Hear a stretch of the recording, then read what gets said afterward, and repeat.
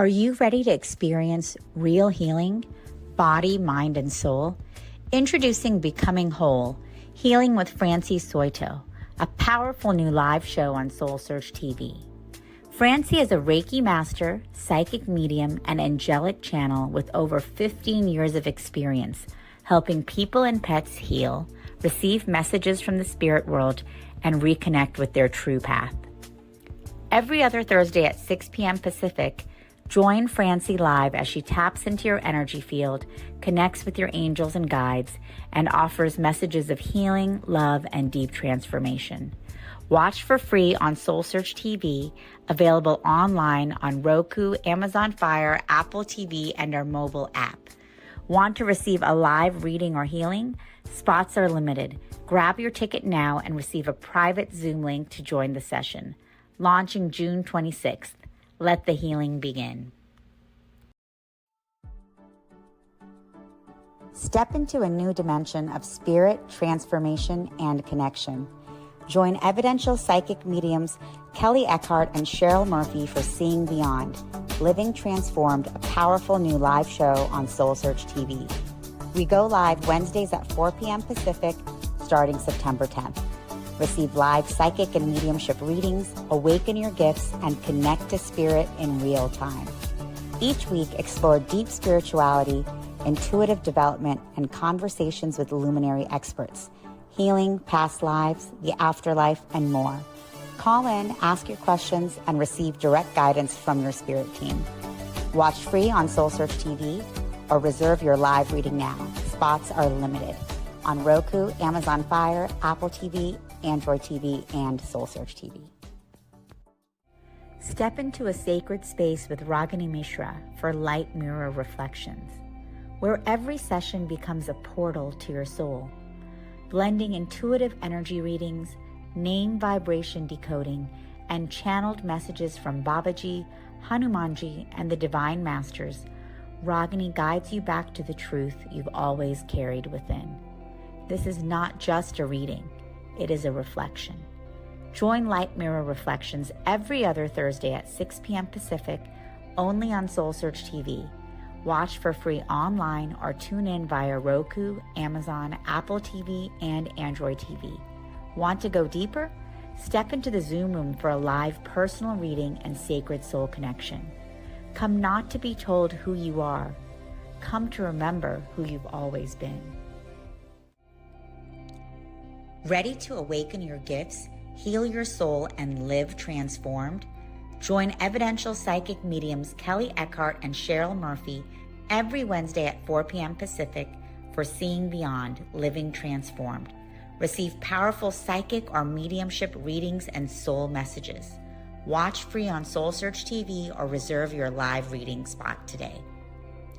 Every other Thursday at 6 p.m. Pacific, experience Becoming Whole, Healing with Francie. Step into a sacred container of transformational healing, soul alignment, and divine messages. Live healings on Zoom. Space is limited. And journey inward with Light Mirror Reflections, soul-to-soul sessions with Ragini. Through meditation, chanting, energy messages, and guidance from the Masters, strengthen your inner guidance and remember who you truly are. Join the Zoom room free or watch on SoulSearch TV. 3 powerful shows, 1 sacred space. Stream online, Roku, Amazon Fire, Apple TV, or our mobile app.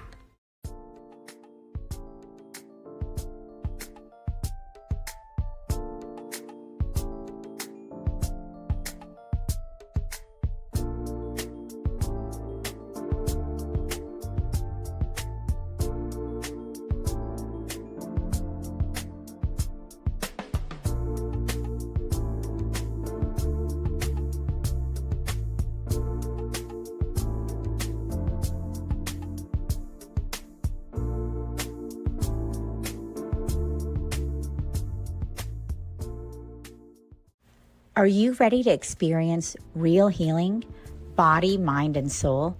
Introducing Becoming Whole, Healing with Francie Soito, a powerful new live show on SoulSearch TV.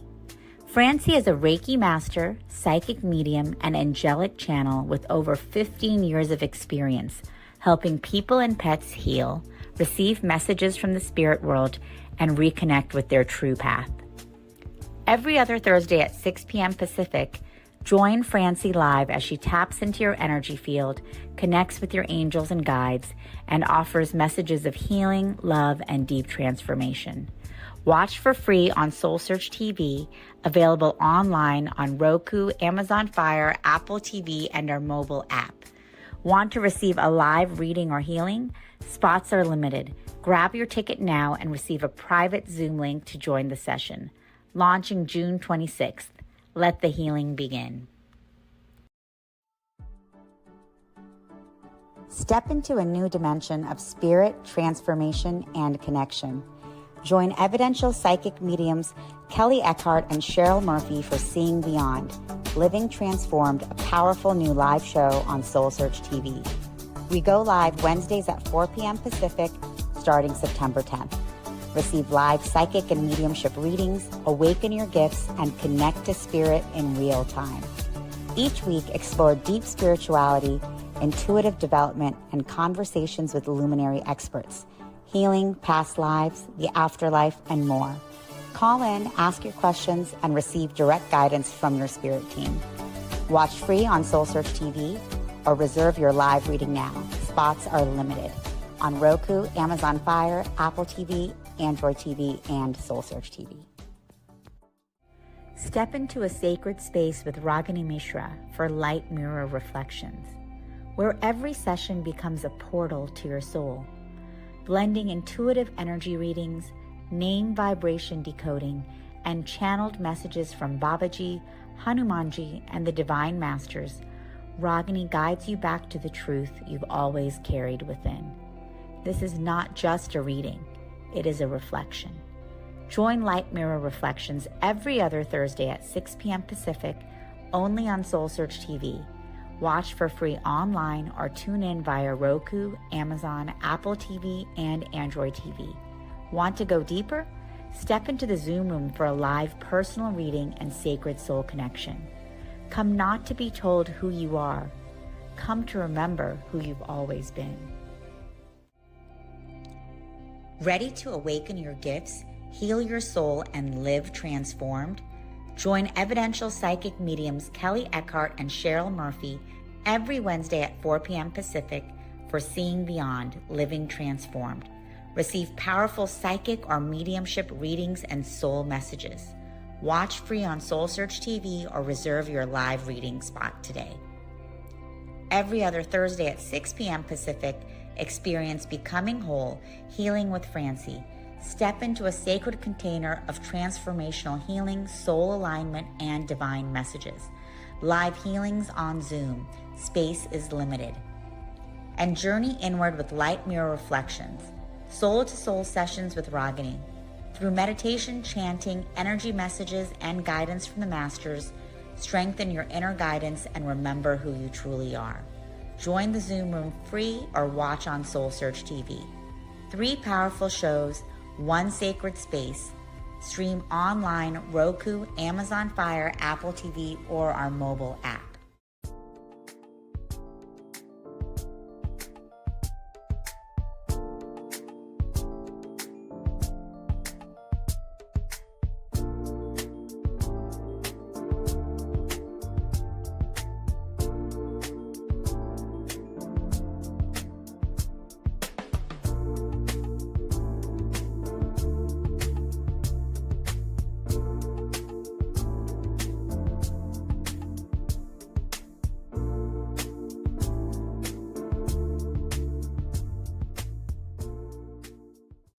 Are you ready to experience real healing, body, mind, and soul? Introducing Becoming Whole, Healing with Francie Soito, a powerful new live show on SoulSearch TV.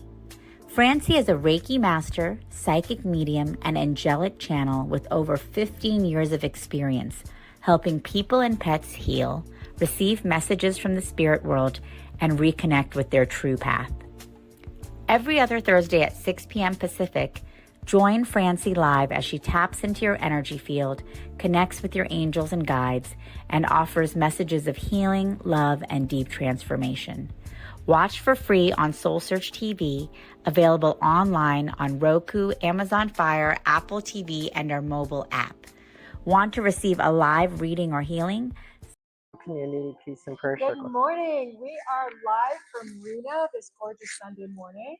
My name is Allison, and on behalf of SoulSearch, I'm absolutely delighted to invite you back for day 2 of our Enlightenment Expo Psychic and Healing Fair. We're welcoming everybody who's watching online, streaming, and it is my just deep, intense pleasure to introduce you once again to Mary Lou Anderson, who's going to be facilitating this morning's Global Peace and Prayer Circle ceremony. Telling you just a little bit about Mary Lou.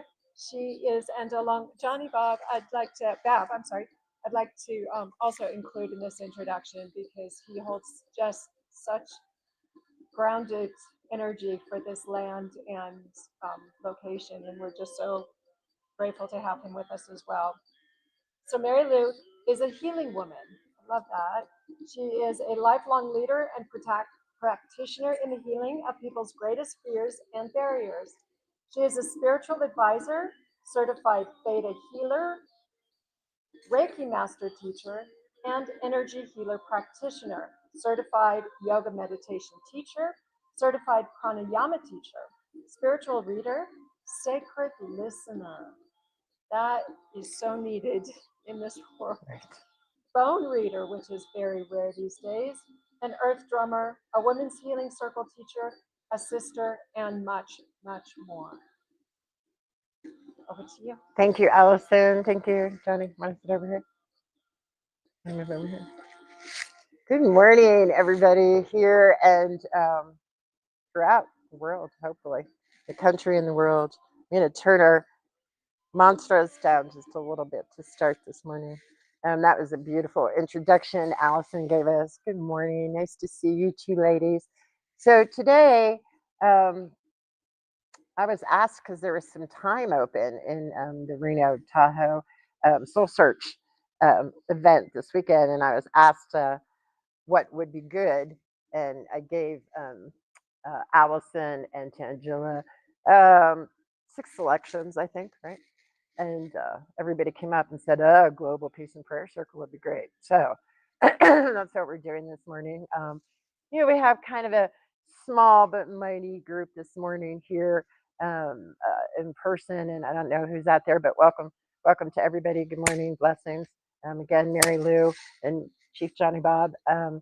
So what we're going to do this morning, I'm going to ask the people here, have you ever been in a community prayer circle before?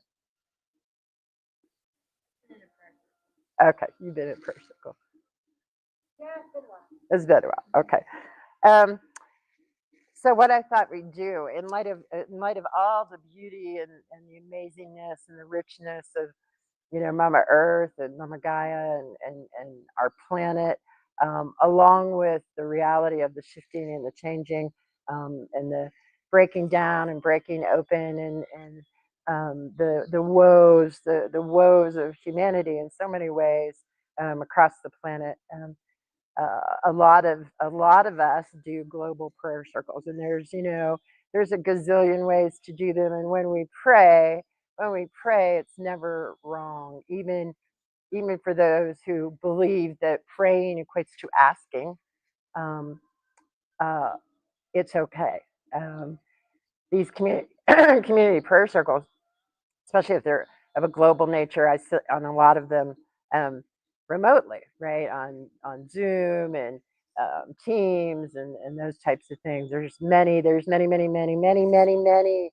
us who see and feel and know the value of sitting in prayer, not only for ourselves, but for all life, which of course all life is sacred. So many ways to pray. This morning, I felt like our thrust should be global peace, which is huge.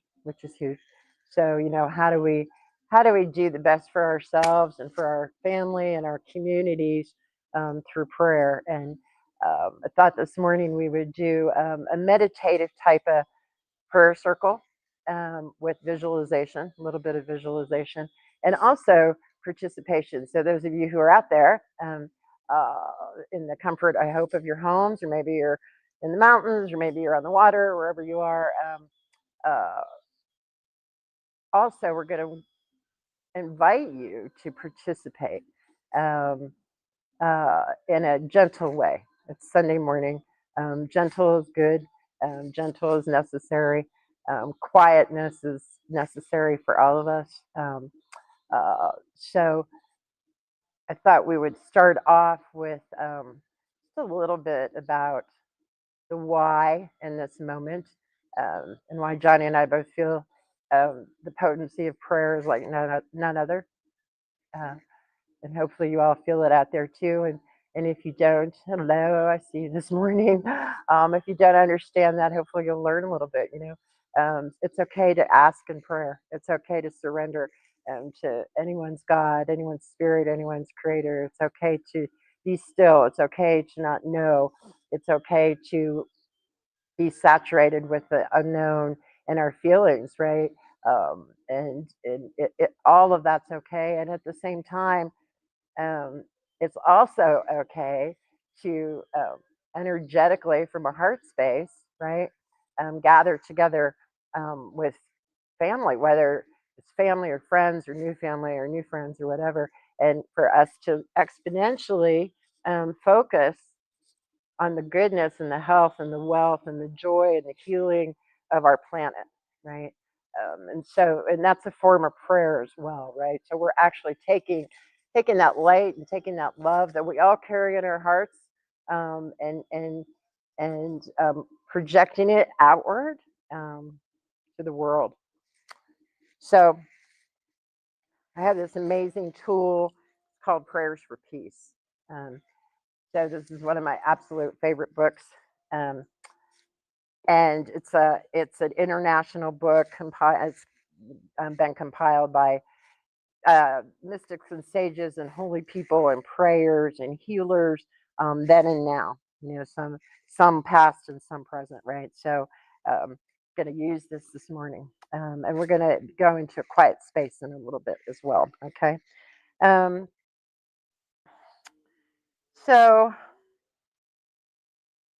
Yep, we kind of talked about all that. So what we're going to do, for all of you out there, as well as our sweet circle in here, we're going to do a little bit of grounding. I'm going to turn the mantra music down a little bit. I'll turn it up when it's over.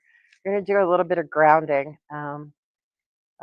And so it's almost as if you're preparing for meditation.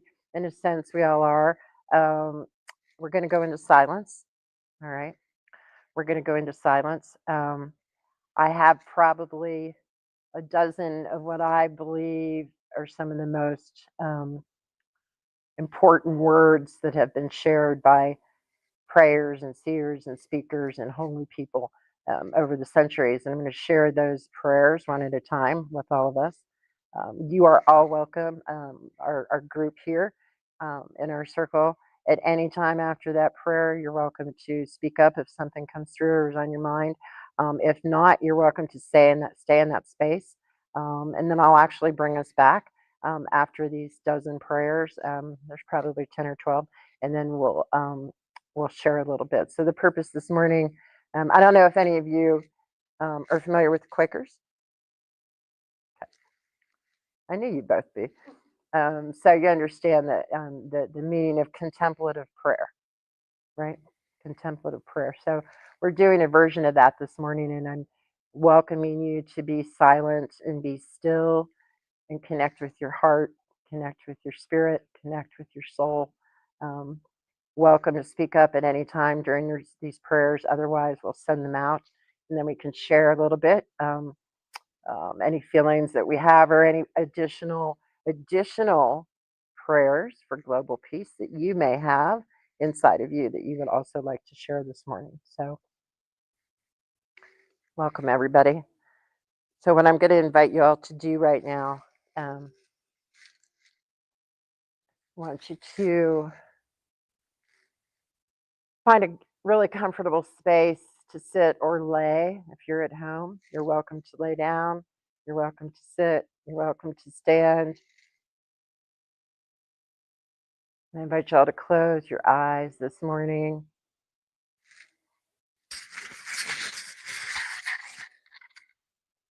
We're going to ground our feet into the earth or our body into the earth, depending on where you are. It doesn't matter where you are.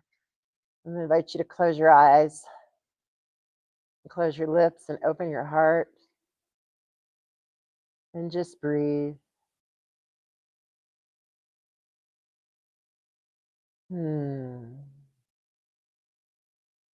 Let's everyone take a sweet breath in, a nice breath in through our nose. And open up your mouth and sigh and let it go.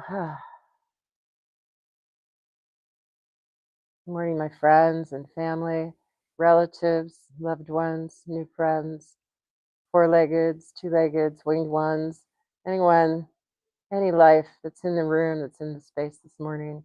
Blessed morning to everybody. As we sit in circle this morning, near and far, I invite you to focus your prayers, your heart, your blessings during these prayers to our entire world, our world of abundance,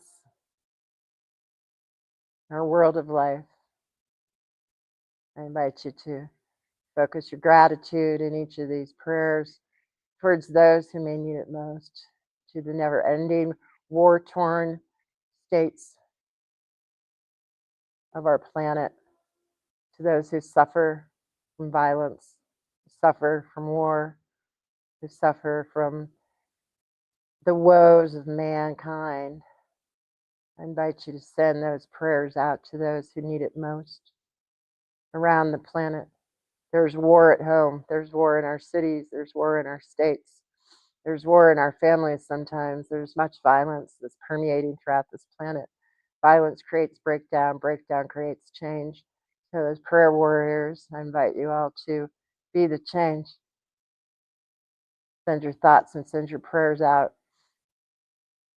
to all people who are suffering, especially to those who we conceptualize, we may believe are actually creating the violence, creating the suffering, creating the war around our planet, different countries, different states.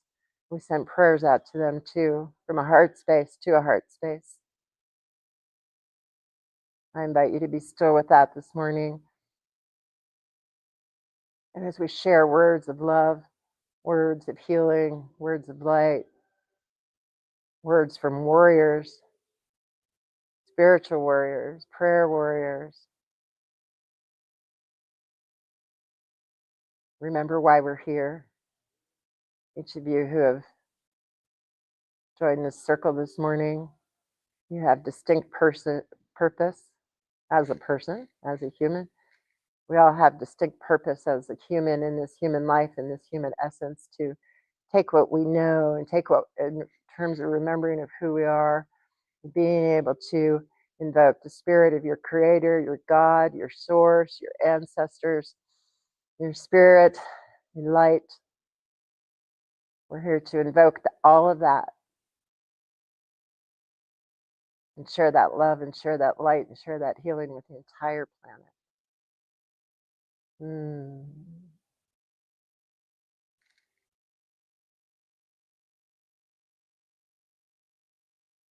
Stay in your space of open heart.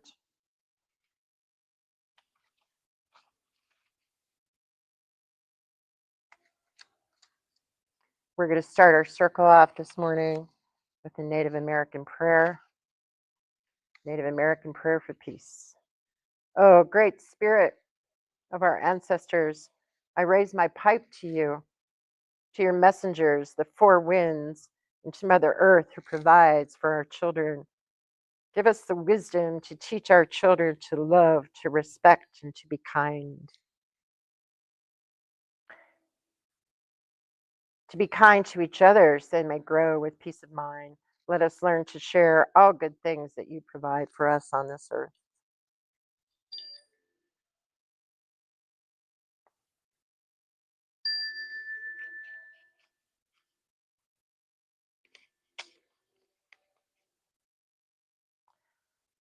From Shanti Deva, may I become at all times, both now and forever, a protector of those without protection, a guide for those who have lost their way, a ship for those with oceans to cross, a bridge for those with rivers to cross, a lamp for those without light, a place of refuge for those who lack shelter, and a servant to all in need. For as long as space endures, and for as long as living beings remain, until then may I too abide to dispel the misery of the world.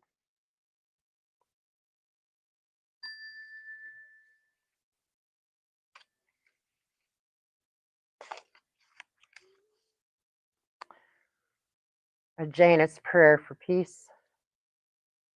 Forgive, do I creatures all, and let all creatures forgive me.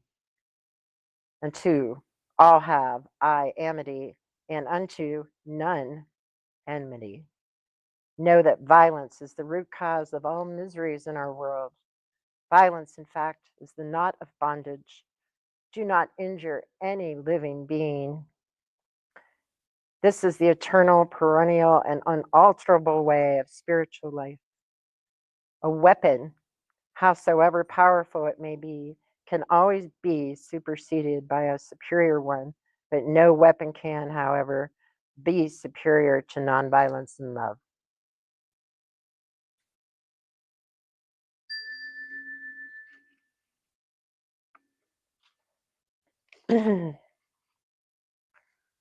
Christian prayer for peace this morning. Blessed are the peacemakers, for they shall be known as the children of God. But I say to you that here, love your enemies, do good to those who hate you, bless those who curse you, pray for those who abuse you. To those that strike you on the cheek, offer the other one also. And from those who take away your cloak, do not withhold your cloak as well. Give to everyone who begs from you. And of those who take away your goods, do not ask for them again. And as you wish that others would do to you, do so to them.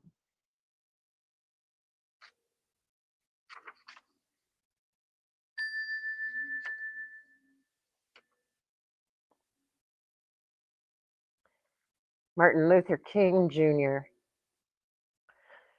In the final analysis, love is not this sentimental something that we talk about. It's not merely an emotional something. Love is creative, understanding goodwill for all men. It is the refusal to defeat any individual.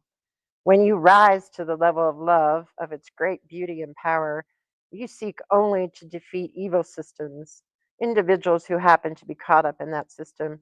You love, but you seek to defeat the system.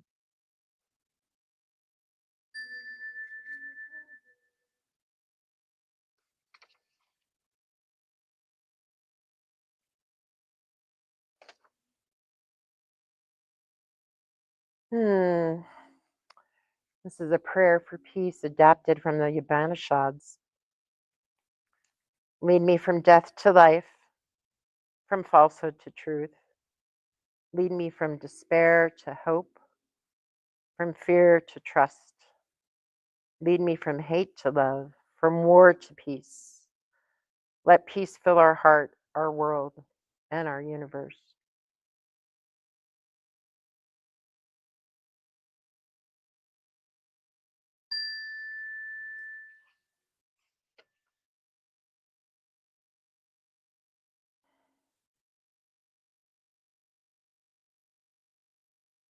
Lakota prayer. Oh, great spirit, whose voice I hear in the winds, and whose breath gives me life. To all the world, hear me. I am small and I am weak. I need your strength and wisdom. Let me walk in beauty and make my eyes ever behold the red and purple sunset. Make my hands respect the things you have made, and my ears sharp to hear your voice. Make me wise so that I may understand the things you have taught my people. Let me learn the lessons you have hidden in every leaf and every rock. I seek strength, Spirit, not to be superior to my brother, but to fight my greatest enemy, myself. Make me always ready to come to you with clean hands and straight eyes. So when life fades, as the fading sunset, my spirit will come to you without shame.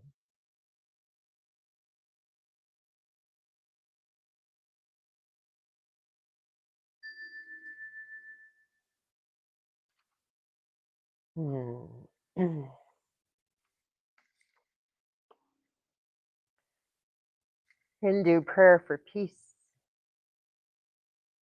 Oh God, lead us from the unreal to the real. Oh God, lead us from the darkness to light. Oh God, lead us from the death to immortality. Shanti, Shanti, Shanti, Shanti unto all. O Lord God Almighty, may there be peace in celestial regions. May there be peace on earth. May the waters be appeasing. May herbs be wholesome. And may trees and plants bring peace to all. May all beneficent beings bring peace to us. May the Vedic law propagate peace all throughout the world. May all things be a source of peace to us. And may the peace itself bestow peace on all. And may that peace come to me. Om Namah Shivaya.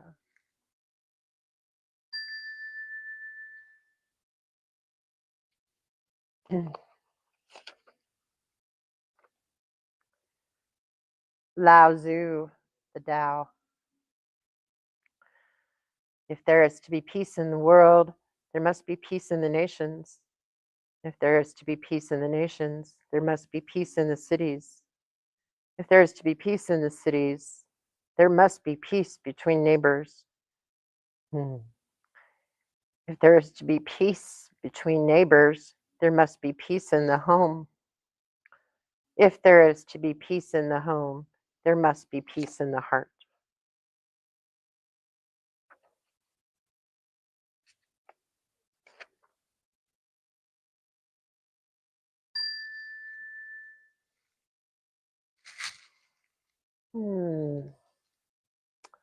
Zoroastrian prayer for peace.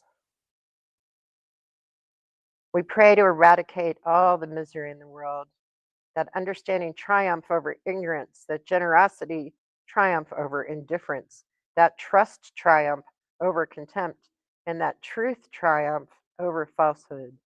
I solemnly dedicate myself to the truth and to the true spoken word, to true action. I dedicate myself to reason, which causes peace and teaches self-sacrifice. Through the cooperation of all the peoples of the world, may we all be one in justice, and may we all benefit from each other and help all those in need. Through words and deeds, make in me a peaceful attitude towards all, seeking to renew my life and make it as you wish it, a life of pure truth.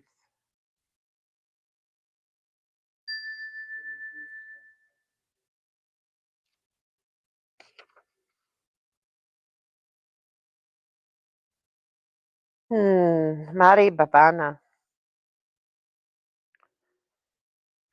May I be friendly towards all beings. May I delight in the qualities of the virtuous ones. May I practice utmost compassion for afflicted beings. May I be equanimous towards those who are not well disposed towards me. May my soul have such dispositions as these forever.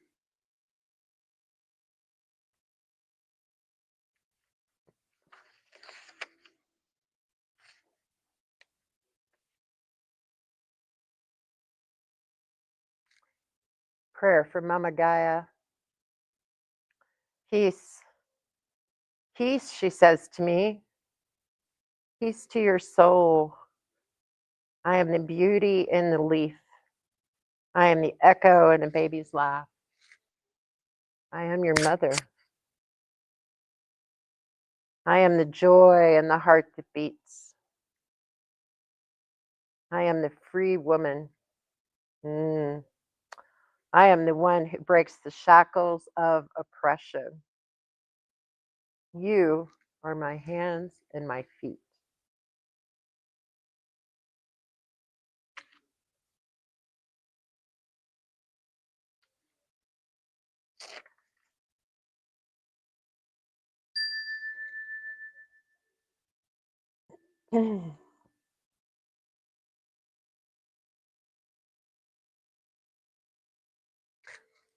Prayer of peace for all of our interfaith communities throughout the world. God of all creation, we stand in awe before you, you impelled by visions of human harmony. We are children of many traditions, inheritors of shared wisdom and tragic misunderstandings, of proud hopes and humble successes. Now it is time for us to meet as one, in memory and truth, in courage, in trust, in love, and in promise. In that which we share, let us see the common prayer of humanity. In that which we differ, let us wonder at human freedom. In our unity and our differences, let us know the uniqueness that is God. May our courage match our convictions and our integrity match our hope. May our faith in you bring us closer to each other. May our meeting with past and present bring blessing for our future.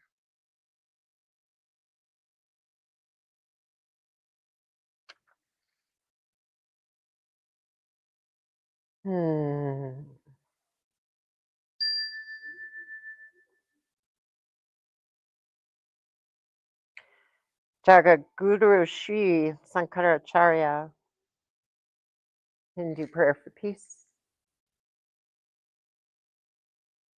Cultivate friendship which will conquer all hearts.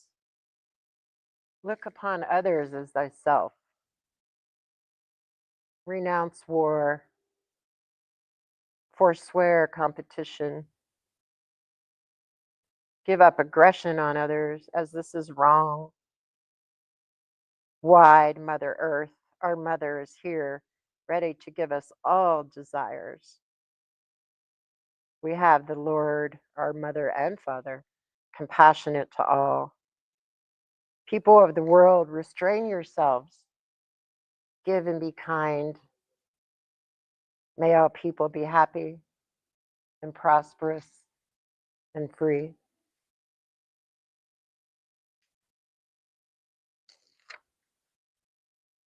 In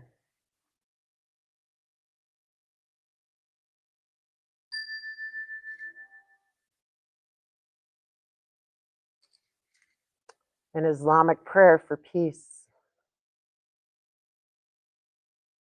In the name of Allah, the beneficent, the merciful, praise be the Lord of the universe, who has created us and made us into tribes and nations, that we may know each other, not that we may despise each other. If the enemy inclines towards peace, do thou also incline towards peace. And trust your God, for your God is the one that heareth and knoweth all things.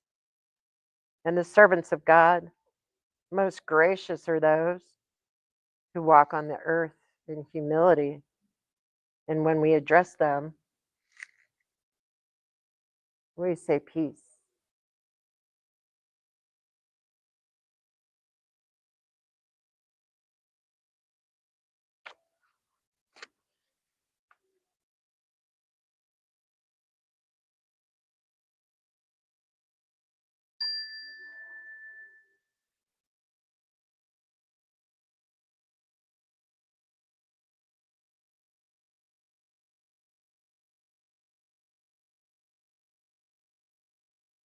Mahatma Gandhi.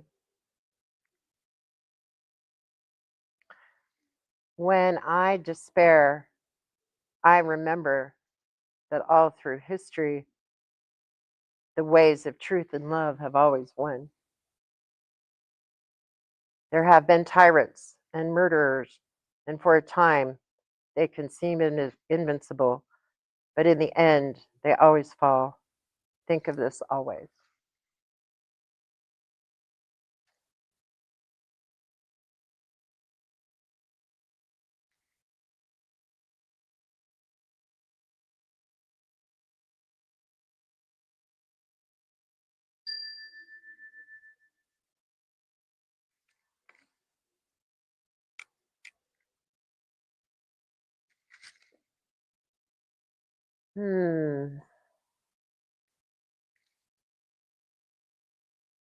Mother, Father, God, Spirit, Creator, Source, Universe, all that is. Everyone's God, everyone's Creator, everyone's Source, everyone's Universe.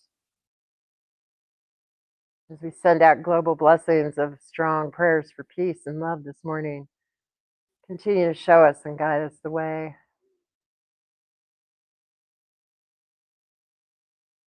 Help us to not only envision a world of peace and a world of healing, help us to be all of that. Help us to be nonviolent in our own heart, in our own soul, in our own community. Help us to be the teachers in the simplest and most potent and strongest of ways through our presence. Thank you for the words of these masters, these holy people, these prayers, those who have come before us, those who are with us now. Much gratitude and thank you. May each of us in the circle this morning take this beautiful moment of prayer, silence, turn it into compassion. I invite each of you to envision sending that compassion out to the poles of the earth, from the furthest north to the furthest south, to the furthest east to the furthest west. I ask you to send them above. I ask you to send them below, Mama Earth. I ask you to send them within.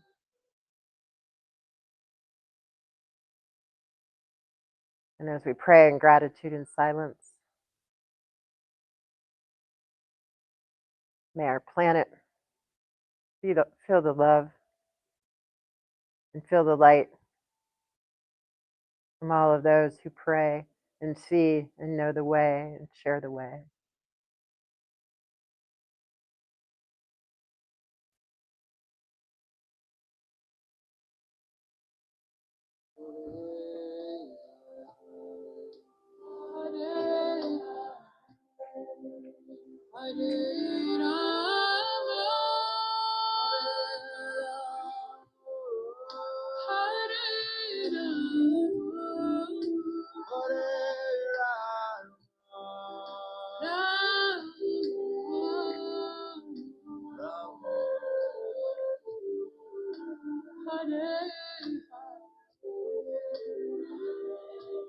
Take us home, Benji.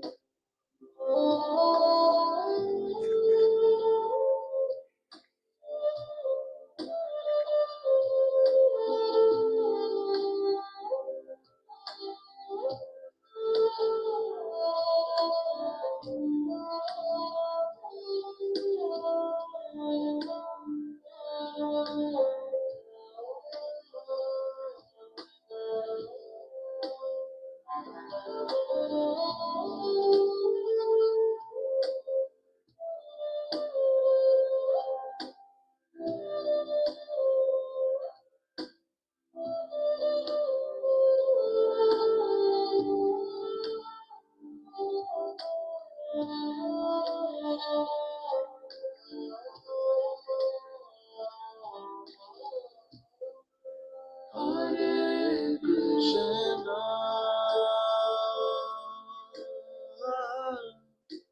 Hare Krishna, Krishna Krishna, Hare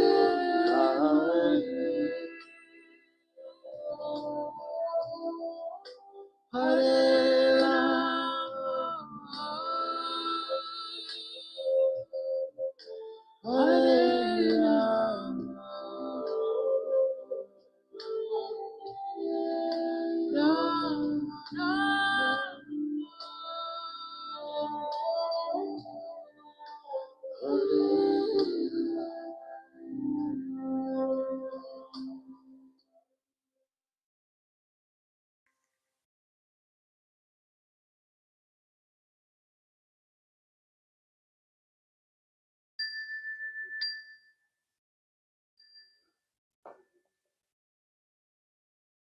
Mhm.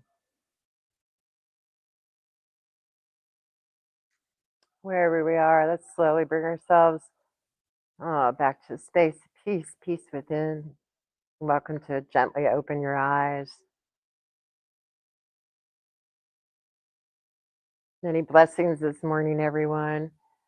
I'm inviting my partner and my love, Chief Johnny Bob of the Western Shoshone Nation, to stand up with drum and prayer and close it out. I hope each of you carry this prayer with you, carry this energy, this love energy with you for the rest of the day and out into your communities.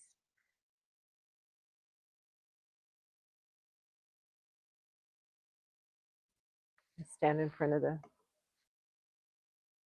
yeah.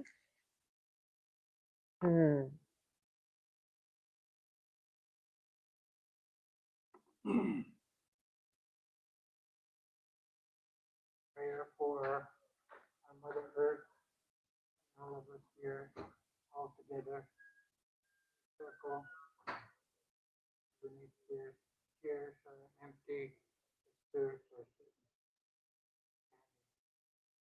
sitting with us today, we're breathing the air, spirit, sing, mind helps us grow to things that we now feel, see, stay strong that way. So this song is the beginning of one of us to stand, to be who we are. Loud.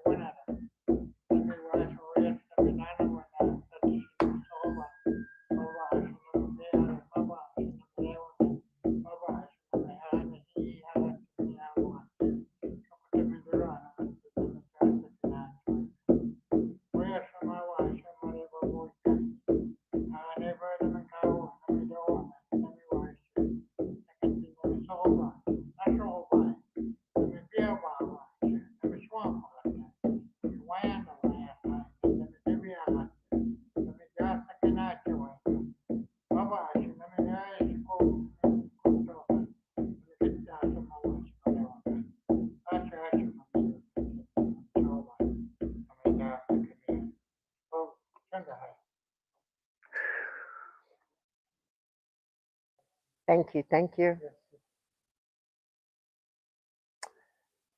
Thank you, all of you, for joining in our prayer circle. If you're standing, if you were dancing, whatever, you can sit down now. Anyone in the circle here this morning, anything else you want to share as far as a prayer? We went around the world in prayer this morning. Anything you'd like to share? Speak, say, your silence, whatever. When we were doing the meditation, tree of life. So I was praying from over the nation, praying through and the light. Like what's going on in the world is just there's darkness, and so light and truth and light. That's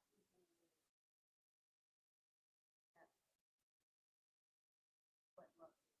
Mm. That people know what true joy, fruit that can come from that. That's beautiful. Yeah. That's what I was. And projecting. Yeah. Beautiful. Beautiful. Anything? But I'm in working with conservation. Oh. So yeah. So I was working on with Mother Earth energy, and trying to send that love to people so that we can heal and protect Mother Earth. I saw a couple interesting things. One that I'll share is like more that felt more like the earth elemental beings as Mother Earth guardians and help transmute some of the darkness. Mm-hmm. And then I saw something that was symbolism that may be real to me, and I try not to take on the darkness. I remember not to overly feel that. But I saw a little bit of like the dark clouds and then the lightning, you know, as far as part of the transmutation process. Mm. That I was seeing as Mm-hmm. part of how it works. I don't know. So that was just little things, some of Cool. what I Cool. turned back over to that. Cool.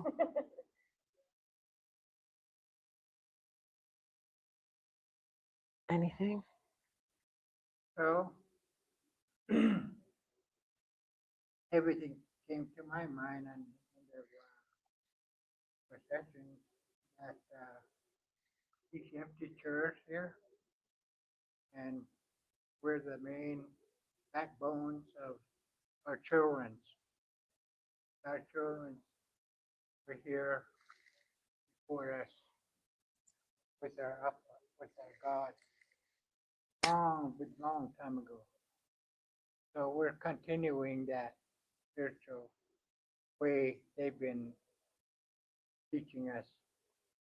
And that way, we stay strong with our prayers for our food, water, air, earth, fire, whatever else is out there that needs our help. Because Mother Earth is very sacred, and everything else on there is sacred. And with our prayers, it's good.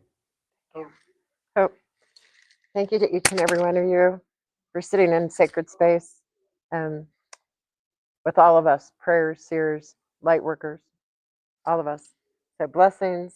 Let's take this love forward. Let's take these words forward. Let's take these feelings from our heart forward in a good way and help this planet, help herself heal and all humanity. Blessings. Thank you all. Yeah. Mm.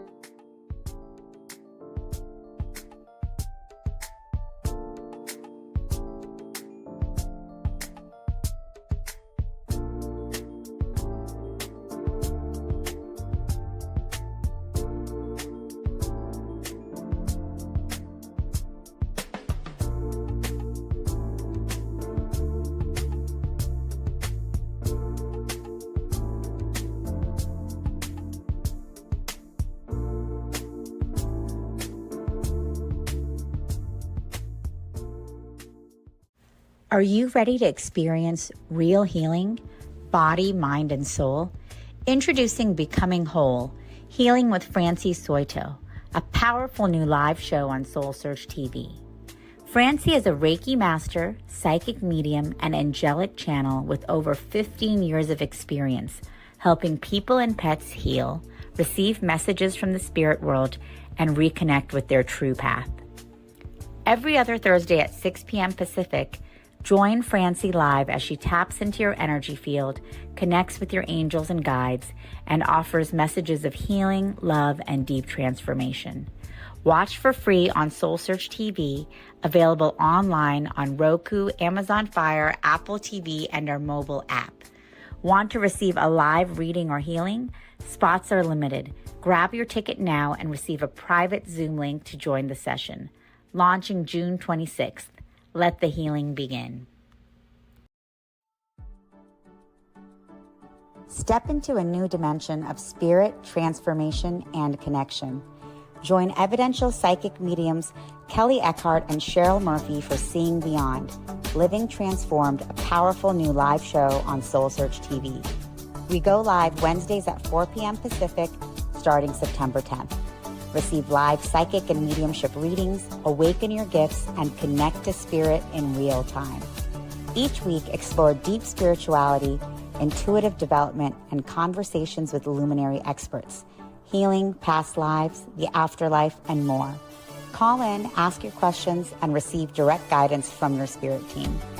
Watch free on SoulSearch TV or reserve your live reading now. Spots are limited on Roku, Amazon Fire, Apple TV, Android TV, and SoulSearch TV. Step into a sacred space with Ragini Mishra for Light Mirror Reflections, where every session becomes a portal to your soul, blending intuitive energy readings, name vibration decoding, and channeled messages from Babaji, Hanumanji, and the Divine Masters. Ragini guides you back to the truth you've always carried within. This is not just a reading. It is a reflection. Join Light Mirror Reflections every other Thursday at 6 p.m. Pacific, only on SoulSearch TV. Watch for free online or tune in via Roku, Amazon, Apple TV, and Android TV. Want to go deeper? Step into the Zoom room for a live personal reading and sacred soul connection. Come not to be told who you are. Come to remember who you've always been. Ready to awaken your gifts, heal your soul, and live transformed? Join evidential psychic mediums Kelly Eckhart and Cheryl Murphy every Wednesday at 4 p.m. Pacific for Seeing Beyond, Living Transformed. Receive powerful psychic or mediumship readings and soul messages.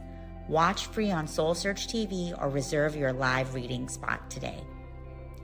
Every other Thursday at 6 p.m. Pacific, experience Becoming Whole, Healing with Francie. Step into a sacred container of transformational healing, soul alignment, and divine messages. Live healings on Zoom. Space is limited. And journey inward with Light Mirror Reflections, soul-to-soul sessions with Ragini. Through meditation, chanting, energy messages, and guidance from the Masters, strengthen your inner guidance and remember who you truly are. Join the Zoom room free or watch on SoulSearch TV. 3 powerful shows, 1 sacred space. Stream online, Roku, Amazon Fire, Apple TV, or our mobile app.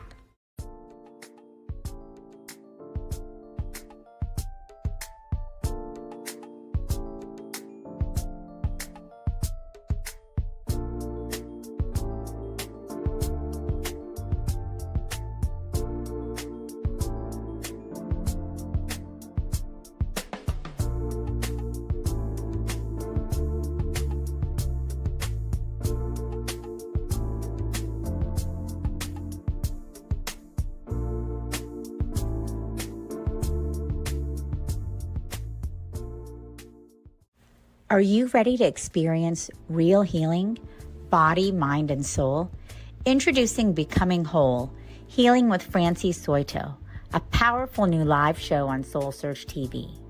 Francie is a Reiki master, psychic medium, and angelic channel with over 15 years of experience helping people and pets heal, receive messages from the spirit world, and reconnect with their true path. Every other Thursday at 6 p.m. Pacific, join Francie live as she taps into your energy field, connects with your angels and guides, and offers messages of healing, love, and deep transformation. Watch for free on SoulSearch TV, available online on Roku, Amazon Fire, Apple TV, and our mobile app. Want to receive a live reading or healing? Spots are limited. Grab your ticket now and receive a private Zoom link to join the session. Launching June 26th. Let the healing begin. Step into a new dimension of spirit, transformation, and connection. Join evidential psychic mediums Kelly Eckhart and Cheryl Murphy for Seeing Beyond, Living Transformed, a powerful new live show on SoulSearch TV. We go live Wednesdays at 4 p.m. Pacific, starting September 10th. Receive live psychic and mediumship readings, awaken your gifts, and connect to spirit in real time. Each week, explore deep spirituality, intuitive development, and conversations with luminary experts. Healing, past lives, the afterlife, and more. Call in, ask your questions, and receive direct guidance from your spirit team. Watch free on SoulSearch TV or reserve your live reading now. Spots are limited. On Roku, Amazon Fire, Apple TV, Android TV, and SoulSearch TV. Step into a sacred space with Ragini Mishra for Light Mirror Reflections, where every session becomes a portal to your soul. Blending intuitive energy readings, name vibration decoding, and channeled messages from Babaji, Hanumanji, and the Divine Masters, Ragini guides you back to the truth you've always carried within. This is not just a reading, it is a reflection. Join Light Mirror Reflections every other Thursday at 6 p.m. Pacific, only on SoulSearch TV. Watch for free online or tune in via Roku, Amazon, Apple TV, and Android TV. Want to go deeper? Step into the Zoom room for a live personal reading and sacred soul connection. Come not to be told who you are. Come to remember who you've always been. Ready to awaken your gifts, heal your soul, and live transformed? Join evidential psychic mediums Kelly Eckhart and Cheryl Murphy every Wednesday at 4 p.m. Pacific for Seeing Beyond, Living Transformed. Receive powerful psychic or mediumship readings and soul messages. Watch free on SoulSearch TV or reserve your live reading spot today. Every other Thursday.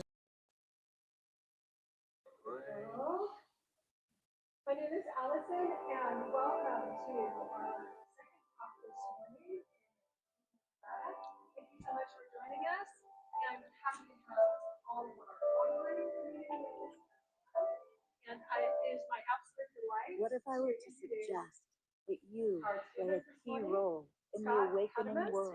That's correct. Is the creator of Love Coach Academy and the Global Peace Tribe, a multi-Emmy award-winning writer, director, and producer of work millions worldwide since 2007.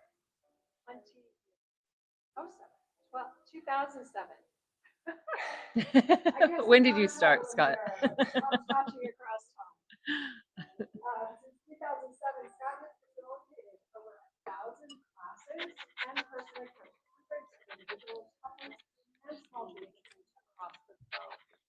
During the pandemic, he co-created Saturday Night Live with the Global Peace Tribe, which reached over 50,000 viewers. His current series, The Awakening World, continues to bring together thought leaders, musicians, and emerging voices for inspiration. And you have a co-host that I'll allow you to introduce as well.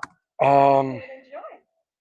This is Satara Faye, and we are actually broadcasting live through SoulSearch, but we're also broadcasting out to the Global Peace Tribe, and we've got, I guess, about 30 people in our Zoom room.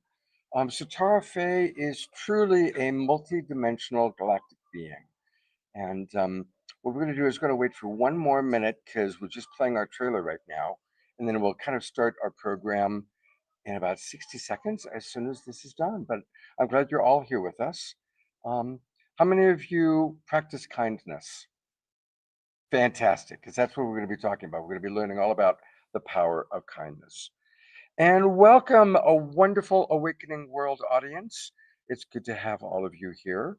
Um, I'm here with the amazing Sitara Faye, and we're going to learn a lot from her about the power of kindness. And she's also going to lead us on a powerful meditation in a few minutes. What I'd like to do is for our Awakening World audience, they're going to get an Omashar song. And for our live audience, we're going to get a chance to get to know you a little bit. So I'm going to put the spotlight on Omashar and take it away, brother, with whichever song you wish to share. And we'll use the 5 minutes that my house musical artist is playing a song for our online audience to get to know each of you a little bit. What's your name? Dee. Hi, Dee. Are you? Is this your first time coming to an Enlightenment Expo? No. You're a regular. Yes. Okay, good. And what's your favorite part of Soul Search? What do you enjoy most about the expo? I would have to say I enjoy it. Yeah. I mainly Oh, good. Well, we've got some great speakers today. So, what's your name, ma'am? Hema? With a K?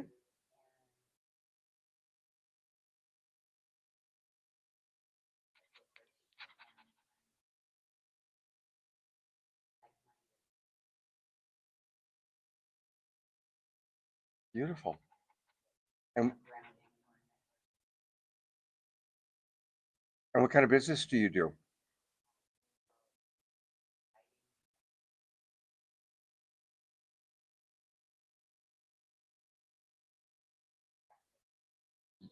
You're in the perfect place.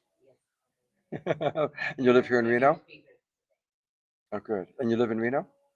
And you're also in Reno? Yeah. And what's your name, gentlemen, sir? And are you also a regular at expos, or is this new? I'm native to third person. A lot of ceremonies coming back to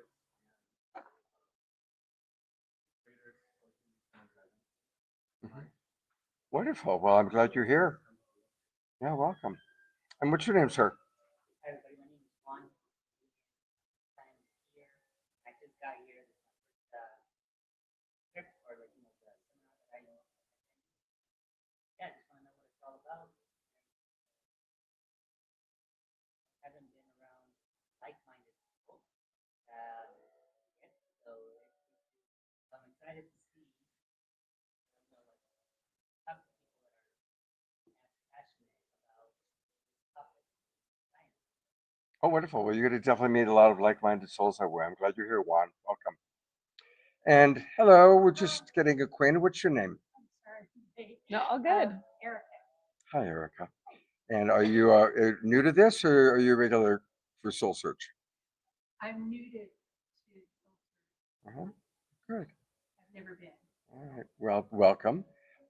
We're doing a live broadcast. So while we're with those of you that are in the audience, we also are broadcasting out to about 30 people through Awakening World, and then also more people through the Soul Search. So this is what we call a hybrid presentation.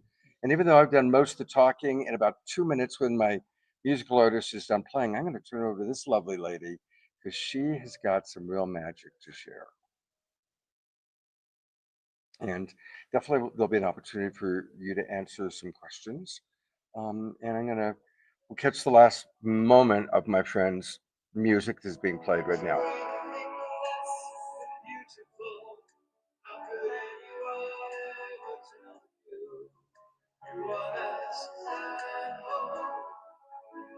How could anyone fail to notice that your love is miracle? How deep you're connected to my soul, and how deep we were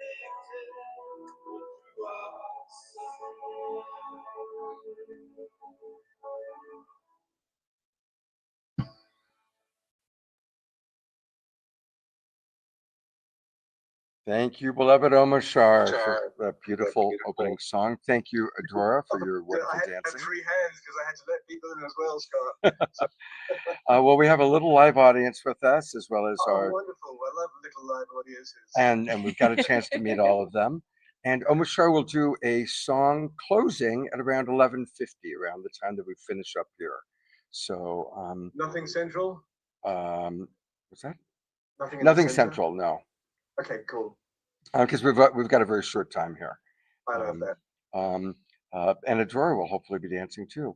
And I'm going to turn it over to this extraordinary woman, Satara Faye. She is one of the most magical galactic beings who truly walks gently in multiple worlds. So I'm going to turn over to you, Satara Faye, to share with us a little bit about our topic today. Amazing. So my name's Satara Faye. I've been a practicing professional psychic medium for about 15 years. I was born with the abilities. I didn't really fully understand what was going on when I was young. When I was about 14, they started coming on really strong, and I did not have any real support in my world to be able to develop them. So I turned to drinking to try to turn it away as quickly as I could. And through that exploration in the dark, I really learned to understand so many different aspects and facets of life.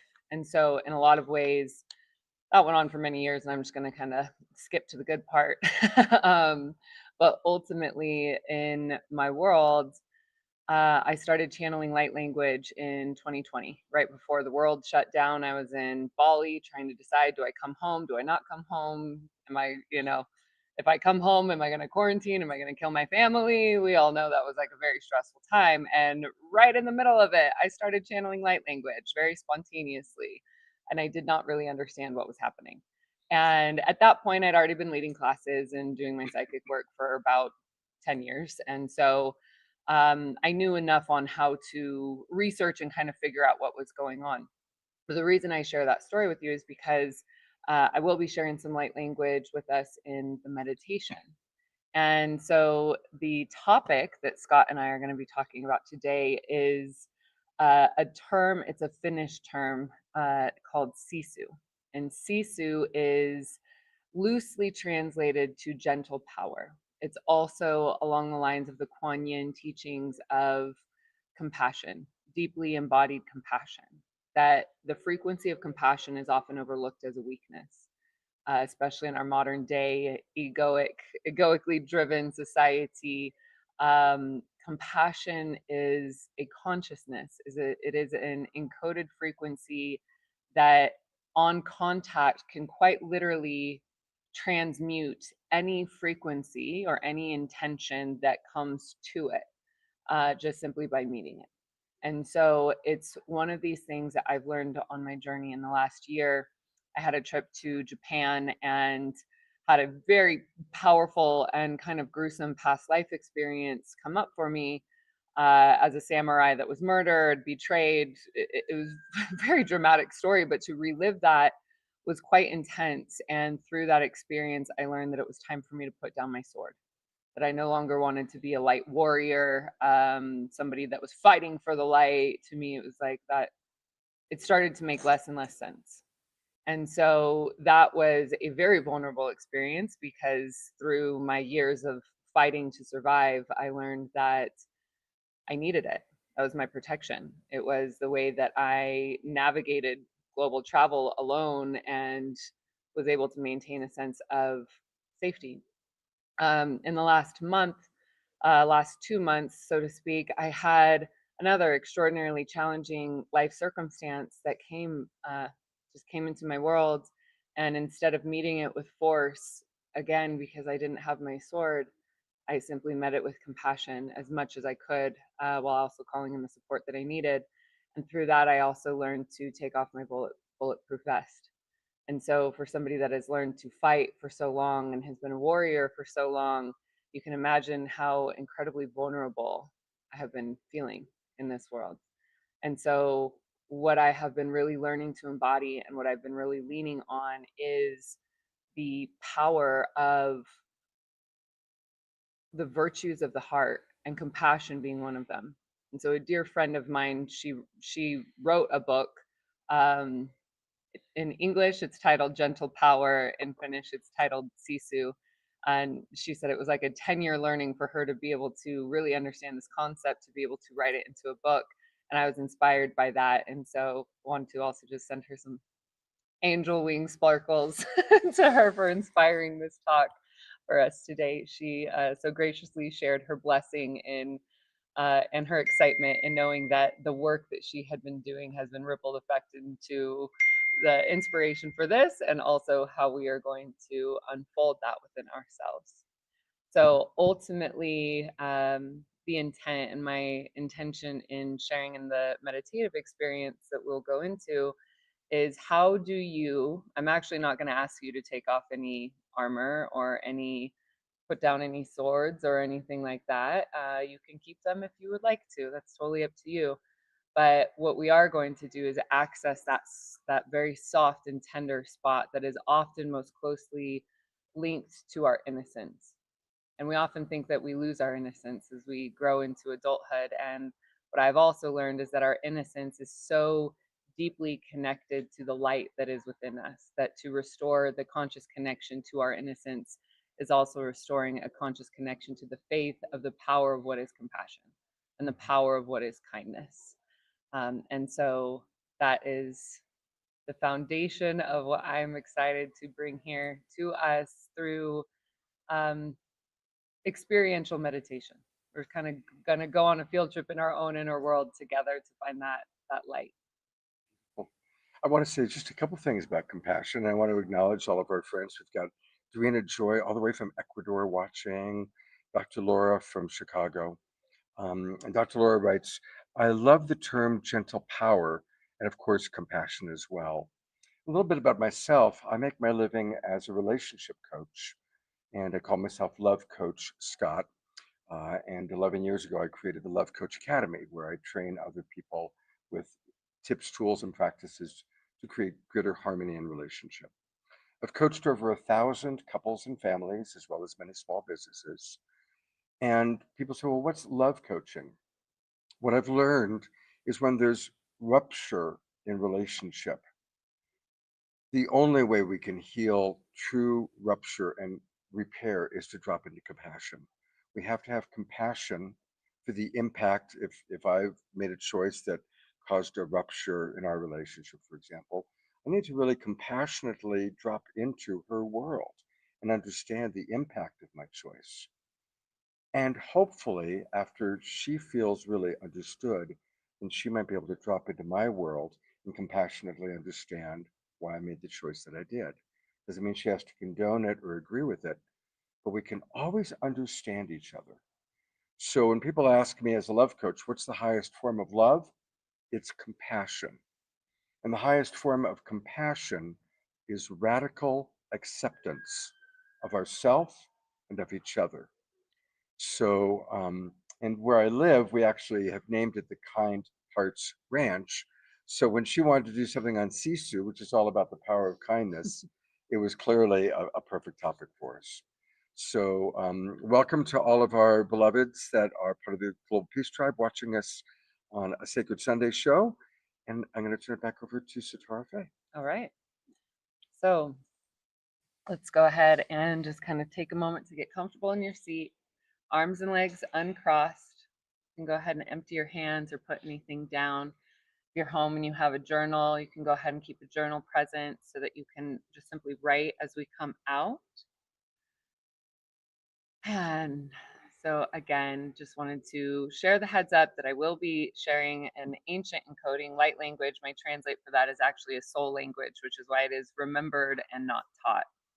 So with that being said, I just simply want to say thank you for being here with me.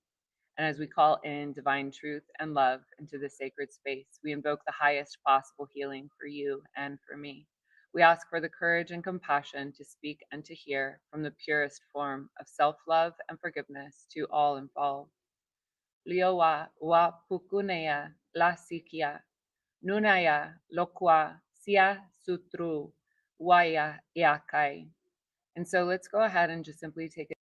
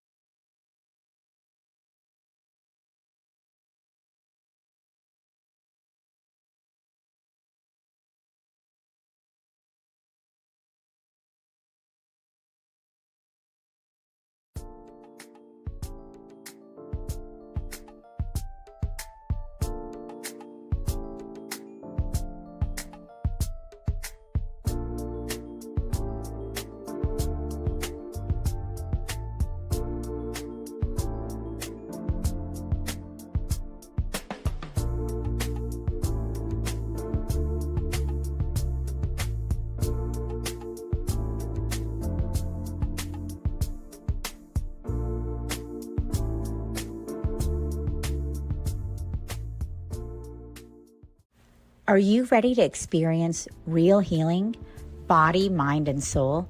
Introducing Becoming Whole, Healing with Francie Soito, a powerful new live show on SoulSearch TV. Francie is a Reiki master, psychic medium, and angelic channel with over 15 years of experience helping people and pets heal, receive messages from the spirit world, and reconnect with their true path. Every other Thursday at 6 p.m. Pacific, join Francie live as she taps into your energy field, connects with your angels and guides, and offers messages of healing, love, and deep transformation. Watch for free on SoulSearch TV, available online on Roku, Amazon Fire, Apple TV, and our mobile app. Want to receive a live reading or healing? Spots are limited. Grab your ticket now and receive a private Zoom link to join the session. Launching June 26th. Let the healing begin. Step into a new dimension of spirit, transformation, and connection. Join evidential psychic mediums Kelly Eckhart and Cheryl Murphy for Seeing Beyond, Living Transformed, a powerful new live show on SoulSearch TV. We go live Wednesdays at 4 p.m. Pacific, starting September 10th. Receive live psychic and mediumship readings, awaken your gifts, and connect to spirit in real time. Each week, explore deep spirituality, intuitive development, and conversations with luminary experts, healing, past lives, the afterlife, and more. Call in, ask your questions, and receive direct guidance from your spirit team. Watch free on SoulSearch TV or reserve your live reading now. Spots are limited on Roku, Amazon Fire, Apple TV, Android TV, and SoulSearch TV. Step into a sacred space with Ragini Mishra for Light Mirror Reflections, where every session becomes a portal to your soul, blending intuitive energy readings, name vibration decoding, and channeled messages from Babaji, Hanumanji, and the Divine Masters. Ragini guides you back to the truth you've always carried within. This is not just a reading, it is a reflection. Join Light Mirror Reflections every other Thursday at 6 p.m. Pacific, only on SoulSearch TV. Watch for free online or tune in via Roku, Amazon, Apple TV, and Android TV. Want to go deeper? Step into the Zoom room for a live personal reading and sacred soul connection. Come not to be told who you are. Come to remember who you've always been. Ready to awaken your gifts, heal your soul, and live transformed? Join evidential psychic mediums Kelly Eckhart and Cheryl Murphy every Wednesday at 4 p.m. Pacific for Seeing Beyond, Living Transformed. Receive powerful psychic or mediumship readings and soul messages. Watch free on SoulSearch TV or reserve your live reading spot today. Every other Thursday at 6 p.m. Pacific, experience Becoming Whole, Healing with Francie. Step into a sacred container of transformational healing, soul alignment, and divine messages. Live healings on Zoom. Space is limited. And journey inward with Light Mirror Reflections, soul-to-soul sessions with Ragini. Through meditation, chanting, energy messages, and guidance from the masters, strengthen your inner guidance. Tech check.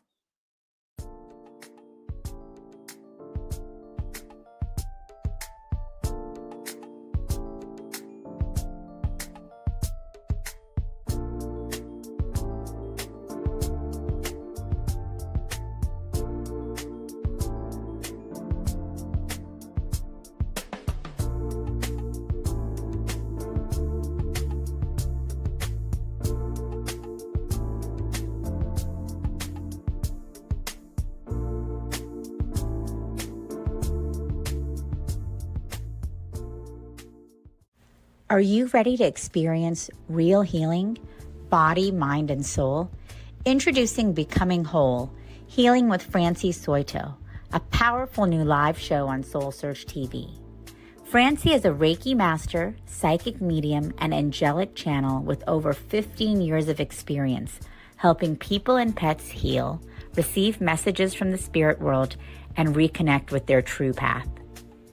Every other Thursday at 6 p.m. Pacific, Join Francie live as she taps into your energy field, connects with your angels and guides, and offers messages of healing, love, and deep transformation. Watch for free on SoulSearch TV, available online on Roku, Amazon Fire, Apple TV, and our mobile app. Want to receive a live reading or healing? Spots are limited. Grab your ticket now and receive a private Zoom link to join the session. Launching June 26th. Let the healing begin. Step into a new dimension of spirit, transformation, and connection. Join evidential psychic mediums Kelly Eckhart and Cheryl Murphy for Seeing Beyond, Living Transformed, a powerful new live show on SoulSearch TV. We go live Wednesdays at 4 p.m. Pacific, starting September 10th. Receive live psychic and mediumship readings, awaken your gifts, and connect to spirit in real time. Each week, explore deep spirituality, intuitive development, and conversations with luminary experts, healing, past lives, the afterlife, and more. Call in, ask your questions, and receive direct guidance from your spirit team. Watch free on SoulSearch TV or reserve your live reading now. Spots are limited on Roku, Amazon Fire, Apple TV, Android TV, and SoulSearch TV. Fabulous. You're great. Thank you. Thank you. Thank you. Yeah. I don't know, in front of the TV though, is that? Welcome. Yeah. Welcome everyone we are live in Reno, Nevada. Happy to have you with us in person, and to everyone who's watching the live stream, we welcome you as well joining us today. Did I say my name is Allison, and yeah, on behalf of SoulSearch, we're just tremendously happy to have you with us, and it is my absolute pleasure to introduce to you our new speaker, Laura Papard. She is the founder and director of the Reno Psychic Institute. She is a founding member of the Church of Inner Light. Her experience and dedication to the Institute are truly remarkable. She teaches clairvoyance program, transmedium, and a teacher program, and specialty classes. She's also available for one-to-one readings and healing work. At the Reno Psychic Institute, it is a safe place to explore your talents and your inner wisdom, your inner knowing. Your psychic perceptions will be met with validation and communication, and the information about training the body in a safe space is nurturing for your development. And so I welcome you, and thank you so much for joining us this morning for Laura's talk. Thank you. I'm very excited to be here. I kind of love to share what I love. And this is my partner in crime, Chris, who will be helping me when I get into the channeling part of it. Is what we call the control. Make sure nothing nasty gets in the way. And I stay on track. Pick you up and fall asleep. Yeah, there you go.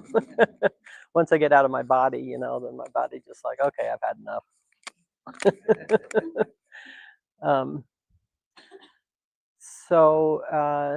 I don't know, maybe you've heard of the Reno Psychic Institute, but it's been an amazing journey. I feel very blessed and lucky to have had the life I've had, and or still having, actually.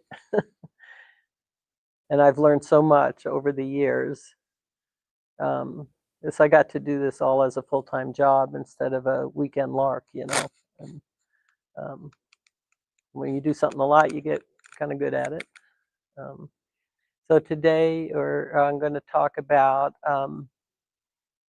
kind of the progression that we follow as curriculum there, but that I think is what happens in the bigger picture for people as they start to open up. First, you're aware of yourself as a body, and when you start on your spiritual path, there's a lot of different choices that you have, and a lot of information. Sometimes you read a lot of different books, and then at one point, this happened to me, and I noticed for other people, they kind of, after they're through a few dozen books, they close it, like, okay, now I have to do it. You know, no more reading. And So you begin to be aware of your space and what's affecting you and how you react. And well, you as a being in a body,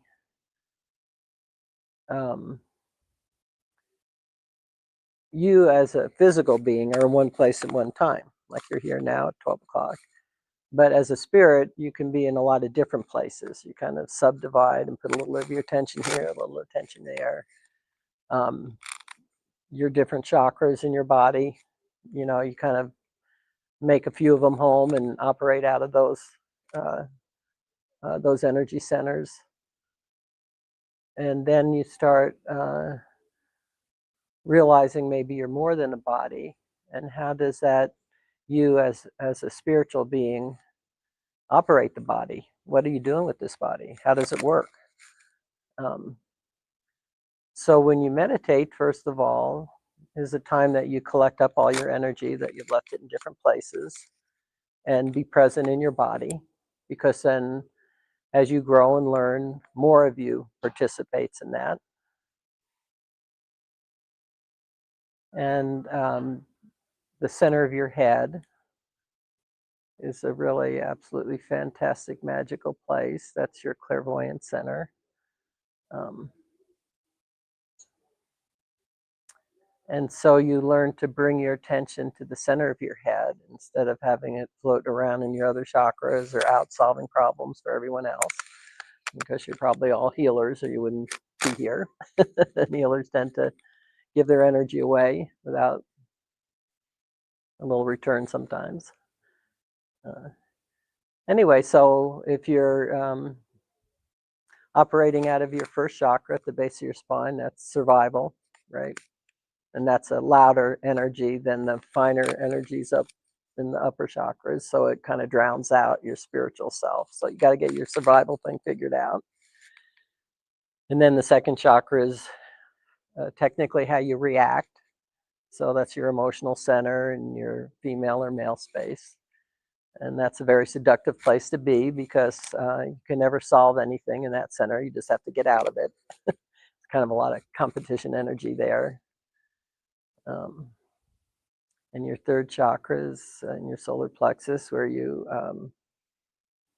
your physical energy in the world, what you actually do. It's kind of where you create from a space of effort. You know, the bigger the rock, the steeper the hill, the harder you have to push, right?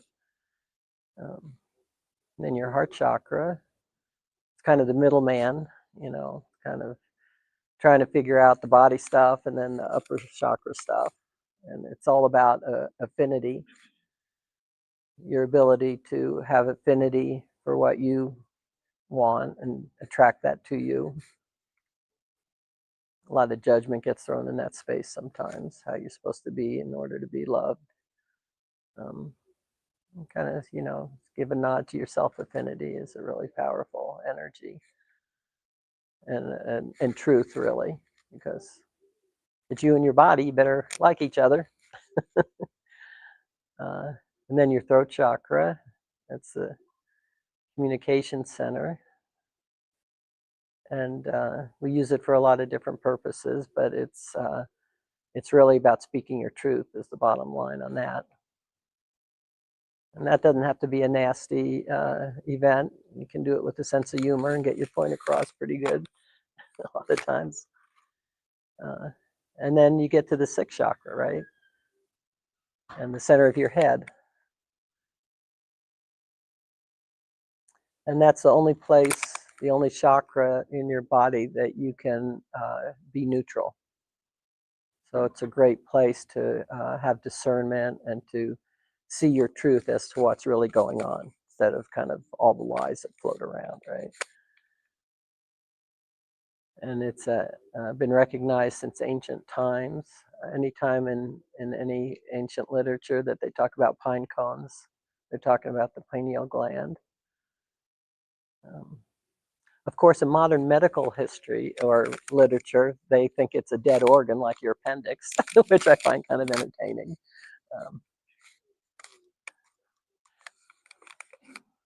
And then the top of your head and your crown chakra, where that soft spot was when you were born, is your exit and entry from the body. and your connection to spirit and to your knowingness of who you are, actually, who you really are. So you know something, you see it, you speak it, you have affinity for it, you do it, check in with the body, how does it feel, and is it helping you stay alive? Kind of a progression of that. So I would invite you maybe to close your eyes for just a minute. And just kind of say hello to yourself. And start being aware of the center of your head. And you can bring your attention there. It's like you're looking out at the world from the center of your head. And when you, as a spirit, bring yourself to the center of your head, you're in the driver's seat of your body. You're in a great position to make choices from a position of truth, from your truth.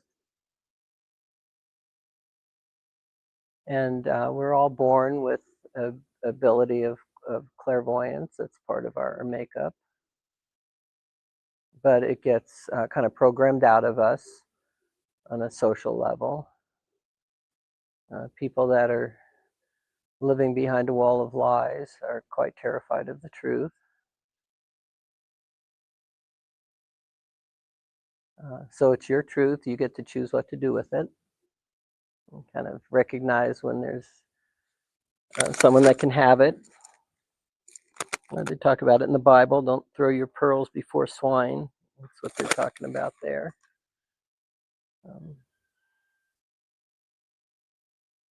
And just notice what it feels like to be in the center of your head. Kind of allow your energy that you've had kind of working in your chakras here, navigating the day, to join you in the center of your head. You in the center of your head are a magnet for your energy, wherever it might be. So kind of let it come back and join you from, again, your things that you have going on in your life.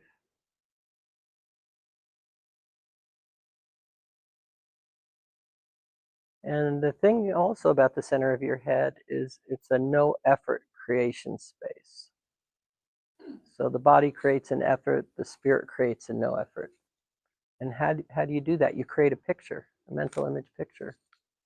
And you show it to the universe, to God. And that's like putting your order in. And it will be fulfilled one way or another, sooner or later, because that's how you create. So you might take a little care in what pictures you allow and what you are creating. If you always think, well, I'll never do that, or this will never happen, or I'm unlucky, then you just kind of let a little wind come along and blow that away and reframe it. And at first it'll kind of feel like you're lying to yourself, but you were in the truth, then you fell for a lie, so now the truth feels like a lie. So if you have that as a practice, creating a mental image picture that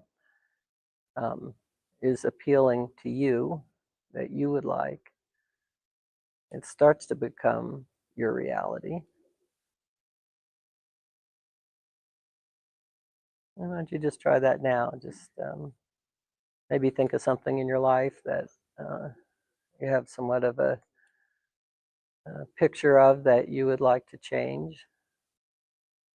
And just let that picture kind of release and drift away and just create a different picture.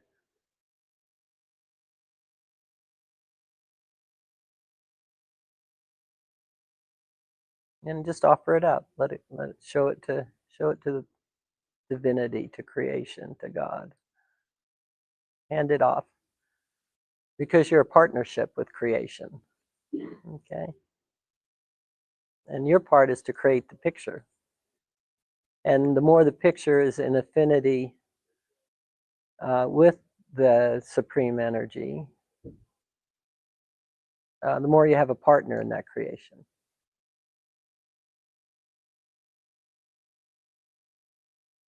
And then, of course, the body has to do its part to take a step to make a place for that to come in your life.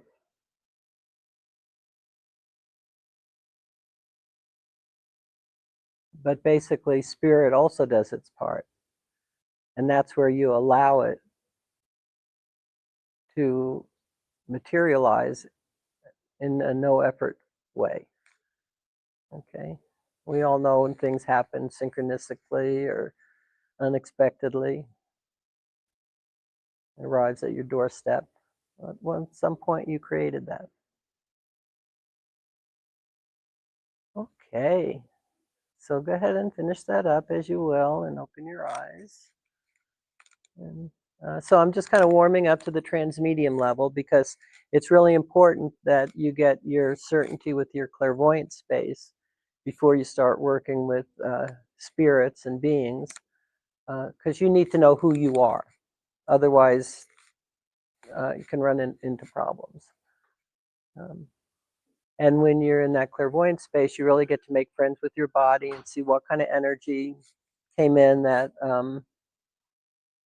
isn't yours, that isn't, you know, when your own energy in your space is ease and feels good. Other people's energy in your space is pain, basically, roadblocks.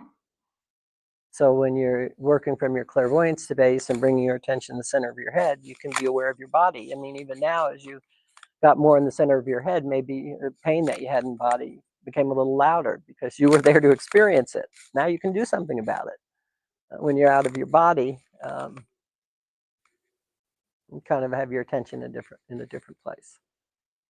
Okay, so I'm gonna the transmediumship is where you as a spirit are out of your body, which is also a spiritual ability, and we all do it unconsciously. You can kind of feel spaced out, or you're drifting somewhere. And sometime you're reading a really interesting book, and you'll, you know, kind of go into the picture that that author's creating and kind of live that experience for a little bit. Or sometimes there's something painful in your life, and that'll knock you out of your body too. It's a pretty good survival technique that way. So first, on a clairvoyant level, you get yourself back in your body. But normally when you are going out of your body, it's an unconscious space. So you don't realize what's going on there. So when you're a trained transmedium, then you can be aware out of your body. And you can heal and read from that space and get information. And just like when you're in your body, you're talking to other people around you. When you're out of your body, there's people without bodies to talk to and to work with, to make agreements with. And a lot of times over our life, we kind of collect up spirits in our space and make agreements with them unconsciously because of problems that we might have or things we might want to do. And it can be on a positive level or a kind of codependent level. Sometimes I say spirit guides or beings like that are like government employees. They keep creating a job for themselves, which is probably not a good thing to say right now. But I know. I know. I'm going to have to think of a different example for that. Okay, so I think what I'll do, I've been working with some spirit guides there, and I'll bring them in and let them communicate for a while. And then maybe the way I work more is I would need your name and the name of the person that has passed over. And then I can kind of see how they're doing on the other side. And so if anyone's interested in that, Chris he's going to be my control. So he's going to help me bring the being in and keep it steady. and we can pick a few people to answer questions. Yeah? Did you have a question? Yeah. Oh, huh? Uh-huh. Okay, well, when we get to that part, he will call on whoever, and my hearing's not that great, but he will repeat it for me. So otherwise, you can move up a little closer too. And it's a different vibration. We talk about clairvoyant color being from brown to gold, and transmedium energy being all the different shades of white. So if you ever go to a paint store and you see all their whites, you realize what a variation you have of that. And the cleaner the white, the higher vibration of being you're working with. So, and maybe as you all are clairvoyant also, and working that, it's, you know, when you were young and it got criticized or told you were bad or it was bad, or you know, somebody was protecting their lie and you told the truth. So now you're starting to reclaim that ability, and it's an awareness. The process for me was there's a little blip over there that I knew was something, but I didn't know what it was. But as I got more training with it and more practice, that little thing, oh, that's my information. Oh, that's telling me something. When I first went to the Berkeley Psychic Institute, was like there was something coming at my head, and if I didn't keep it out, I was going to wind up in a mental institution. And I seriously believed that. So the director there sat me in line, what we call, this is how we do it at the Reno Psychic Institute to this day, with a center chair that has more experience, and the side chairs are matching that energy and learning what those little blips are and what those pictures are, something, not nothing. And the minute he sat me in line and I matched energy, I'm like, that's not what's wrong with me, that's what's right about me. So kind of paying attention, having awareness of what's going on in your space, you know. Another thing that the famous good thing they say at the Psychic Institutes is not every thought in your head might be you, you know. So all righty. And just because of the stage of life I'm at, I'm kind of working with beings that talk about when you pass over, what that's about. So if you're younger, it might not be as interesting to you, but that's kind of what I've been working with. So, all right, Chris, I think I'm about ready to go with that. Okay. Yeah.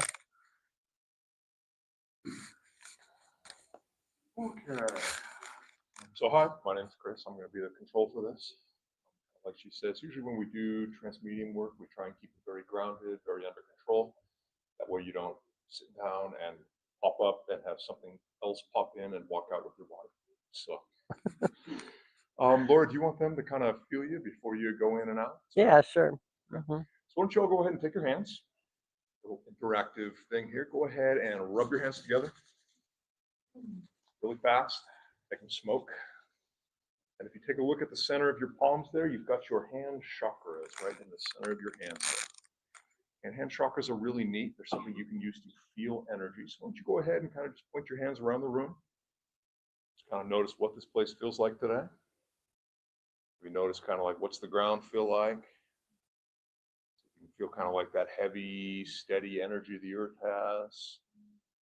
You want to touch the sky, kind of notice what the cosmos feels like. Maybe there's a little bit of a difference in terms of the pressure or the temperature that you kind of feel there. Go ahead and kind of like point them at your neighbor and very respectfully kind of just notice, what does your neighbor feel like? What is their energy like today? Time you're touching somebody else like that, you always want to do it very gently, kind of respectfully. Okay, then why don't you go ahead and again, very gently, just kind of point your hands towards Laura here. Just kind of notice, what does her energy feel like? Kind of hope that someday my energy is refined as that. Just kind of memorize that. We're going to do this again in a few minutes when she kind of goes out of her body. But then why don't you also kind of point your hands up to this space right here. This is where she's going to be in a few minutes. Just kind of notice, what does this space feel like right now? Again, kind of just memorize that. We're going to compare it here in a few minutes. Go ahead, just shake your hands out, let that go. Okay, Laura, do you want me to walk you through getting out? Or? No, I'll just let you know. Okay. Let me know when you're ready.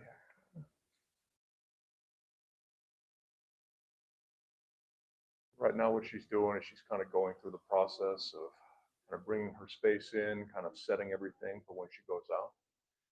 Kind of like when you leave the house in the morning, you kind of close the door, you lock it, maybe you set the alarm.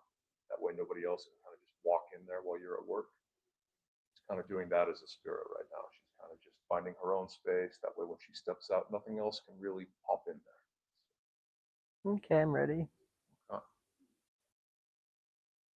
All right, so y'all out there? Yeah. Okay, so why don't you take your hands again and just kind of warm them up. We're going to see the difference here.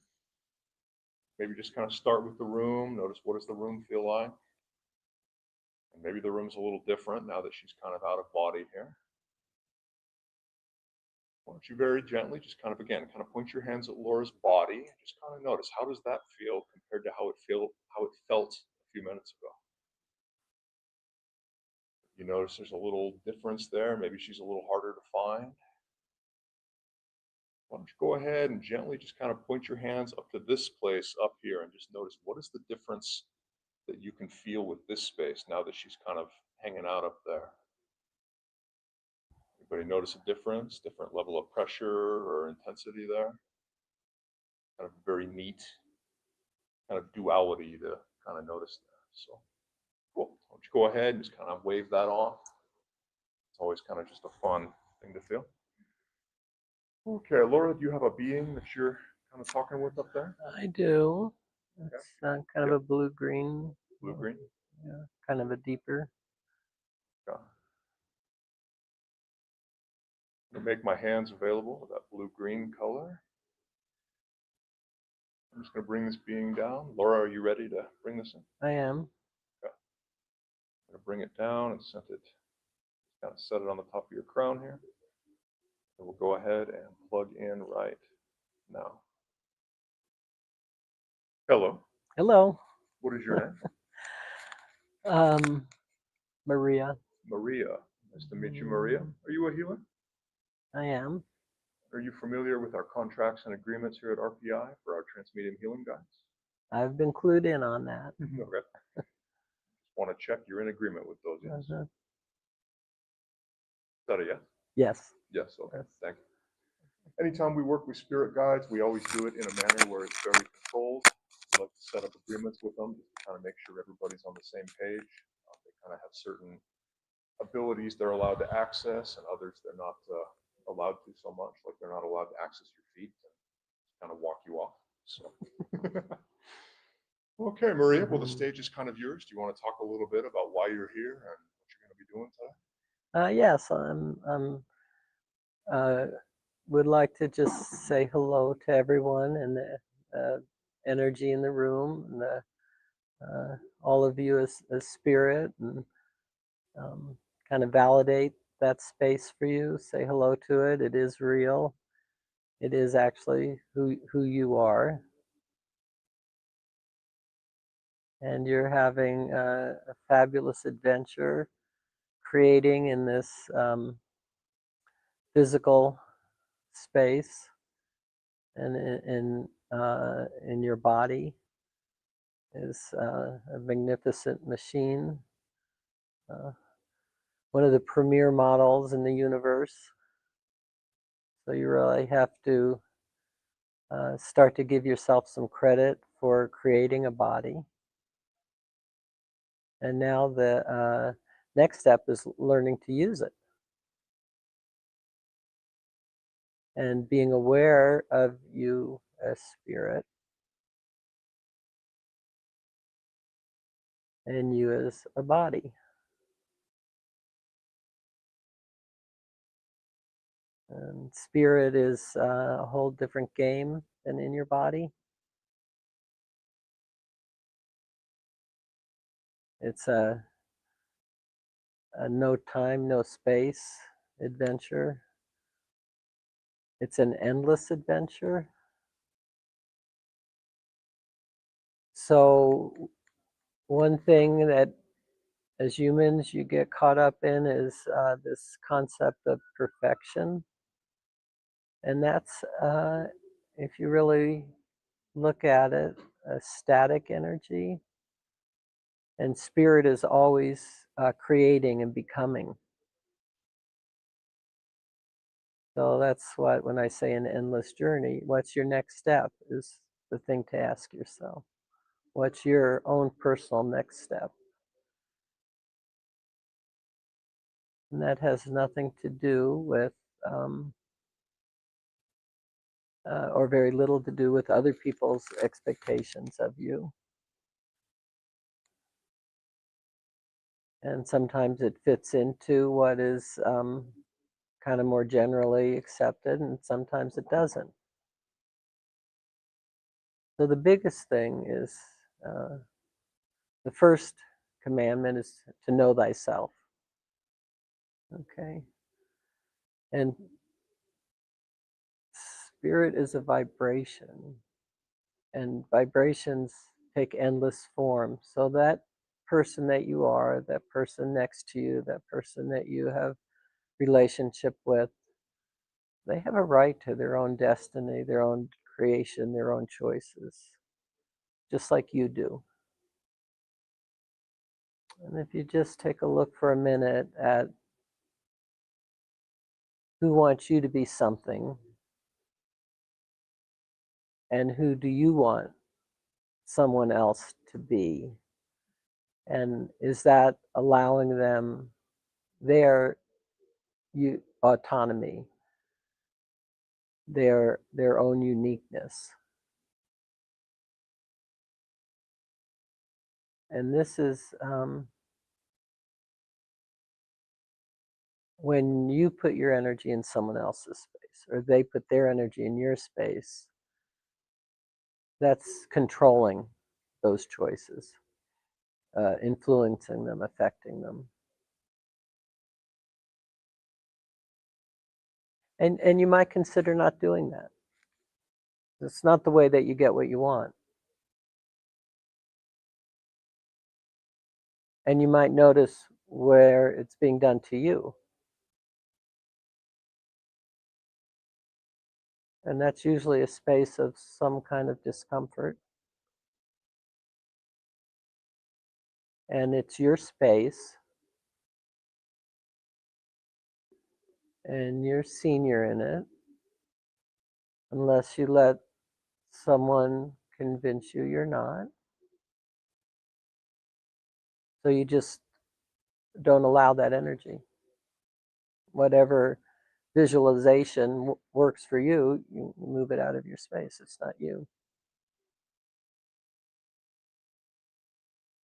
And your space is not only your body in the center of your head, it's the area around your body that you as spirit extend out into.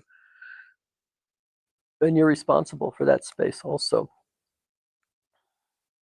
And right now, maybe you would just want to feel that space around you. And change the energy in it so it's pleasing to you, so it's comfortable to you.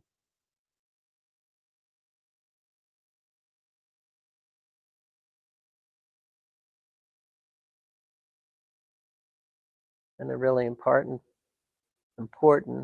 part of a human body is the top of your head, your crown chakra. We spend so much of our life being told what to do and what we are and what we shouldn't do, that when you start to be aware of that crown chakra, that's about getting on your path. That's about knowing your next step. That's about creating from your information.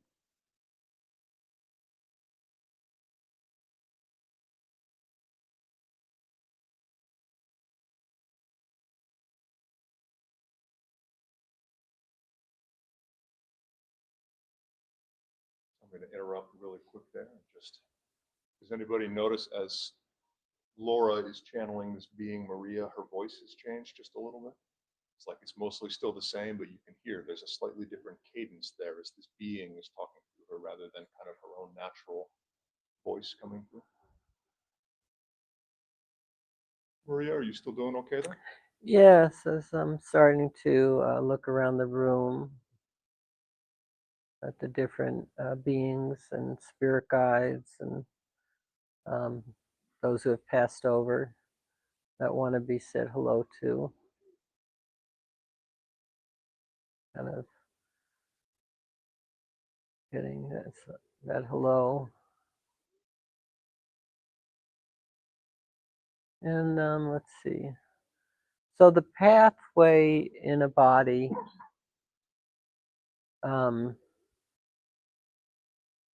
leads to the doorway of surrendering that body. And the body has a pretty stubborn sense of itself. So it's up to you, the spirit, to train your body to be the one in charge. To use you as a spirit, use your body for your spiritual growth.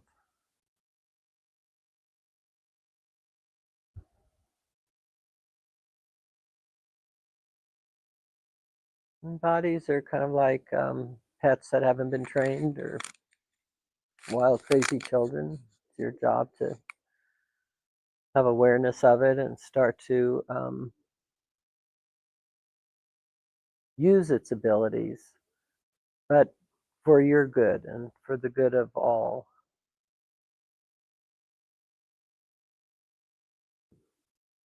Take responsibility for your body.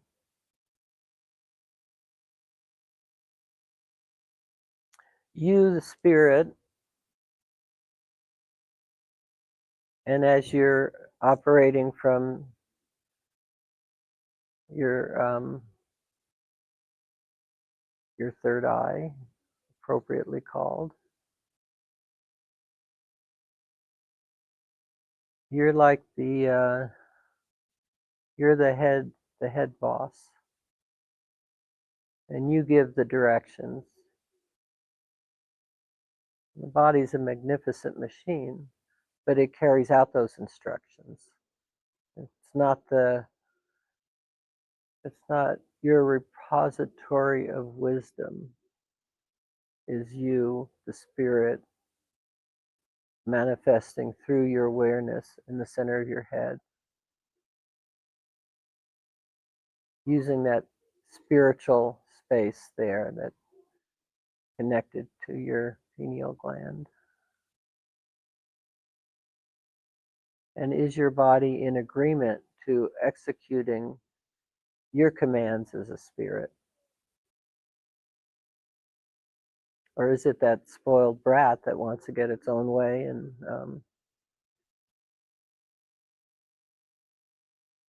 put its energy into other spaces without remembering who you are, who it is, who you are in that body? You are your spirit and your body.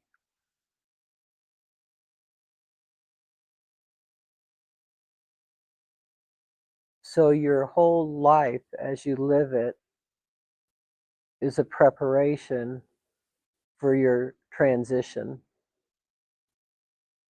You came down here to get information, and you do that through experiences that you choose, ones that come your way.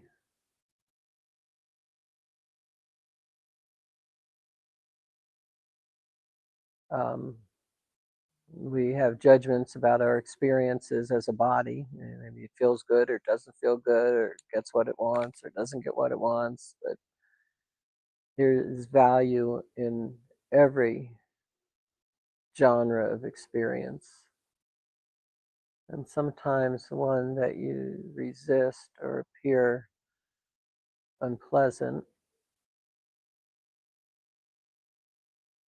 are the most valuable ones. And when you get the point of that experience is where the door opens into a more satisfying space for yourself. When you think of the moment of your passing, you'll be in a space where you're forced to assess all the choices that you made in your life, the value of them or the non-value of them.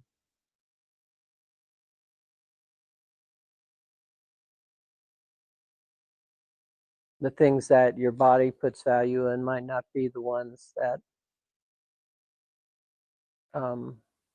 have value at that moment.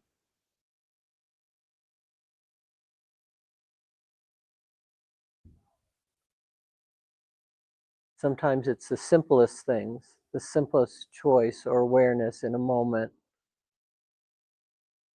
that really is that spiritual step that you're taking. And maybe you don't get fame or fortune for it, or comfort and physical pleasure, but when you make a choice like that, there's an internal satisfaction, a spiritual hello to yourself that's of more value than anything that the world has to offer.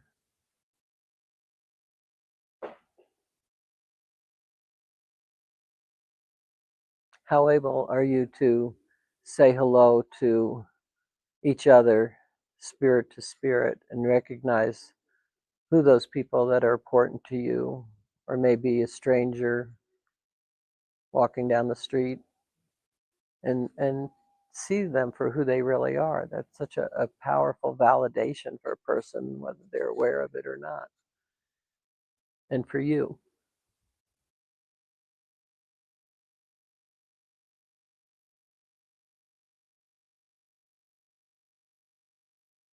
And at that time, and that process of disengaging from your body and collecting up your energy out of it, and taking a look at that next step, crossing over, that's another journey in another sort of body. So you kind of have a second chance to work out energy on what's called the astral level, to complete the projects and unfinished business of your physical life, and to rescue yourself from the lower vibrations.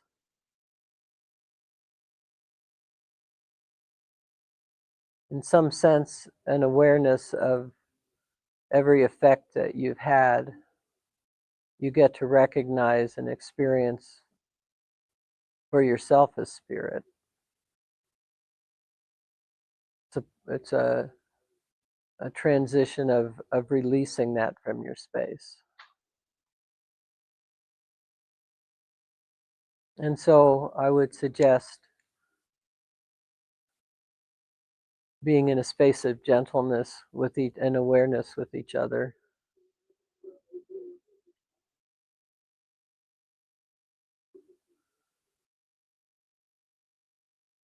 And I'm ready to maybe take a few questions. I see some energy over here. Maybe there's someone that would like to say their name and see how someone that they've had in their life is doing on the other side. I think that that communication kind of gives you an awareness of what your work is there, and how what the choices you make affect that. Chris, is there someone here that would like? Yeah, there's a couple people here. Would you like me to put a chair in front of you and they can come up here? Just say their name and who it is that has passed on. Okay. You in the orange jacket there, I think you had your hand up first? Oh, you can just sit there. Do speak up though, so she can hear you. So. Yeah, just say your full name 3 times, please. Okay, I can't hear that. Yeah. Yeah, bring them up. Yeah, if you want to come up here and we'll get a seat right in front here, that way you can communicate.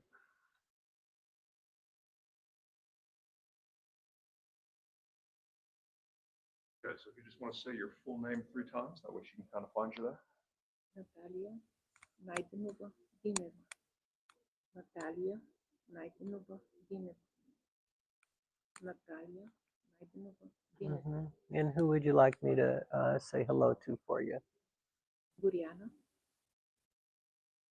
And say her whole name 3 times. Buriana Stoyanova Dineva. Buriana Stoyanova Dineva. And Buriana Stoyanova Dineva. Just FYI, we've got about 5 minutes here. So. Okay. She is actually in a very happy space. And there's a couple children that she is guiding like a spirit guide, only in a more personal way. And there's one child especially that is being helped and guided and is aware of her also. And she's taking pleasure and joy in it. And it's a way of being a mother, only in a different place. A very soft, loving energy. And she's being productive that way on the other side. So completing her agreements. And she's waving to you and telling you to keep up the work you're doing, that you're really have now gotten on your path to your path, healing yourself and finding your joy in life. Okay, and that is complete then. Yeah, maybe if you want to swap out. Let's see, I think it was you and the black hair there. I think you were the next person who had your hand raised over. It's a contest who can raise their hands quick. They do come in and give us a high five. I'm Natasha Grunder. Natasha Grunder. Natasha Grunder. And who would you like to have say hello? My mother. And her name?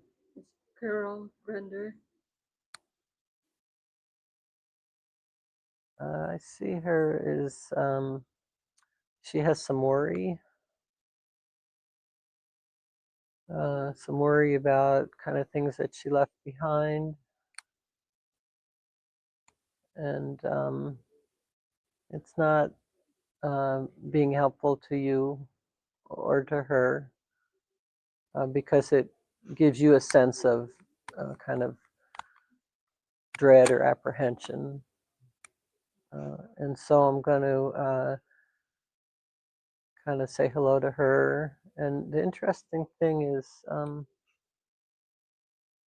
I can do some healing like this once we get that hello to each other and show her that she really can take a step now on her own journey.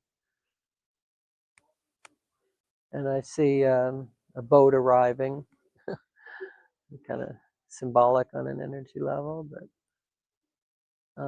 and she's keeps looking back and looking, should she get on the boat, should she not? And there's another, looks like a grandfather, great grandfather that's holding her hand and helping her board the boat and going to a place where she gets a better understanding on some red energy that was in her life, maybe anger or pain, kind of like a healing space. And that's her next step then. Okay, I'll call that complete.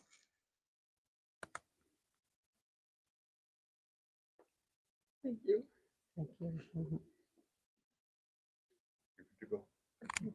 Thank you, ma'am. Okay. Anybody else? We got maybe time for one or two more. The gray hat, you were your hand up earlier. So. This is a contest of who can raise their hand the fastest. China Fair. China Fair. China Fair. And who would you like me to say hello to? My mom. Her name is Lily. Is Fair. what? Lily Fair. I'll say that 3 times, please. Lily Fair. And what relation was she to My mother. you? I don't know. Did she like to cook or was creative? I see her creating stuff up there and making things.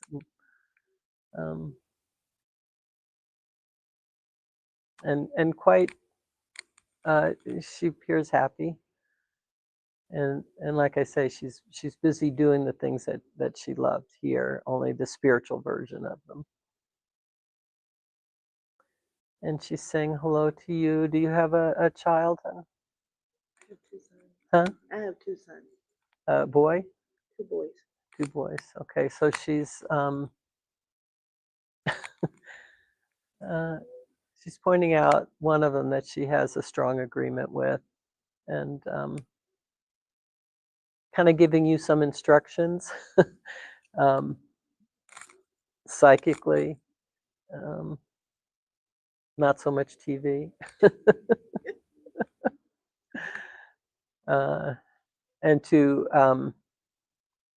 ignite his imagination, his ability to imagine, because he's kind of similar to her that way. And the other one's just as special, but this one has a more of an agreement with her. And then she's like, okay, well, I'm busy now, so goodbye.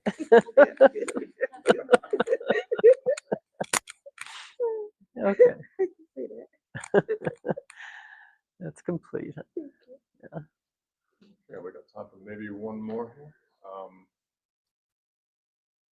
Go with you there. Just get the other side of the room here. And then for anybody who doesn't make it, sorry today, but if you bug Laura, she might maybe do a little fair at RPI at some point. So.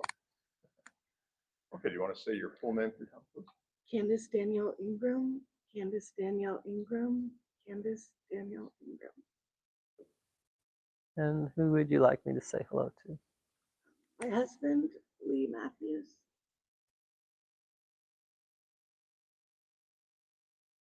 He's worried about you. Worry's not the right word. He's concerned, or just he's still with you and participating in your choices. And it's the journey is now just begin the separation little by little. No rush with it.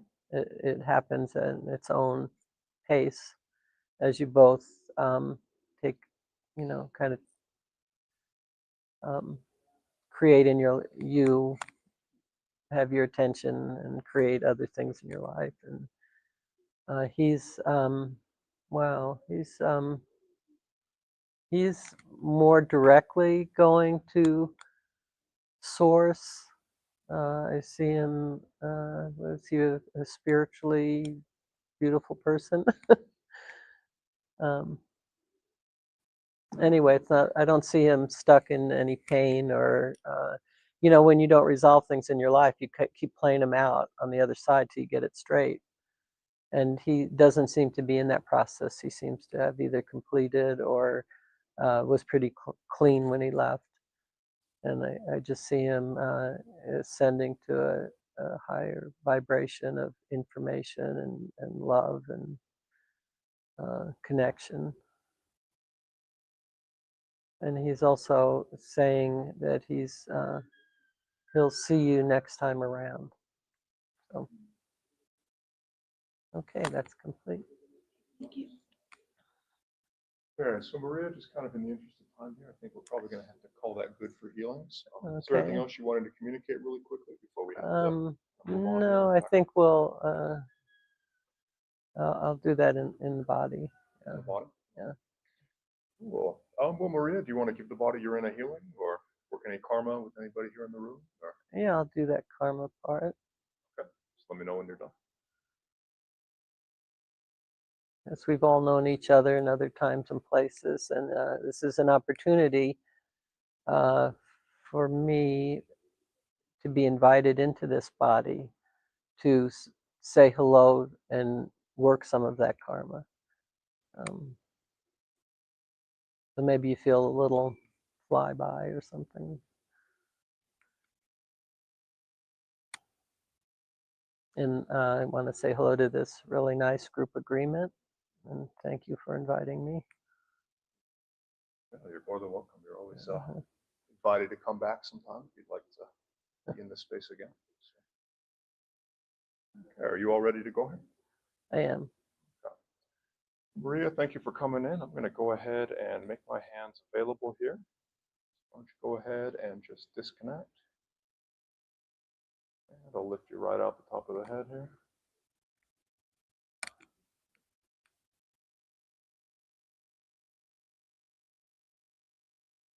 Okay, Laura, are you back there?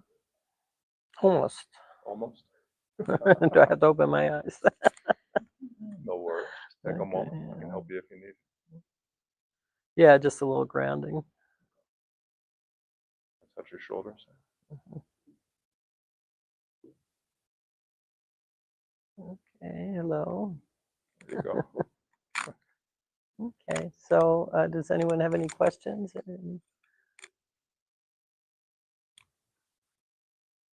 Everybody's so quiet here. We are just about done here. We've only got about 2 or 3 minutes, I think. Okay.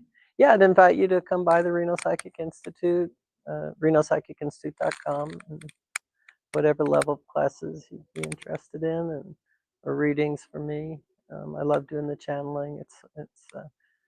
It's more fun kind of out of the body than in the body, but And if you didn't get a chance to come up here today, I know we could only take a few people, but we do a clinic like this twice a month. So it's the second and the fourth Thursday. If you want to come, we do stuff like this stuff. So, yeah. and you can also schedule a reading. Get it kind of one-on-one. So. Yeah. Okay, well, thank you for coming.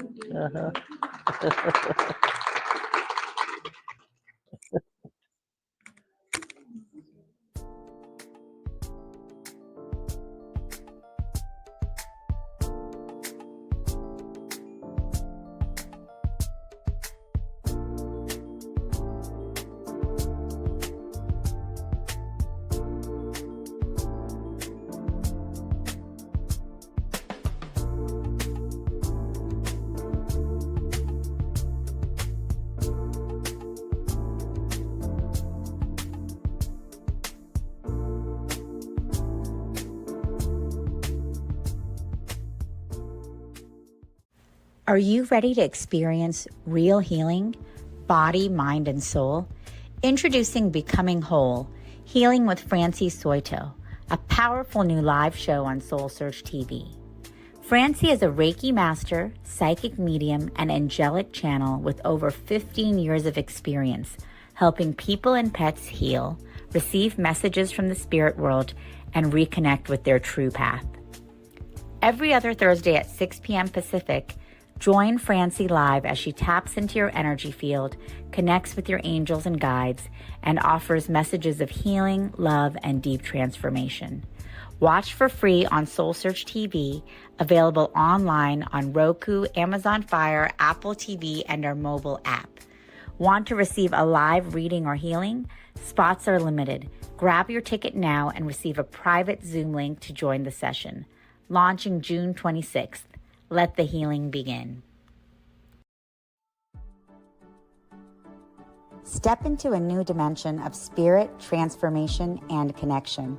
Join evidential psychic mediums Kelly Eckhart and Cheryl Murphy for Seeing Beyond, Living Transformed, a powerful new live show on SoulSearch TV.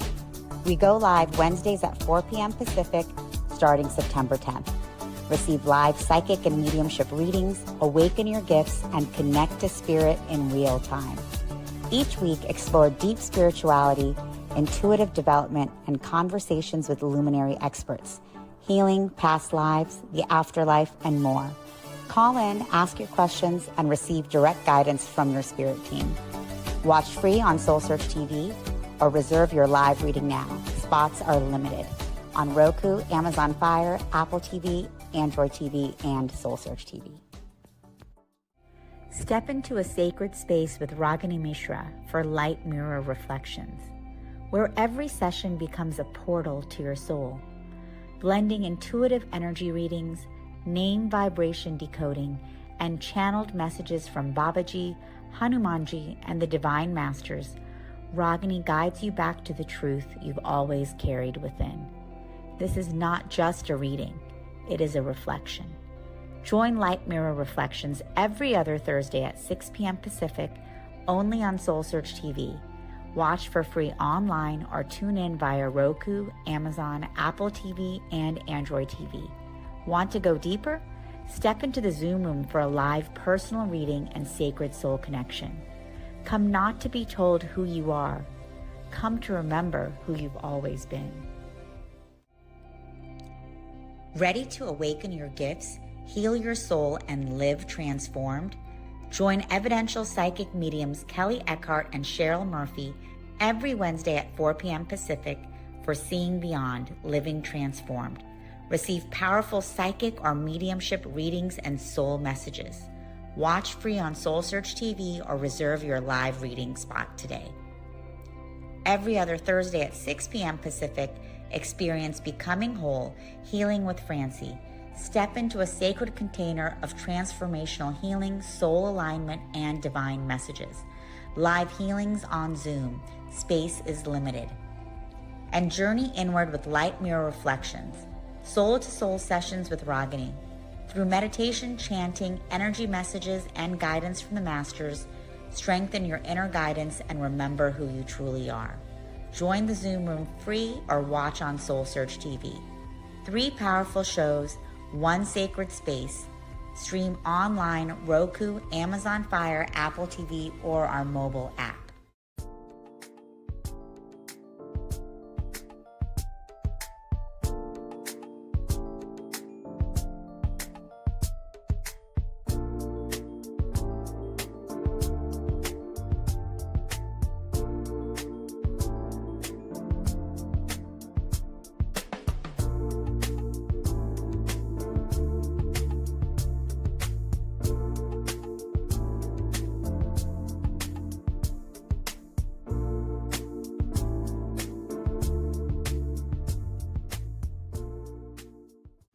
Are you ready to experience real healing, body, mind, and soul?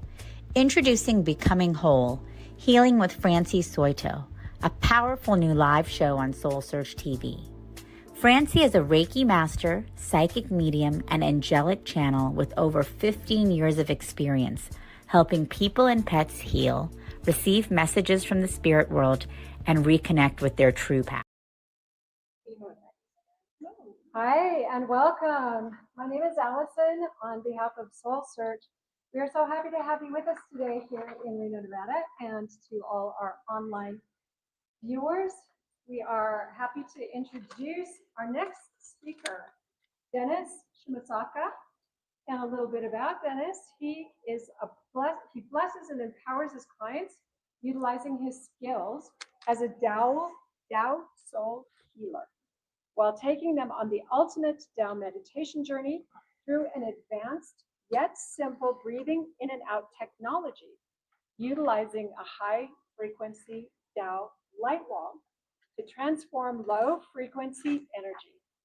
Dennis works all parts of the body, including the mental, emotional, and the spiritual through the energy channels, meridians, chakras, organs, and body systems. Today with Dennis, we will experience the power of the various levels of frequency used to transform lower frequency with a bonus exercise to increase our energy, stamina, and vitality in minutes. Welcome, Dennis. Great. Thank you. Thank you. I have a volunteer that's going to come up. Andrew, can you come when you get a chance? We're live on TikTok. See that? We're on TikTok also. If you look at TikTok, my TikTok name is Dennis OG Energizer. Okay, OG Energizer. You know what that is? You have to look at it. No. You have to look at it. What it is that I got some hip hop videos in there and dance videos. So you're talking about meditation and healing. It has nothing to do with that. But one of them in particular is I'm dancing with the gorilla. There's a 9-foot gorilla that's in Vegas, and I got a video in there. It had 14 or 1,500 views. So that's one of the things I've been working on doing is working on that hip hop dancing. Isn't that crazy? And how don't know how it came about. I can't explain that. Let me get this. Excuse me, get this out of the way. So I don't know how that came about. I have no idea. It just started to someone said, you have to do this, you have to do this. So I started the video and the hip hop dancing, and then started getting interesting from there. Just to work. Let me get this. Will this work up here? That's close. You might have to get in the cold. Sorry, stand. Come on. Should have got the bigger one. Are we okay? Perfect. Oh, good. We got it. You want me to sit, right? Please have a seat, Andrew. Yeah, and Andrew's volunteer. If what did I do with it? Oh. Anyone knows how energy works? Yeah. This is energy. You do? Oh my God. Reiki. Oh, you do Reiki. We're all connected. Did you know we're all connected? I typically like to do this with a larger group of people, but we have limited number of people here. But those on people online and on Zoom, on TikTok, grab here on your left hand, right there. No connection, right? You just put your finger out. Watch.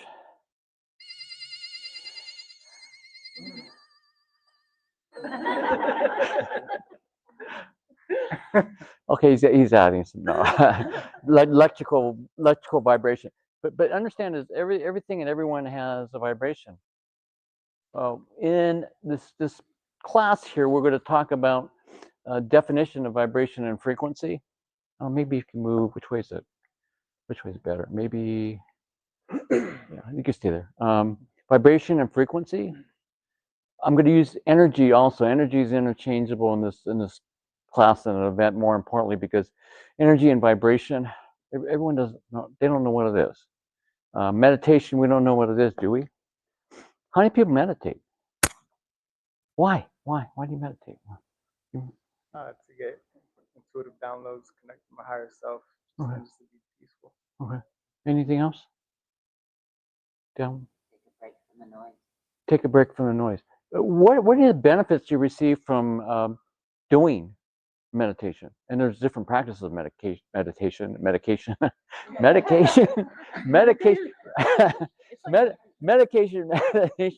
they both the same? No, I think I lost it. So the meditation part. What are the benefits that you're receiving from it? Grounded. Anything else? What else? What in particular? Anything else you receive? Quiet the mind. One of the definitions in the book is it quiet the mind, but it talks about it being religious and a spiritual in a way.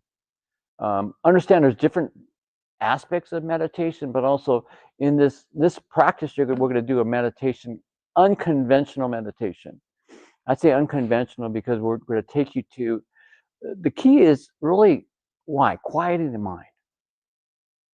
Really quieting the mind. Quieting the mind, body, and energy in the body.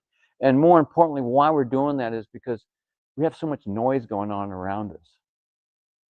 Our body, mind, spirit can solve anything. Have you ever heard the answers are within? Heard that? A lot of people have heard that. The answers are within. Why? What, are we really listening? We can't listen if our mind's going like this, 100 miles an hour. But more importantly, what understand is that quieting the mind is probably one of the key. And then doctors talk about meditation, help reduce the medical, the health issues, and everything else related to it. But when they're talking about meditation, they're not talking about, what are they talking about? You know, are they actually doing it? Is there a practice to do it? And then more importantly, what I do is, the practice I do is called Tao Energy Healing. You could find me on TikTok. Those people on TikTok, welcome. I'm on TikTok, and I put a post up there called, I'm under Dennis, OG Energizer. And don't laugh. It has a hip hop dancing with a whole bunch of dance videos. That's kind of what I'm known. I love dancing, and yes, I can go all night dancing. I didn't go last night because I think I had a late night last night. But anyway, but yeah, that's funny. Yeah, I'm trying to figure out how to integrate hip hop dancing and healing meditation. Energy. This is Tao Energy Healing. Tao is my teacher is Dr. Master Zhi Gang Shao. I've been practicing with him for near over 13 years. He's up in Toronto. And Tao in this practice is source creator, not a religion. Okay? It's connecting them, the channel through which the energy flows. I'm just a servant and channeling the energy. So we're working with the energy of the source creator energy. You get to experience increase in frequency and energy in the room. So for an example, everyone that has a block, would work on the first chakra specifically and clear that. Not completely, but we're going to work on that area. But more importantly, what you have to look at, if you have a blockage in the first chakra, are the other chakras blocked? But what's a chakra? Can't see or touch it. Meridians, you can't see or touch. Energy channels, you can't see or touch.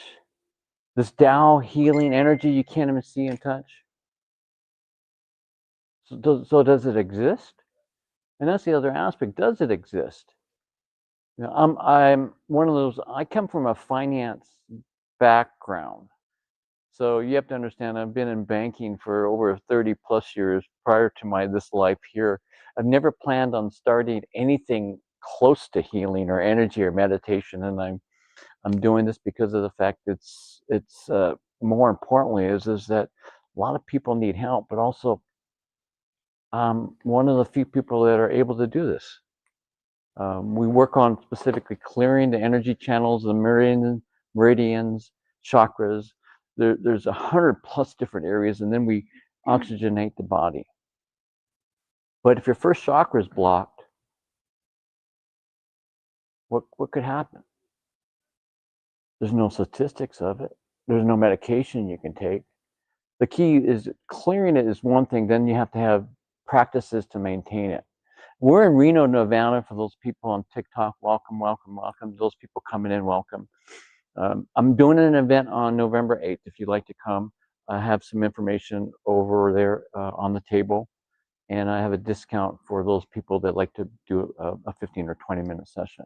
But right now, we're going to increase the frequency of the room. Why? If you experience frequency in a room, in energy or inner frequency, increasing the frequency in the room kind of stale. I get an energy stale. It's kind of stale in here. No, it's not because of the participants. Okay. It's not because I didn't take a shower. No, nothing like that. We're entertaining today because I guess it's Sunday. But more importantly, frequency, energy, blockages. Understand, blockages are challenges. Challenges, anything you're experiencing in life, physical, mental, spiritual, any financial, anything that you're experiencing in life, there is a blockage. The blockage could be anywhere in your body, possibly. from the meridians, chakras, energy channels. So what we're looking at doing is we're working on clearing them. But more important, we don't have enough time to do that. We can work on the first chakra to give you an idea what the change in frequency is. And also, you on TikTok, in addition to people on SoulSearch TV, get to experience what frequency energy feels like, and then the different levels of frequency. I say frequency and energy interchangeable so that you can kind of, you could, this is not a science class. I'm not a science person, but more importantly, just trying to keep it simple as possible. When I first got into this, what the heck is a frequency? What's energy? Didn't know anything about a chakra. But now you get to experience it in the room, and you can do this. If I could do this, you can do this. Why? Because I could do this, and you could do this. And you have to understand, I come from a finance background of analytical. You know how analytical people like myself, that's analyze. I came from a finance background. I was a commercial lender, and I've got several businesses right now, including doing mortgages and whatnot. But it's analytical. It's very, very, very, very, very. You analyze everything to its, left and right and right and wrong, and until you're blue in your face. And a lot of times, what happens in life, it's not like that. In this industry, and the healing part about it is not either. And you get to experience it. But the quiet in the mind, body. But notice if you have any pain, anxiety, stresses. You have any pain? No. No. I want someone else. Turn your head to the left. Just what turn to the right. Yeah. Okay. Just notice we're just kind of give me an idea of maybe how flexible you are or not, and then we're gonna make you we're gonna make you jump up and down. But what I want you to do is just close. I'm going to increase the frequency of the room. So close your eyes. So place your hands up. The reason for placing your hands up and keeping your eyes closed is then your focus is on the energy and frequency in the room. This is the current frequency and energy in the room. And you online, you can do also this. Just notice how the frequency energy is online on TikTok, and just notice how you're feeling. Maybe nothing at all. Maybe something. It could be sensations in the feelings in your eyes, your ears, your nose, your hands, your feet, or nothing at all, because your mind's going 100 miles an hour. So we're to ground your body, ground so you can experience the sensations and feelings of increasing in a frequency. So I'm going to increase the frequency a little bit.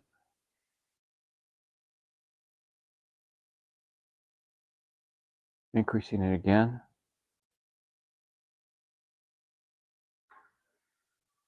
Increasing the frequency again.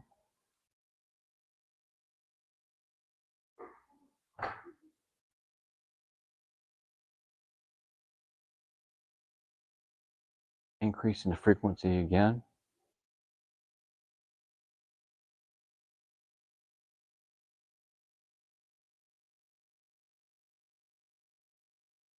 Increasing the frequency again.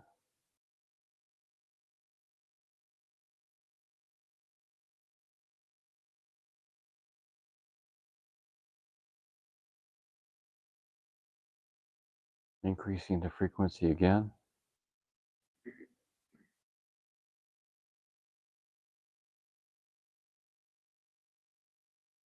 Increasing the frequency again.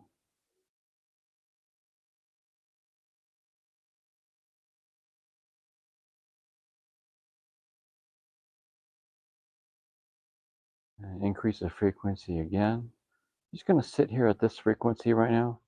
Don't want to go, I can go higher, significantly higher. I just don't want to, some people can receive a certain amount of frequency. Some people can't. We're just trying to keep it low as possible for those people in the room and on TikTok and on TV. Just notice sensations, maybe in your feet, maybe in your hands. This is becoming what's called a healing field. Why? Because the frequency and energy has increased. So you're stepping into a higher frequency and energy in the room, in the space, to transform whatever else is in your body that may be negative or lower frequency. So we're to keep it at this frequency right here. You bring your hands down, open your eyes. Did you notice a change? Did you notice a change? I felt little tingly sensations on my Tingly palms, sensation, okay. and like a little tension. Okay, almost. okay. Tingly sensations and tension. Anything else in the room? Any experience? Go ahead. Buzzing in the ear. Anything else? Felt lighter. Anything else? Lighter. Room is lighter. So you may not feel anything, which is fine too. When I first started this, I didn't feel anything. And so you think something's wrong. No, there's nothing wrong. You're experiencing what happens is a lot of times the energy channels in your body is blocked and clogged because of all the years of just years of fighting and doing things, and you're not understanding is that the meridians and energy channels, having them clear is important. The more clear you are, the more sensations you will feel. The sensations you're feeling in your hand, maybe because the energy's channel is moving through your hands more so than other areas. So the blockage is being, a lot of times you may not have a blockage in an area, so you may not have any movement at all in various areas. You may not feel anything. But then you may feel tingly sensations in your hand because there's a blockage that are being removed. Okay.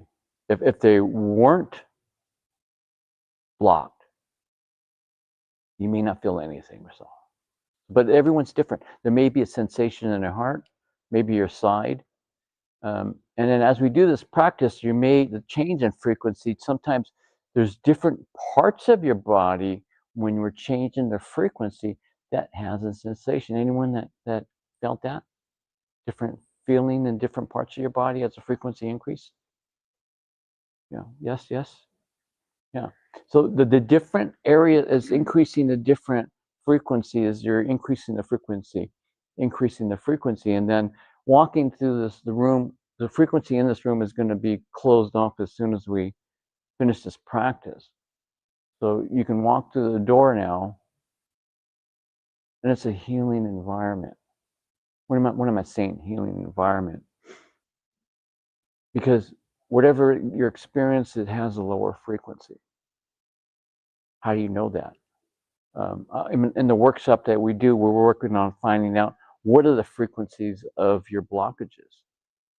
Your blockages typically have a lower frequency because typically you're in line with the blockage, and so we're working on clearing them.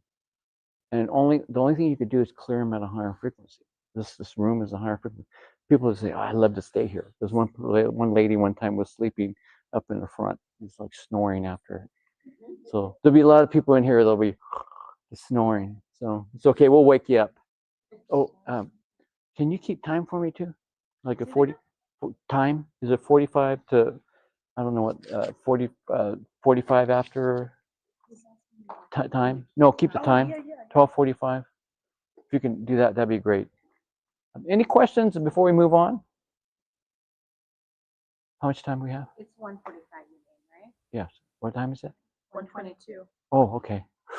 Oh, thanks. 1:45. So I couldn't have been talking that much. Okay, that's a long time. I've been doing these presentations for a long time. I'm thinking, oh, that's a long talk. I didn't think I talked that long. So we're gonna work on the first chakra in particular, and so you get to experience what the first chakra should feel like. Okay, when I say should feel like, doesn't necessarily feel like it's completely clear. We're gonna only do it for about 5 minutes. So all you do is make sure if you're on camera, make sure both your feet are flat on the ground. Place your right hand over your heart, left below your navel. The reason for doing that in this practice and keeping your eyes closed, because we're keeping the positive energy in your body. If your eyes are open, the energy comes back to me. That's fine. But we want to keep it in your body. So We're focusing on the very first chakra. So just breathing in, breathing out normally. We're going to do some what's called it's called a Shiqing. My teacher, we call it Shiqing Huzhou, which is breathing in, breathing out. It's a higher frequency light. It is not breath work. You can do breath work. This is not breath work. This is breathing in a higher frequency energy to transform in this specific area, the first chakra. Transform it completely. We're working on transform it so you notice the changes that occur in your body. So just close your eyes, keeping your eyes closed, just breathing in, breathing out, breathing in, breathing out, just grounding the body. I'm going to do a 5 count, 1, 2, 3, 4, 5. We're breathing in and then exhaling out, 1, 2, 3, 4, 5. Breathing in, if you're familiar with the first chakra, great. If you're not, you could look it up. More importantly, it's easy. The body knows where it is. We're breathing in light, breathing in. Okay, now we're going to start. Breathe in. 1, 2, 3, 4, 5. Exhaling out. 1, 2, 3, 4, 5. Breathing in. 1, 2, 3, 4, 5. Exhaling out. 1, 2, 3, 4, 5. Breathing in. 1, 2, 3, 4, 5. Exhaling out. 1, 2, 3, 4, 5. Breathing in. 1, 2, 3, 4, 5. Exhaling out. 1, 2, 3, 4, 5. Breathing in. 1, 2, 3, 4, 5. Exhaling out. 1, 2, 3, 4, 5. Breathing in. 1, 2, 3, 4, 5. Exhaling out. 1, 2, 3, 4, 5. I'm going to chant during these, breathing in the 5 count, called Qi Qing Huzhou. Goes Qi Qing. That's when you're breathing in. Exhaling out. Huzhou. Or breathing in light to the first chakra. Qi Qing Huzhou.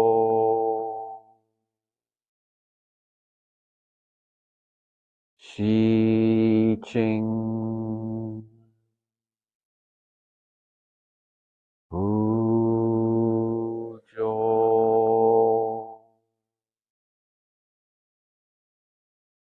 Qi Qing Huzhou.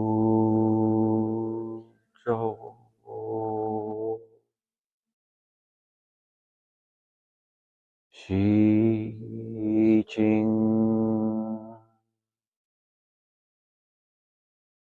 Huzhou.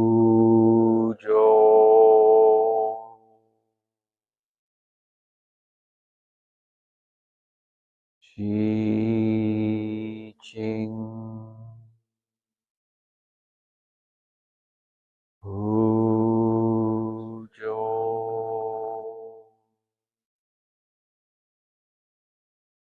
Qi Qing Huzhou.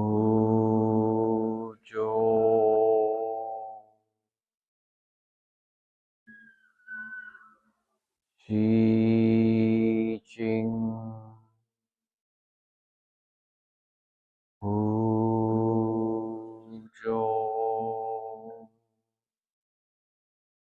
Last time chanting Qi Qing Huzhou. Let's get a count in the 5 count. Breathing in. 1, 2, 3, 4, 5. Exhaling out 1, 2, 3, 4, 5. Breathing in 1, 2, 3, 4, 5. Exhaling out 1, 2, 3, 4, 5. Breathing in 1, 2, 3, 4, 5. Exhaling out 1, 2, 3, 4, 5. I'm going to breathe in light, 360-degree light coming into the body. Breathing in 1, 2, 3, 4, 5. Exhaling out 1, 2, 3, 4, 5. 360-degree light coming to the body. 1, 2, 3, 4, 5. Exhaling out 1, 2, 3, 4, 5. Breathing in 360-degree light coming to the body. 1, 2, 3, 4, 5. Exhaling out 1, 2, 3, 4, 5. Breathing light, 360-degree light coming to the body. 1, 2, 3, 4, 5. Exhaling out 1, 2, 3, 4, 5. Breathing light, 360-degree light coming to the body. 1, 2, 3, 4, 5. Exhaling out 1, 2, 3, 4, 5. A couple more times. Breathing in light, 360-degree light coming to the body. Breathing in 1, 2, 3, 4, 5. Exhaling out 1, 2, 3, 4, 5. Last time, breathing in 360-degree light coming into the body. Breathing in 1, 2, 3, 4, 5. Exhaling out 1, 2, 3, 4, 5. Just keep your eyes closed. Allow it to integrate in your body. The higher frequency, allow it to integrate, connecting with the higher energy field, allowing the body to connect with the higher frequency energy. Just notice how your body feels.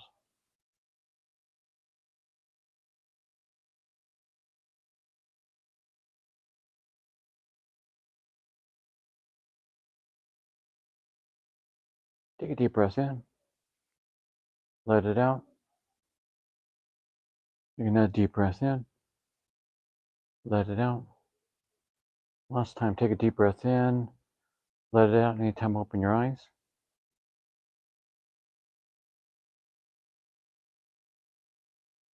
Andrew, any comments? What was the difference? Feel lighter, Lighter? more relaxed. More relaxed. Turn to the right and turn to the left. You're a little different. Feel a little different.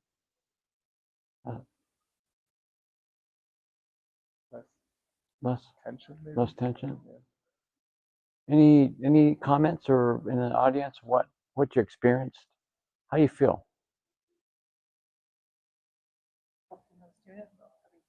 Heavy. Feel heavy. Any other? I'll explain. Okay. Energy flowing through you. Just comments. Anything else? More relaxed. Good. Any comment? Go ahead. I felt my heart area heat up. Yeah. Okay. Felt your heart area heat up. So giving you some examples. What happens is, you have time? How much time do you have? Or giving an example is, as the first chakra gets cleared, the other chakras, energy is starting to flow up. Understand is the chakras go through the center of the body. You can't see or touch them, but they're going through the center of the body, touch almost every single organ and cell in your body. By clearing them, we're allowing that energy to flow better. So what a lot of times when it occurs is that there's different parts of the organs that are cleared with the chakras being cleared that may be a preventative measure, meaning that if everyone talks about the heart chakra being here, But if your first chakra is blocked, it can't flow upwards. So, anyone feel heat? Heat, more heat? Yeah, that's part of it too. The increasing in the frequency energy in the room, more heat. You know how much time we have? Oh, we got time, plenty of time. So we have plenty of time. We can do a whole bunch of different exercises. Any other I'll get that later. Any other comments? Questions? Any questions in particular? Any questions? I'm going to turn on. We're going to leave. We're going to leave TikTok. Thank you for joining. Thank you for joining. And then questions. Any questions? Comments? Go ahead. I know the lower chakra is like related to stability and like material Right. safeness. Right. And I guess if you're not feeling that material safeness, are you able to still clear it? Material. It has to do with a lot of different things. A lot of the it's called the sacral one, the first chakra. It has to do with ancestry also. But it has to deal with a lot of things. And what was your comment again as to if it's Like, can you still do clearing if you're not feeling safe? can you clear the chakra if you're not feeling safe? Then yes, yeah. Increasing your protection is partly, and that's what we're doing in this room. It's a sacred space.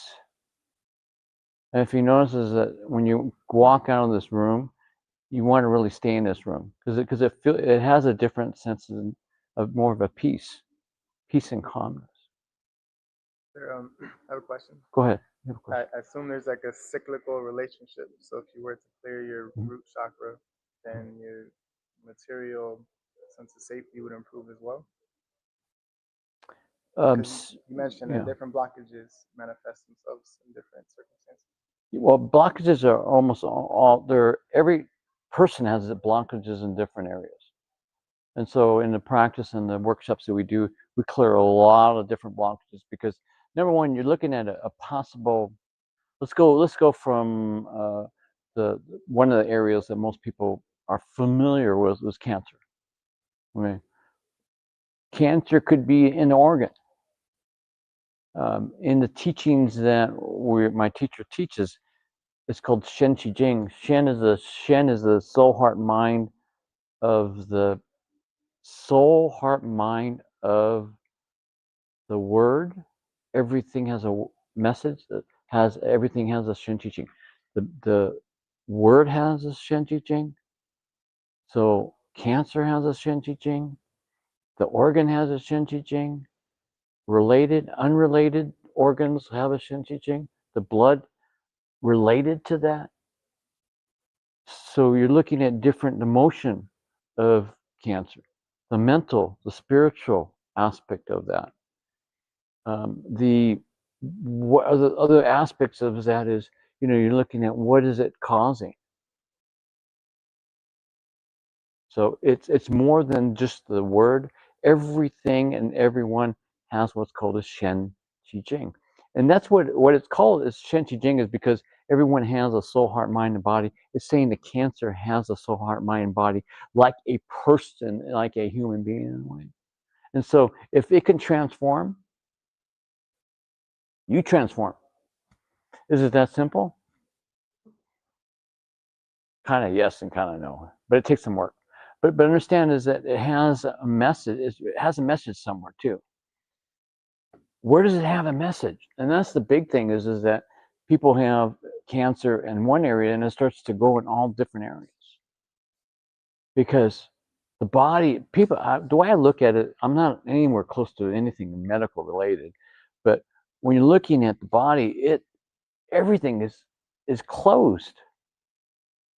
Your body, your heart, your veins, you're not bleeding to death. You cut yourself, it heals up. You hurt yourself, it heals. It's an all-encompassing capsule in the way it's all sealed up. So when you're looking at something that has, you're saying cancer, well, where is it at? When we're working with someone, it could be anywhere.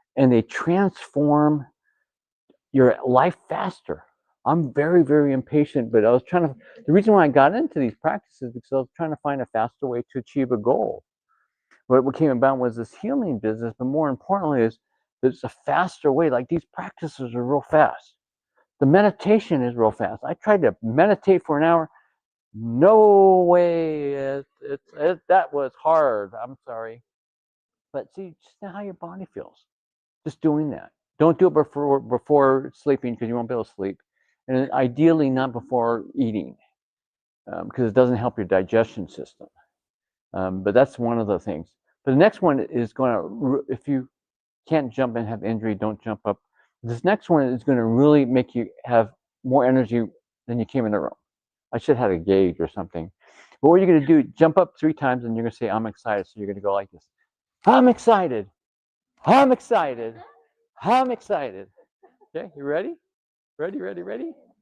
So ready? Let's go. I'm excited. I'm excited. I'm excited. Have a seat. Feel better now? I'm ready to dance with the hula. I'm sorry? I'm ready to dance. So you're ready to dance with the hula.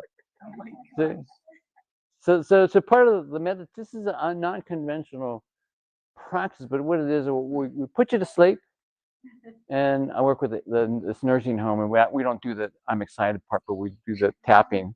So they all fall asleep, and then we wake them up with the lower dantian. They all fall asleep after 5 minutes. So that's part of it. And then we wake everyone up.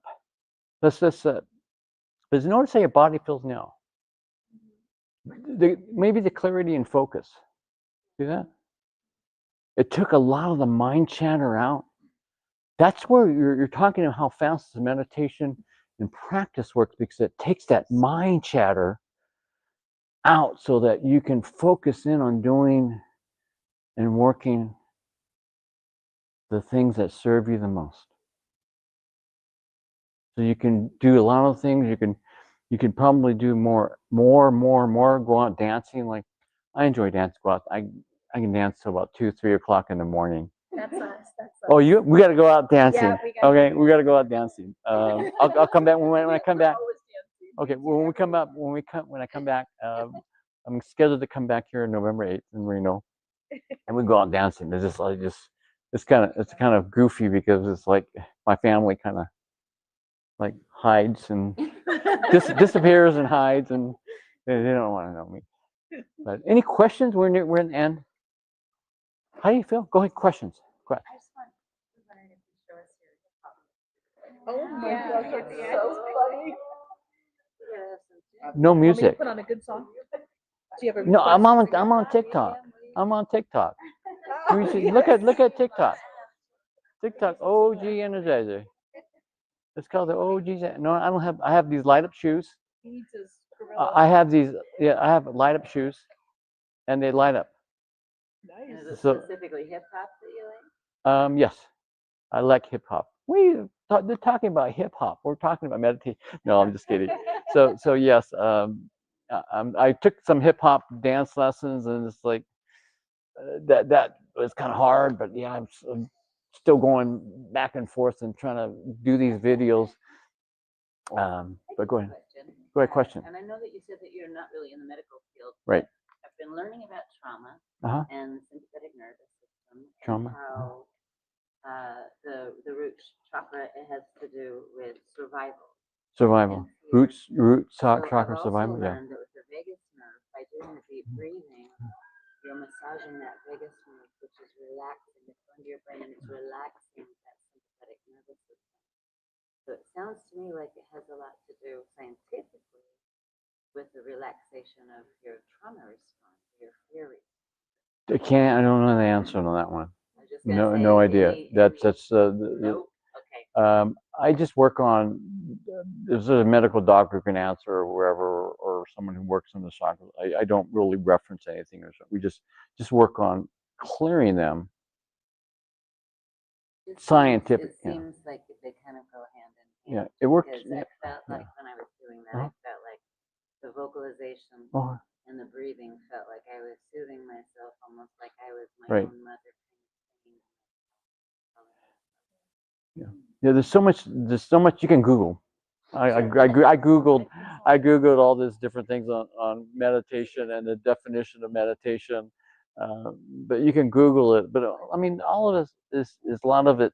AI has a definition of what it is, and there's so much scientific definitions of it. I just go back to there. I'm not a science person at all, or health practitioner with regards to that. I just specifically working on preventative. How can I help? This is what I've learned, and this is what I know works. That's not conventional. Am I done? I guess I'm done. They're saying I'm done. Thank you. Thank you. Thank you. How? Thank you. Thank you. Thank you. Oh, can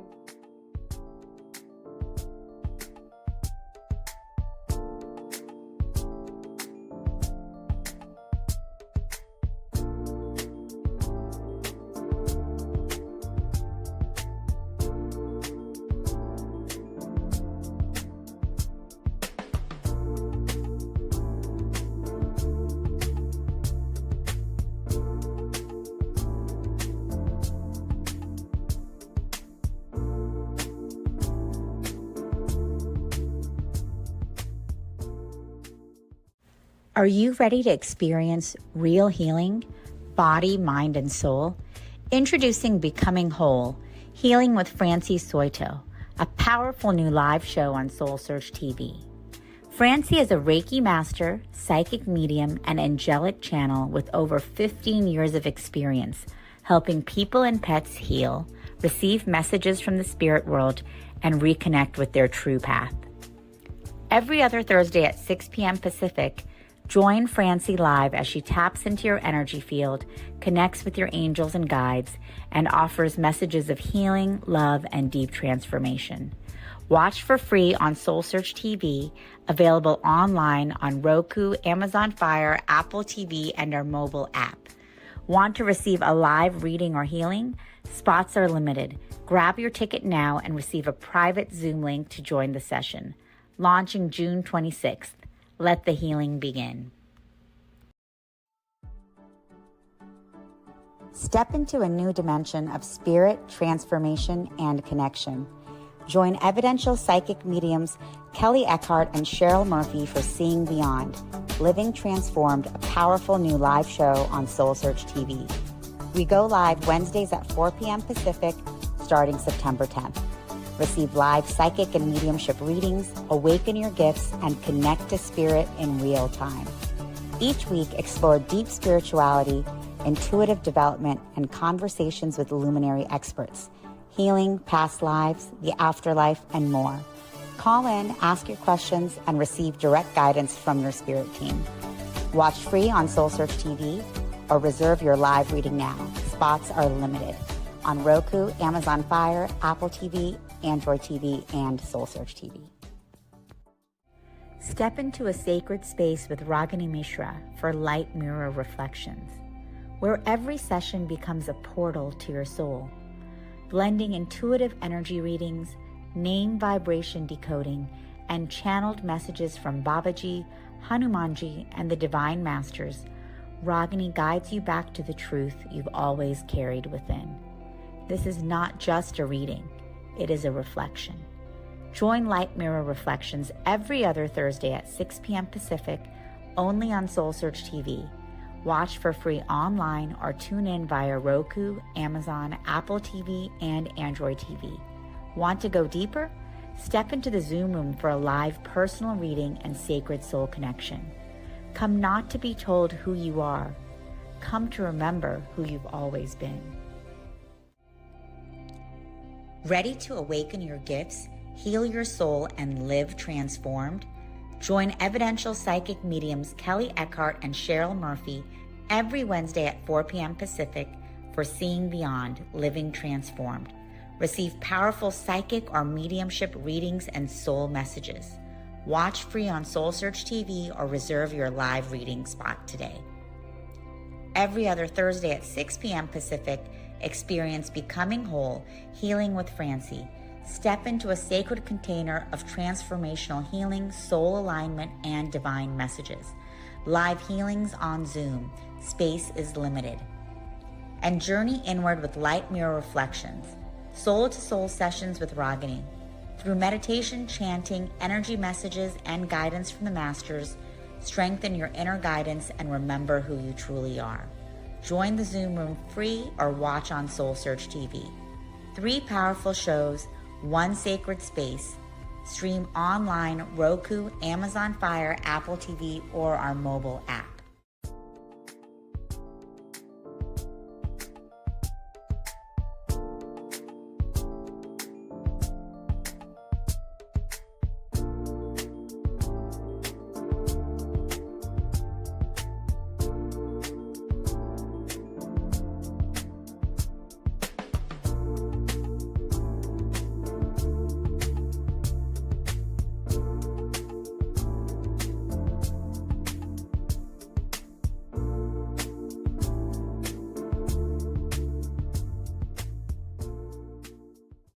Are you ready to experience real healing, body, mind, and soul? Introducing Becoming Whole, Healing with Francie Soito, a powerful new live show on SoulSearch TV. Francie is a Reiki master, psychic medium, and angelic channel with over 15 years of experience helping people and pets heal, receive messages from the spirit world, and reconnect with their true path. Every other Thursday at 6 p.m. Pacific, join Francie live as she taps into your energy field, connects with your angels and guides, and offers messages of healing, love, and deep transformation.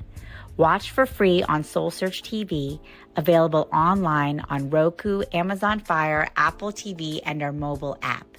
Want to receive a live reading or healing? Spots are limited. Grab your ticket now and receive a private Zoom link to join the session. Launching June 26th. Let the healing begin. Step into a new dimension of spirit, transformation, and connection. Join evidential psychic mediums Kelly Eckhart and Cheryl Murphy for Seeing Beyond, Living Transformed, a powerful new live show on SoulSearch TV. We go live Wednesdays at 4 p.m. Pacific, starting September 10th. Receive live psychic and mediumship readings, awaken your gifts, and connect to spirit in real time. Each week, explore deep spirituality, intuitive development, and conversations with luminary experts, healing, past lives, the afterlife, and more. Call in, ask your questions, and receive direct guidance from your spirit team. Watch free on SoulSearch TV or reserve your live reading now. Spots are limited. On Roku, Amazon Fire, Apple TV, Android TV, and SoulSearch TV. Step into a sacred space with Ragini Mishra for light mirror reflections, where every session becomes a portal to your soul, blending intuitive energy readings, name vibration decoding, and channeled messages from Babaji, Hanumanji, and the Divine Masters. Ragini guides you back to the truth you've always carried within. This is not just a reading. It is a reflection. Join Light Mirror Reflections every other Thursday at 6 p.m. Pacific, only on SoulSearch TV. Watch for free online or tune in via Roku, Amazon, Apple TV, and Android TV. Want to go deeper? Step into the Zoom room for a live personal reading and sacred soul connection. Come not to be told who you are. Come to remember who you've always been. Ready to awaken your gifts, heal your soul, and live transformed?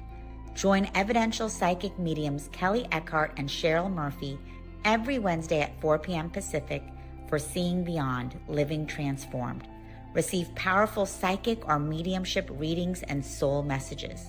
Watch free on SoulSearch TV or reserve your live reading spot today. Every other Thursday at 6 p.m. Pacific, experience Becoming Whole, Healing with Francie. Step into a sacred container of transformational healing, soul alignment, and divine messages. Live healings on Zoom. Space is limited. And journey inward with light mirror reflections, soul-to-soul sessions with Ragini.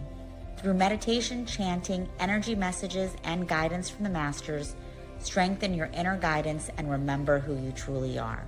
Join the Zoom room free or watch on SoulSearch TV. 3 powerful shows, 1 sacred space. Stream online, Roku, Amazon Fire, Apple TV, or our mobile app.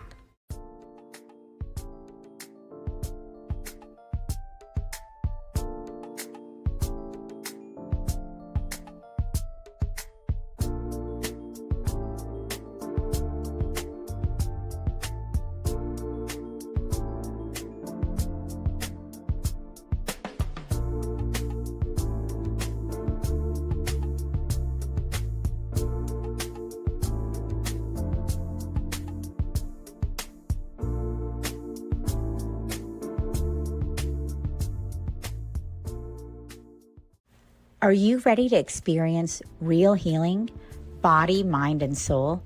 Introducing Becoming Whole, Healing with Francie Soito, a powerful new live show on SoulSearch TV. Francie is a Reiki master, psychic medium, and angelic channel with over 15 years of experience helping people and pets heal, receive messages from the spirit world, and reconnect with their true path. Every other Thursday at 6 p.m. Pacific, join Francie live as she taps into your energy field, connects with your angels and guides, and offers messages of healing, love, and deep transformation. Watch for free on SoulSearch TV, available online on Roku, Amazon Fire, Apple TV, and our mobile app. Want to receive a live reading or healing? Spots are limited.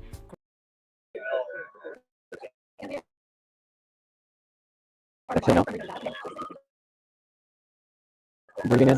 I'm absolutely delighted to welcome Exhaling everybody out. to join us this afternoon. We're pleased to have you Breathing with us in. in person and online. Exhaling It is it my out. distinct pleasure to introduce to you Donna Breathing in. Bond. She is a soul-centered Exhaling out. psychologist, spiritual advisor, and author who guides awakening Breathing women in. on the path from self-doubt, not that any of Exhaling us out. have that or anything like that, self-doubt Breathing in. to sacred sovereignty. That is quite a journey. Exhaling out. After a successful corporate career with the Ritz-Carlton, Donna Breathing in. experienced a profound awakening that led her to earn a Exhaling master's out. in spiritual psychology with an emphasis in Breathing consciousness, in. health, and healing.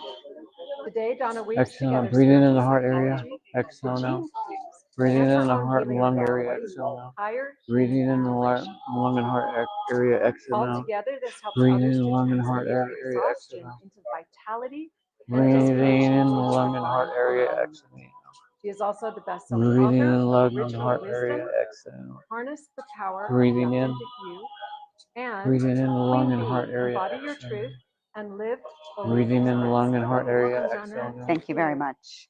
Hello, everyone who is live streaming out there across the Breathing in interwaves. the Thank you lung so and much heart for area. being here today.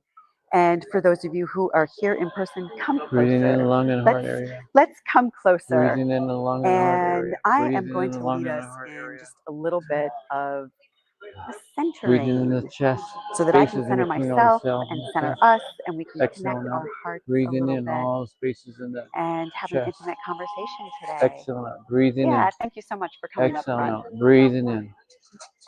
All right. Well, I want to invite us to just close our Exhaling out. eyes for just a moment Breathing in. and tune Exhaling in out. to our heart Breathing in. and just take a nice, deep, Exhale out. cleansing breath. And on the out breath, just letting go. Infinite universe, we call ourselves forward into your loving. We ask to be cleared, filled, surrounded, and protected with the clear white light of living love.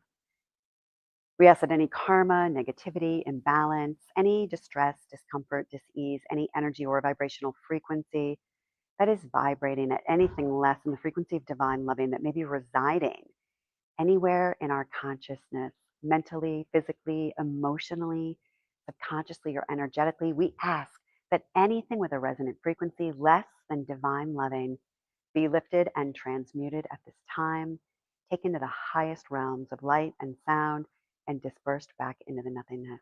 Into this space, we ask for grace, peace, light, love, joy, upliftment. We acknowledge and we welcome only those divine beings of light who love each one of us unconditionally, who work for the divine plan and who work for the light. We welcome only you into our sacred space here today. We ask for your support and assistance in bringing forward healing, revelation, and wisdom of the heart that will resonate most profoundly with each individual here for their highest good and the highest good of all concerned. We are grateful for the opportunity to come together and the opportunity to do this work.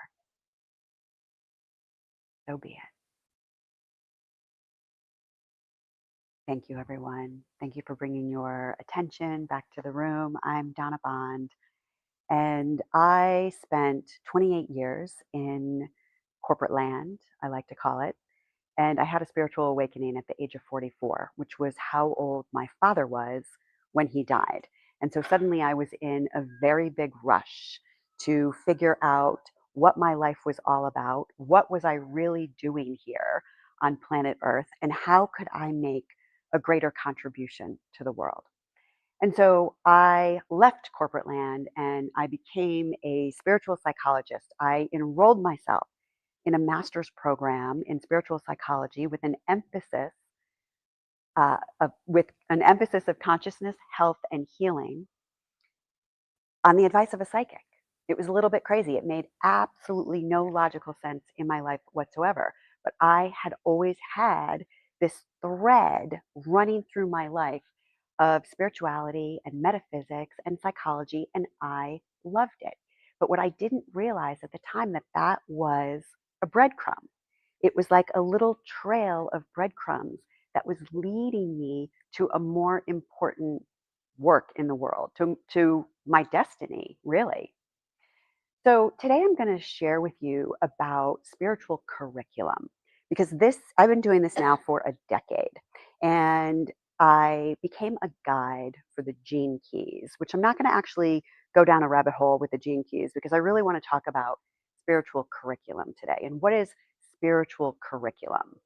Well, it's our learning journey. It is our soul's path that is bringing in and engaging with the most important ways for us to grow and learn and evolve. And basically, it's our life. It's the unfolding of our life. And through the lens of spiritual psychology, we learn that everything that's happening in our world is a beautifully designed opportunity being given to us for our growth and evolution. And the minute that we begin to engage with it in that way, we take ourselves out of the role of the victim and we put ourselves into the seat of an empowered creator. And we realize and we recognize, like, I'm participating in this. This is part of my life. And how I choose to respond to this terrible thing that might be happening, to this crisis, to this challenge, to this drama, how I choose to respond to it is going to shape who I become. It's going to shape how I stretch myself and grow myself. So we learn that Earth and everything that's happening here in the third dimension is a school.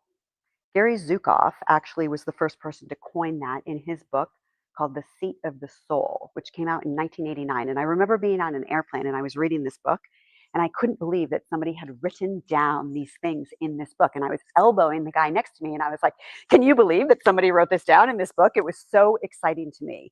Things that I had only ever had in my heart and in my head and somewhere in a space that I couldn't see or touch or grasp. But I knew that they were real, because when I read them, I had this electricity that was moving through me in like this amazing way. So recently, I have been through a really difficult year. Over the past year and a half, I have been dealing with secrets and betrayal and lies that were going on under my nose. Thank God it wasn't with my husband, which was really good. But it was in a very close circle of my life. And it sent me into a deep reflective period of really trying to understand why all of these terrible things seem to be happening in my space and in my world. And at the same time that that was happening, I began to make some really important connections with some storylines of things that had been happening for my whole life as it pertains to one of my gifts, speaking and communicating and teaching. And you're going to laugh when you hear these stories, because the fact that there's sort of a light audience today is right in alignment with my spiritual curriculum. So I'm 5. I'm in kindergarten. I'm at the very back of the room. And I am chatting away to the person next to me. Who knows what I was on my 5-year-old mind? Blah, blah, blah. I'm going off and going on. And the teacher called me out for talking. And then she said, and Donna, try sitting like a lady. And there I was, all these kids, I could still hear them pushing themselves away from their desks. I could hear the metal scraping the cement floor as all these kids spun around to see me squatting on my chair with my bloomers to the sky. Well, in that moment, I made an unconscious choice that I needed to keep my mouth closed. I needed to stop talking. Fast forward to age 14. I am in love with Joe Diadio, and he is in the high school auditorium where I am taking a drama class. And my girlfriends convinced me in this drama class that it would be a good idea to step up to the podium and read the secret love poem that I wrote for Joe Diadio. You see where this is going.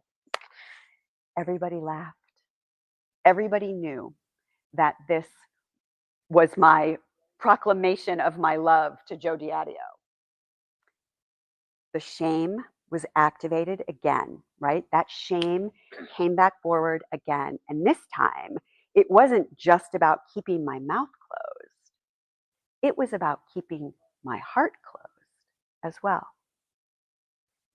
So we make these decisions in our younger years that actually formulate and architect the learning path that we will go on to work with later in our life.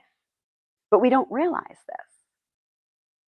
So I just want you in this moment, and as you continue to listen to the rest of my long dramatic tale, are there any things in your life that keep repeating?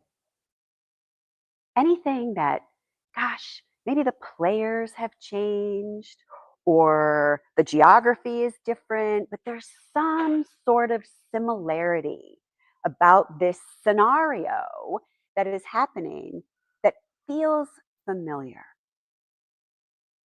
What is that for you?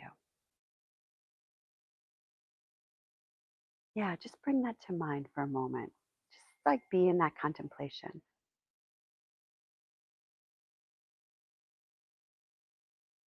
Hi, welcome. Thank you for being here.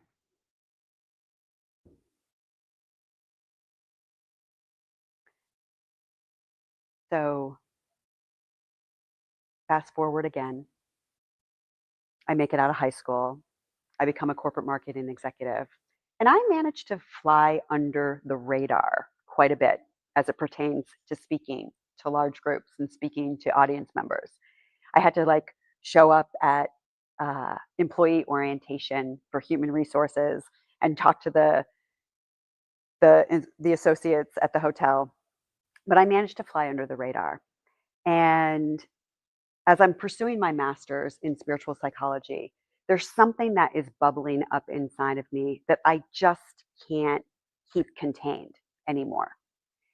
And I don't consciously realize that this is happening, but I decide I'm going to write a blog post, right? I'm going to write a blog post. I'm going to hide behind my computer on the World Wide Web at donnabond.com, where I promise you, 13 years ago, nobody was going to donnabond.com.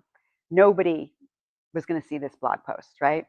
But I hung it up there, and it talked about the map of consciousness and Dr. David Hawkins and his work, where he proved through a modality of kinesiology that all of our emotion have a vibratory frequency to them. And lower emotions like shame and guilt and apathy, grief, hate, these are all heavy, dense, thick emotions that can block us from our true essence. Your true essence is the energy of love. And that essence has derivatives of joy and aliveness and peace and inspiration and enthusiasm and upliftment. And here we all are out in the physical world trying to chase things down so that we can experience all of those good things. But the truth is, they are contained within our energetic signature. They're contained in our sacred soul signature. Our sacred soul signature is our energetics. It holds the code for your fullest expression. There's a word that's entelechy, and the entelechy of an acorn is an oak tree. The entelechy of a caterpillar is a butterfly. You have an entelechy, and you have an entelechy, and you have an entelechy. We all have this code that's held in our energetics. It's held in our DNA.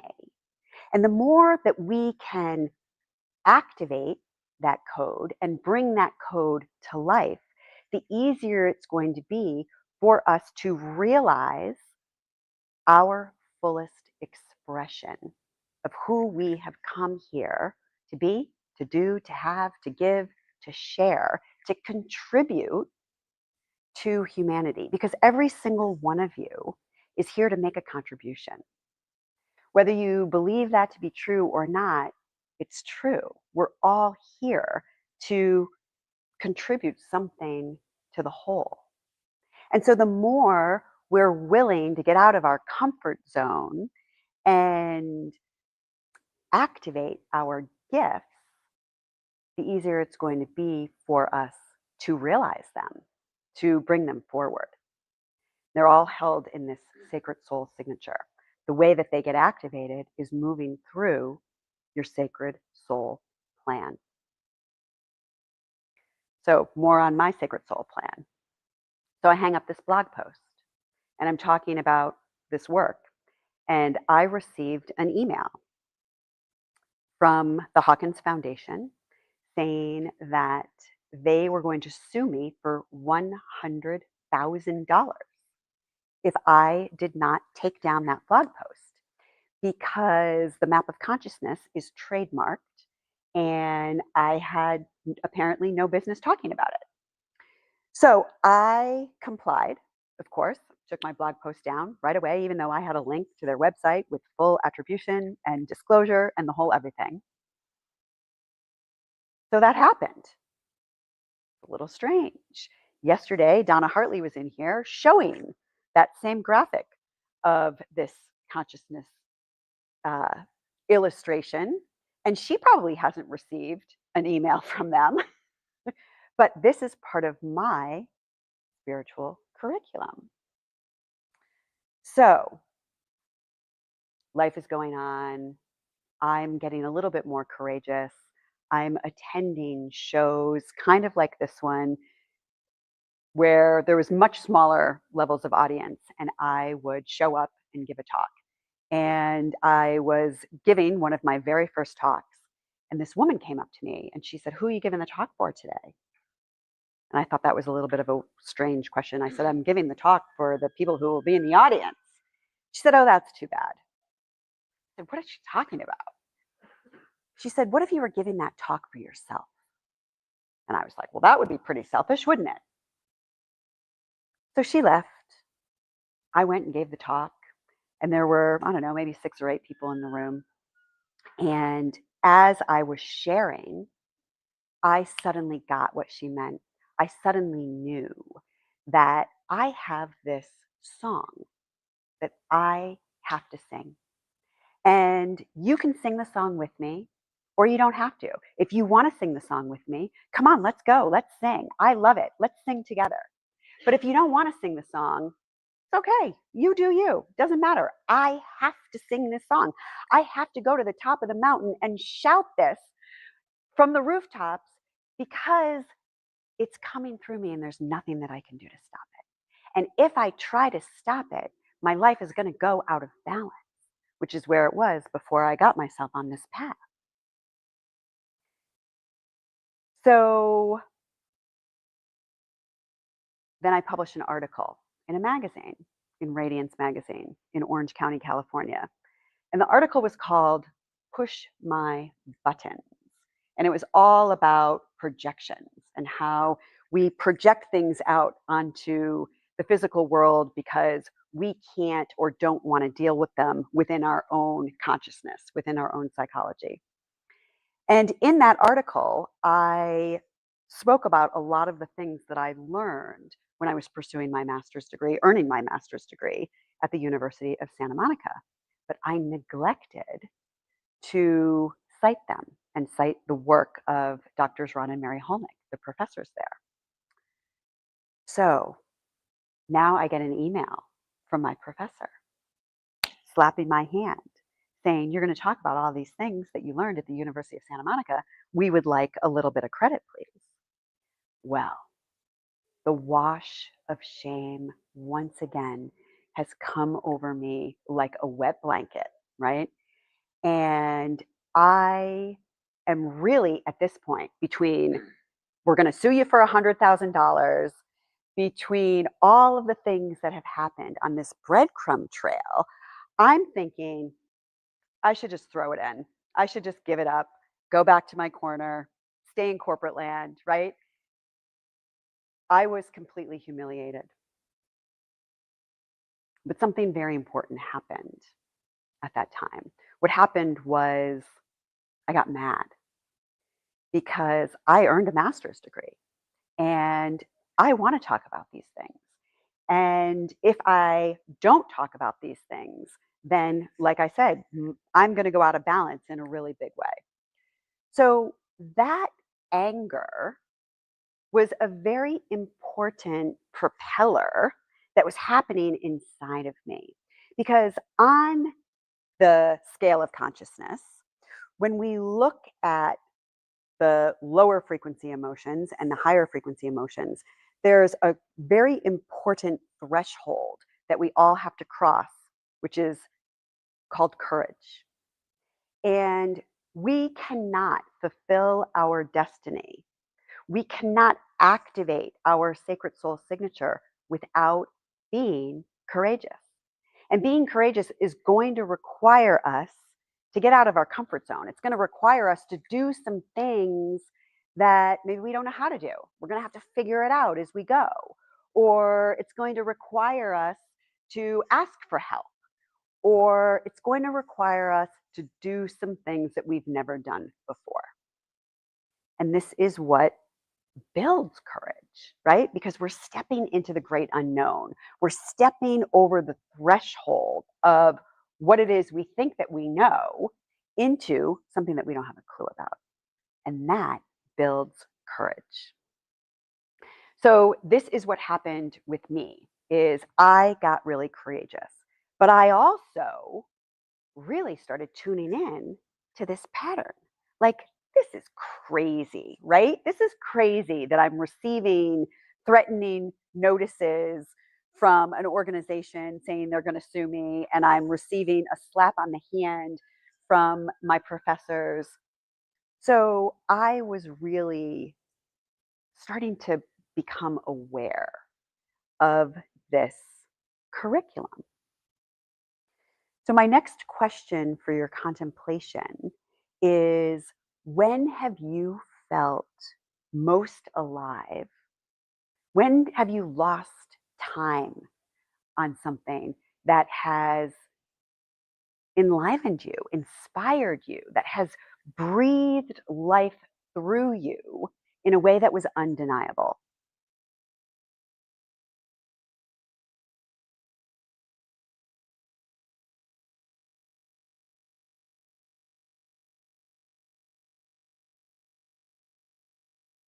Fast forward yet again.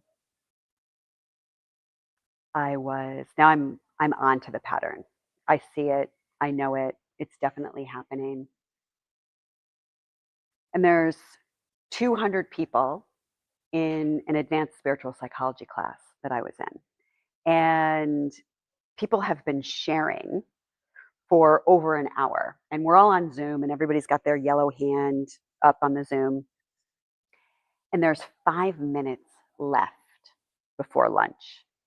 And I can see my professor. She's like intuiting who to call on. And I'm saying to myself, don't call on me. Don't call on me. Don't call on me. Donna Bond.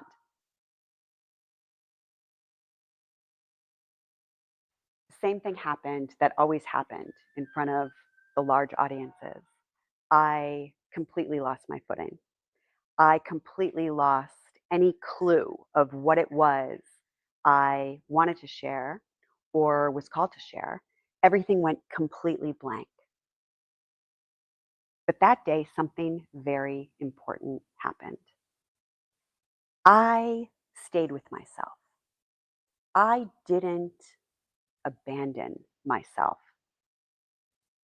As all 200 of those people waited to go to lunch, I stayed in my heart. I stayed with myself without skipping over things to try to say something polite about, oh, thank you, I'm so grateful to be here. Thank you for hosting the class. And then skipping out and going on my way. And when that happened, something very important happened inside of me. I crossed a new threshold where I was able to show up for myself in a beautiful, loving, and compassionate way where it didn't matter sort of what was going on around me or outside of me.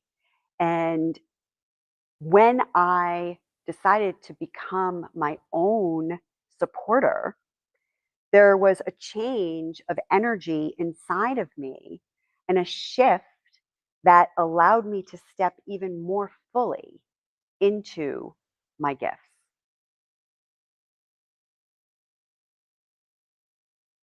What's coming forward for any of you as you're listening?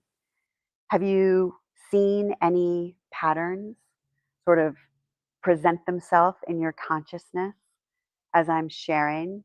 Does anything come forward for you? Please. Yeah. The negative self-talk. Mm. The you're not good enough, you can't do it, you're an imposter, who do you think you are? Yes. Yeah. Are you sure these are gifts? Yes. Yeah. If you were the most unconditionally loving parent to her, unconditionally accepting, unconditionally compassionate, what could you say to her? Go get them, fuck them. You have it. You have the gifts. You've always had the gifts. That's why you can't stand to do anything but this. Yeah. And it doesn't matter because you have the gifts, and those who need it, and you're there to provide it. You are no imposter. Beautiful. You're beautiful. Yes. What else? How about some positive affirmation? You are light. You are golden. You've been given these gifts for a reason. You went through absolute crap, and that's what gave you the depth of your character to be able to go and see the other people who need you desperately. They're waiting for you. They're waiting for you. What's your name? Kima. Kima, thank you so much. Yeah, thank you. I feel you. I feel you. They're waiting for you. They're waiting for you.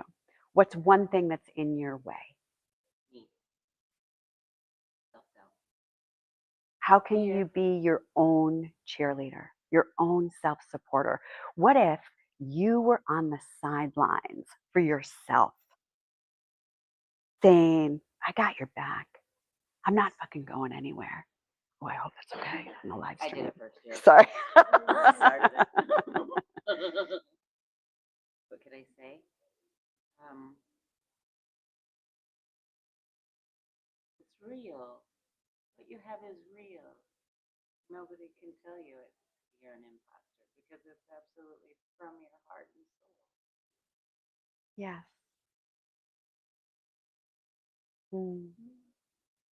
When we meet ourselves with loving, we meet ourselves with gentleness, with compassion, with tenderness, we begin to evolve these patterns, right? And whether your destiny is sharing your spiritual gifts or whether it's speaking to hundreds of people in an audience, we have been taught by societal rules to be hard on ourselves, to kick ourselves when we're down, to give ourselves a boot in the ass. What if we stopped doing that? What would it be like to love ourselves? To be a cheerleader for our own expression?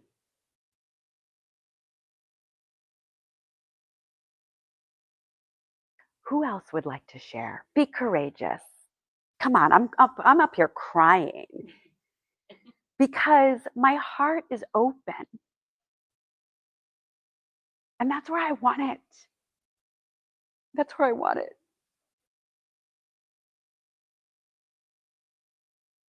I have patterns of holding myself back. Whatever blocks in the way of moving forward, taken various forms. Can you be specific? Well, I think so. What I'm dealing with right now, I think, is like, what's the difference for me between being gentle with myself and allowing healing and what's shut down? Mm-hmm. Giving myself space for rest instead of pushing through, and like going into a place of lack of motivation. Yes. Well, I want to acknowledge you that you're able to see both, right? And there's this pendulum from, the one side where that's all you're doing, and the other side where maybe you're not doing anything. But because you're able to hold both of these in your conscious awareness, that you're aware that there is the both and, right? Instead of the either or, this is a very empowering way for us to begin to take one small step towards where we want to be. It's like, I can be gentle with myself and I can practice self-care and take care of myself, and I can take action, and I can maybe do that scary, uncomfortable thing. And here's the thing, ladies, thank you for holding the divine masculine for us in the group today. But to all of the ladies that are here, I know you can do uncomfortable because you're a woman. So we talk ourselves out of doing the uncomfortable thing. Like, no one wants to sign up for it. Nobody's running down the street raising their hand to get uncomfortable. But our discomfort is a pathway to our growth. It is a pathway to a greater level of awareness, and it's a pathway to open ourselves to something new, to a new possibility that doesn't exist yet. But we stay in our corner and we stay in our comfort zone because, oh, it's familiar in there and I know my way around and nothing, I got it covered. Like, it's all happening for me, right? But when we step out of that, we don't know what we're going to get. in this moment, I want you to remember how resourceful you are, how capable you are, how resilient you are, how driven you are for the things that matter to you, for the things that you love. I want to talk you into your potential instead of out of your dreams.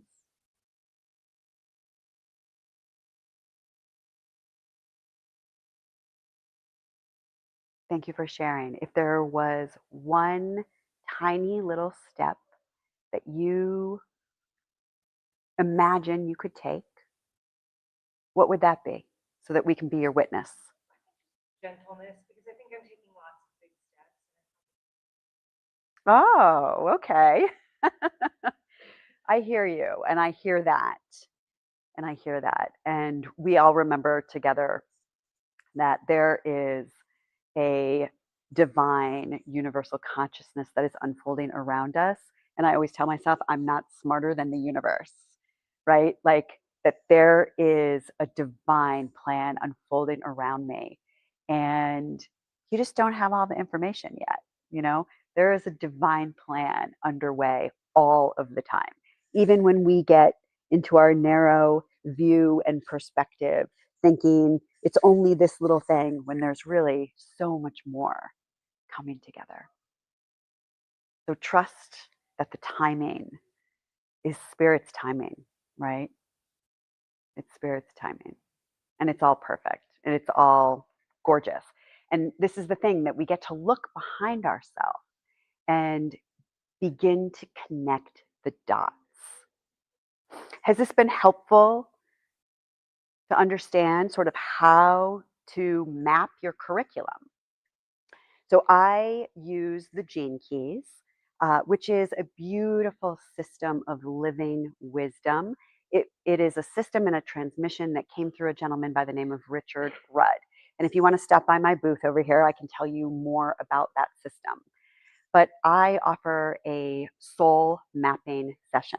And I'm going to send around this QR code that if you fan your phone over this, you can enter to win a 90-minute soul mapping session with me on Zoom. And the gift that I left on your chair will also get you to a web page where you can read more about the Gene Keys and the soul mapping session. So I work in the area of being a spiritual psychology life coach. And I help people, the book that I wrote, did I bring my book? No, it's over on my, here, let me pass this around. It's over on my booth. But the my mission really is to help you integrate more fully your higher wisdom into your day-to-day life. And I use the Gene Keys to support you in uncovering not only the divine gifts that are held in your energetics and held in your DNA that are literally here for you to bring forward and share out into the world, but there's also a very sharp view of our shadow patterns. And so as I began to understand more fully my shadow patterns, now I can see them when they are at play in my experience. And I'm able then to respond to those patterns differently instead of react to them in the way that I may have done 50 times before that.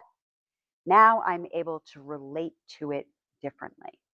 And this is really what a path of evolution looks like, is our relationship to things, our relationship to ourself, our relationship to our challenges, and our relationship to how we view the unfolding of our life.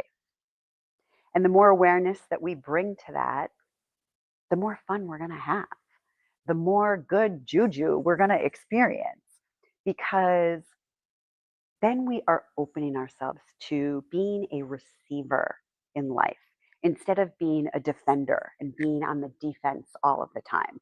We open ourselves to allowing, to like, okay, I'm going on the ride right now. Let's see what's going to happen. Remembering at the same time your capabilities and your strength and your resilience.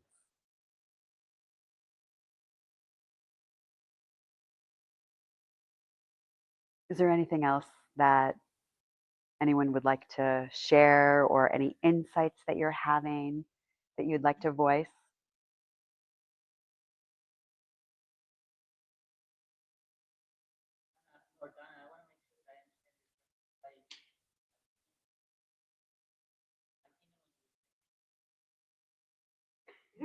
I actually didn't. It was just a threat, but yes.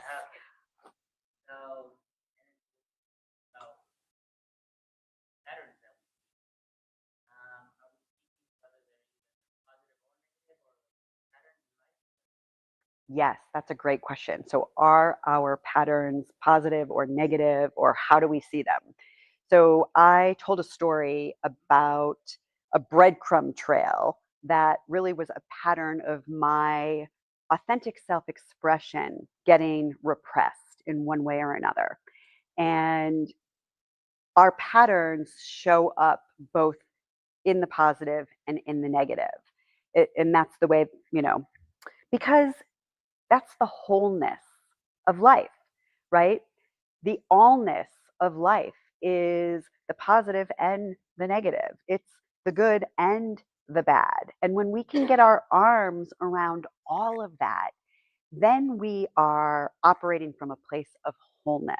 And what happens is we can diffuse the power that some of the things that we perceive as negative don't have a stronghold over us in the way that they once did. And that was really a big realization that I had as I've unfolded this path of curriculum for myself. I'm like, you can't even make this stuff up, right? Like, this is unbelievable. And as it became unbelievable, it became comical. And as it became comical, it became lighter. And as it became lighter and I didn't take it so seriously, then I was able to play with it a little bit better. And so now I'm bringing a completely different energy into the experience of whatever that is. So, it's a little comical today too, to have a light audience. My girlfriend Donna was in here yesterday. There wasn't a seat to be had. People were everywhere. So this is just me playing with myself again.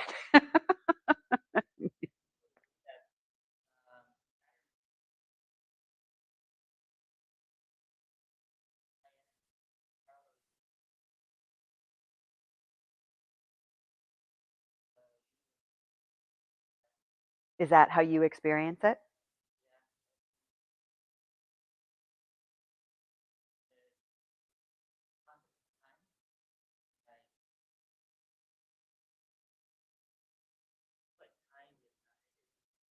Yes.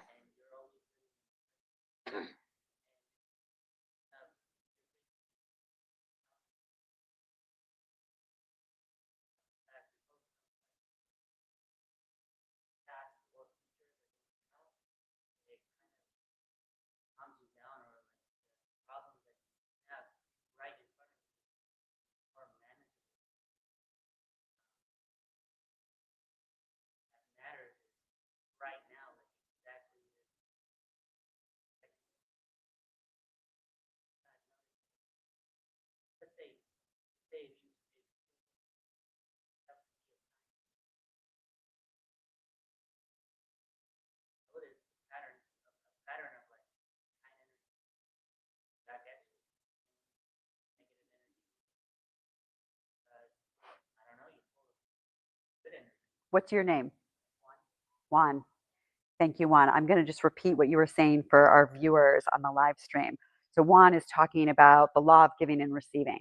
He's talking about what we give out is what we get back. And that is very much how the universe works. And he's talking about when we give out kindness and love and gentleness, then that is what we are going to receive back from the universe. And if it's not, maybe there is the opportunity for that to just be transmuted.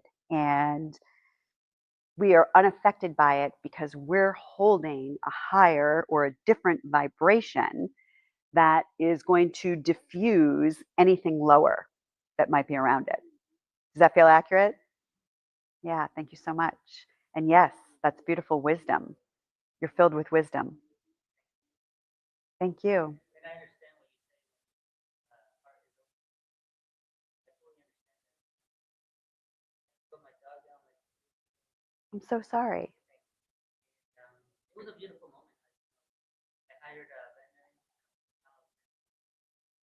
I held him like a baby. I don't have any kids myself, but you know, our dogs are our kids. Yes. Down and holding him like a baby. Ready. And before he passed, transitioned to the ensured that my heart was open, that I could absorb him. So when he passed, I never felt him leave. Took him, he took his body away. Like it never felt like death.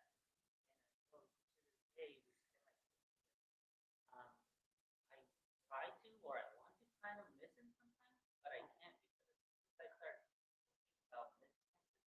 There, conscious comes up. If I say I miss him, talking about this right here. Heart was open. Well, that's very beautiful, Juan. You can speak to him. You know, I know that you know that. Well, thank you so much for your sharing. And what was your dog's name? Taz. All right. Well, light ahead to Taz and to your beautiful relationship that you had with Taz. I am going to close our space in the same way that I opened it. So I just want to invite everybody to just close their eyes for a moment. And we just ask that the light be sent up ahead for each one of you. For anyone who is catching the live stream live or later, just sending blessings of grace and loving, blessings of expression, whatever it is that you are here to bring forward as your inherent gifts. We just ask that those become more present in your consciousness so that you see them and enliven them in a beautiful way. We are now closing all energetic lines of communication between any of us, closing all open portals, gateways, channels, agreements, and lines of communication between any of us in the spirit world. We are grateful and we say thank you. So be it. I'm Donna Bond. Thank you so much for being here today. I would love to dedicate a book to each one of you. And because you are all here today, I'm going to discount my hardcover books from $25 to $10. If you would like to have one dedicated to you, you can come visit me over in the room next door. Thank you so much for being here. Thank you. Thank you, Jenna. Thank you so much.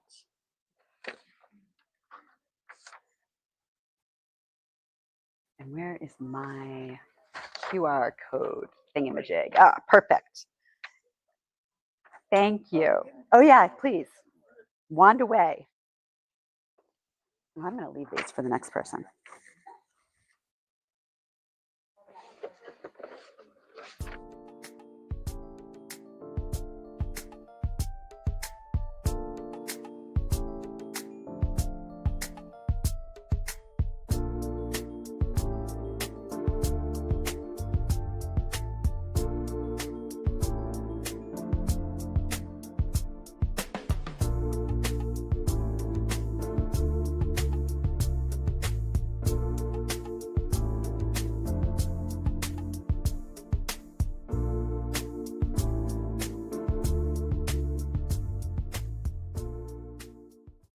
Are you ready to experience real healing, body, mind, and soul?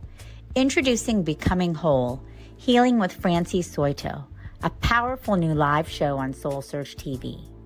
Francie is a Reiki master, psychic medium, and angelic channel with over 15 years of experience helping people and pets heal, receive messages from the spirit world, and reconnect with their true path. Every other Thursday at 6 p.m. Pacific, join Francie live as she taps into your energy field, connects with your angels and guides, and offers messages of healing, love, and deep transformation. Watch for free on SoulSearch TV, available online on Roku, Amazon Fire, Apple TV, and our mobile app. Want to receive a live reading or healing? Spots are limited. Grab your ticket now and receive a private Zoom link to join the session. Launching June 26th. Let the healing begin. Step into a new dimension of spirit, transformation, and connection. Join evidential psychic mediums Kelly Eckhart and Cheryl Murphy for Seeing Beyond, Living Transformed, a powerful new live show on SoulSearch TV. We go live Wednesdays at 4 p.m. Pacific, starting September 10th. Receive live psychic and mediumship readings, awaken your gifts, and connect to spirit in real time. Each week, explore deep spirituality, intuitive development, and conversations with luminary experts, healing, past lives, the afterlife, and more. Call in, ask your questions, and receive direct guidance from your spirit team. Watch free on SoulSearch TV or reserve your live reading now. Spots are limited on Roku, Amazon Fire, Apple TV, Android TV, and SoulSearch TV. Step into a sacred space with Ragini Mishra for Light Mirror Reflections, where every session becomes a portal to your soul, blending intuitive energy readings, name vibration decoding, and channeled messages from Babaji, Hanumanji, and the Divine Masters. Ragini guides you back to the truth you've always carried within. This is not just a reading, it is a reflection. Join Light Mirror Reflections every other Thursday at 6 p.m. Pacific, only on SoulSearch TV. Watch for free online or tune in via Roku, Amazon, Apple TV, and Android TV. Want to go deeper? Step into the Zoom room for a live personal reading and sacred soul connection. Come not to be told who you are. Come to remember who you've always been. Ready to awaken your gifts, heal your soul, and live transformed? Join evidential psychic mediums Kelly Eckhart and Cheryl Murphy every Wednesday at 4 p.m. Pacific for Seeing Beyond, Living Transformed. Receive powerful psychic or mediumship readings and soul messages. Watch free on SoulSearch TV or reserve your live reading spot today. Every other Thursday at 6 p.m. Pacific, experience Becoming Whole, Healing with Francie. Step into a sacred container of transformational healing, soul alignment, and divine messages. Live healings on Zoom. Space is limited. And journey inward with Light Mirror Reflections, soul-to-soul sessions with Ragini. Through meditation, chanting, energy messages, and guidance from the Masters, strengthen your inner guidance and remember who you truly are. Join the Zoom room free or watch on SoulSearch TV. 3 powerful shows, 1 sacred space. Stream online, Roku, Amazon Fire, Apple TV, or our mobile app.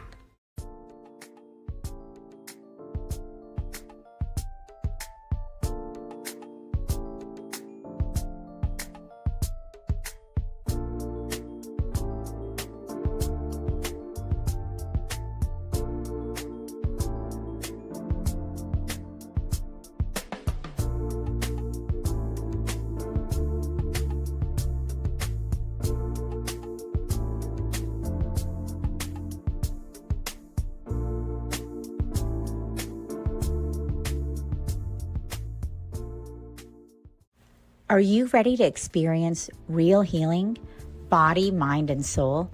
Introducing Becoming Whole, Healing with Francie Soito, a powerful new live show on SoulSearch TV. Francie is a Reiki master, psychic medium, and angelic channel with over 15 years of experience helping people and pets heal, receive messages from the spirit world, and reconnect with their true path. Every other Thursday at 6 p.m. Pacific, Join Francie live as she taps into your energy field, connects with your angels and guides, and offers messages of healing, love, and deep transformation. Watch for free on SoulSearch TV, available online on Roku, Amazon Fire, Apple TV, and our mobile app. Want to receive a live reading or healing? Spots are limited. Grab your ticket now and receive a private Zoom link to join the session. Launching June 26th. Let the healing begin. Step into a new dimension of spirit, transformation, and connection. Join evidential psychic mediums Kelly Eckhart and Cheryl Murphy for Seeing Beyond, Living Transformed, a powerful new live show on SoulSearch TV. We go live Wednesdays at 4 p.m. Pacific, starting September 10th. Receive live psychic and mediumship readings, awaken your gifts, and connect to spirit in real time. Each week, explore deep spirituality, intuitive development, and conversations with luminary experts, healing, past lives, the afterlife, and more. Call in, ask your questions, and receive direct guidance from your spirit team. Watch free on SoulSearch TV or reserve your live reading now. Spots are limited on Roku, Amazon Fire, Apple TV, Android TV, and SoulSearch TV. Step into a sacred space with Ragini Mishra for light mirror reflections, where every session becomes a portal to your soul, blending intuitive energy readings, name vibration decoding, and channeled messages from Babaji, Hanumanji, and the Divine Masters. Ragini guides you back to the truth you've always carried within. This is not just a reading, it is a reflection. Join Light Mirror Reflections every other Thursday at 6 p.m. Pacific, only on SoulSearch TV. Watch for free online or tune in via Roku, Amazon, Apple TV, and Android TV. Want to go deeper? Step into the Zoom room for a live personal reading and sacred soul connection. Come not to be told who you are. Come to remember who you've always been. Ready to awaken your gifts, heal your soul, and live transformed? Join evidential psychic mediums Kelly Eckhart and Cheryl Murphy every Wednesday at 4 p.m. Pacific for Seeing Beyond, Living Transformed. Receive powerful psychic or mediumship readings and soul messages. Watch free on SoulSearch TV or reserve your live reading spot today. Every other Thursday at 6 p.m. Pacific, experience Becoming Whole, Healing with Francie. Step into a sacred container of transformational healing, soul alignment, and divine messages. Live healings on Zoom. Space is limited. And journey inward with Light Mirror Reflections, soul-to-soul sessions with Ragini. Through meditation, chanting, energy messages, and guidance from the Masters, strengthen your inner guidance and remember who you truly are. Join the Zoom room free or watch on SoulSearch TV. 3 powerful shows, 1 sacred space. Stream online, Roku, Amazon Fire, Apple TV, or our mobile app.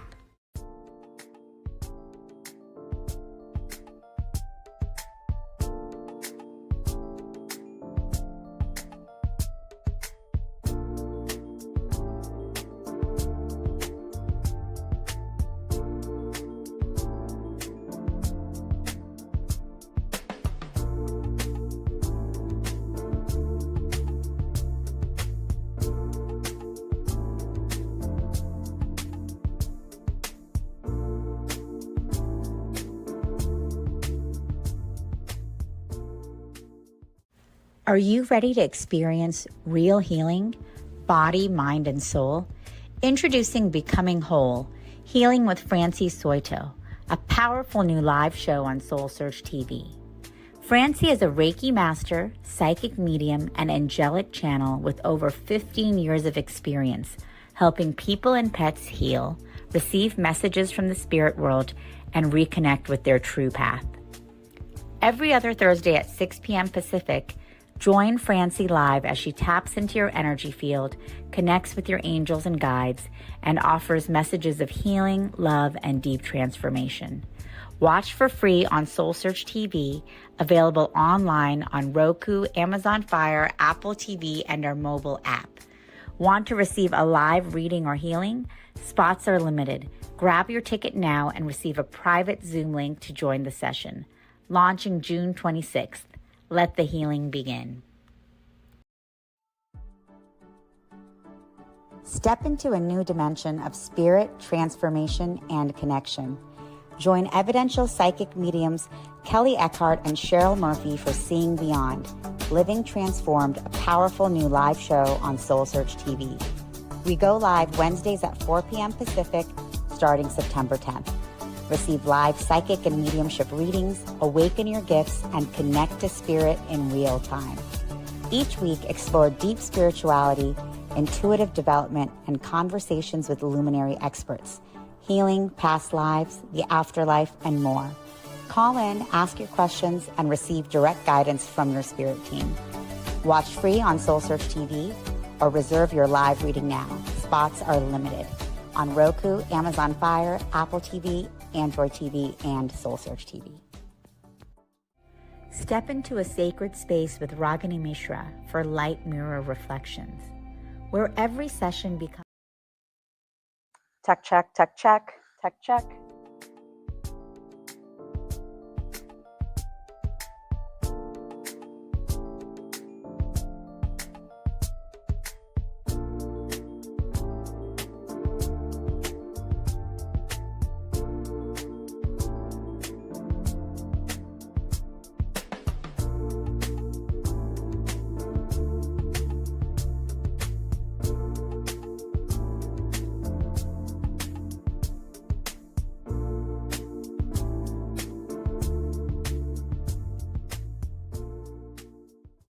Are you ready to experience real healing, body, mind, and soul? Introducing Becoming Whole, Healing with Francie Soito, a powerful new live show on SoulSearch TV. Francie is a Reiki master, psychic medium, and angelic channel with over 15 years of experience helping people and pets heal, receive messages from the spirit world, and reconnect with their true path. Every other Thursday at 6 p.m. Pacific. All right. Hey, Soul Searchers. My name is Erica, and I'm with SoulSearch. I am one of the community coordinators here.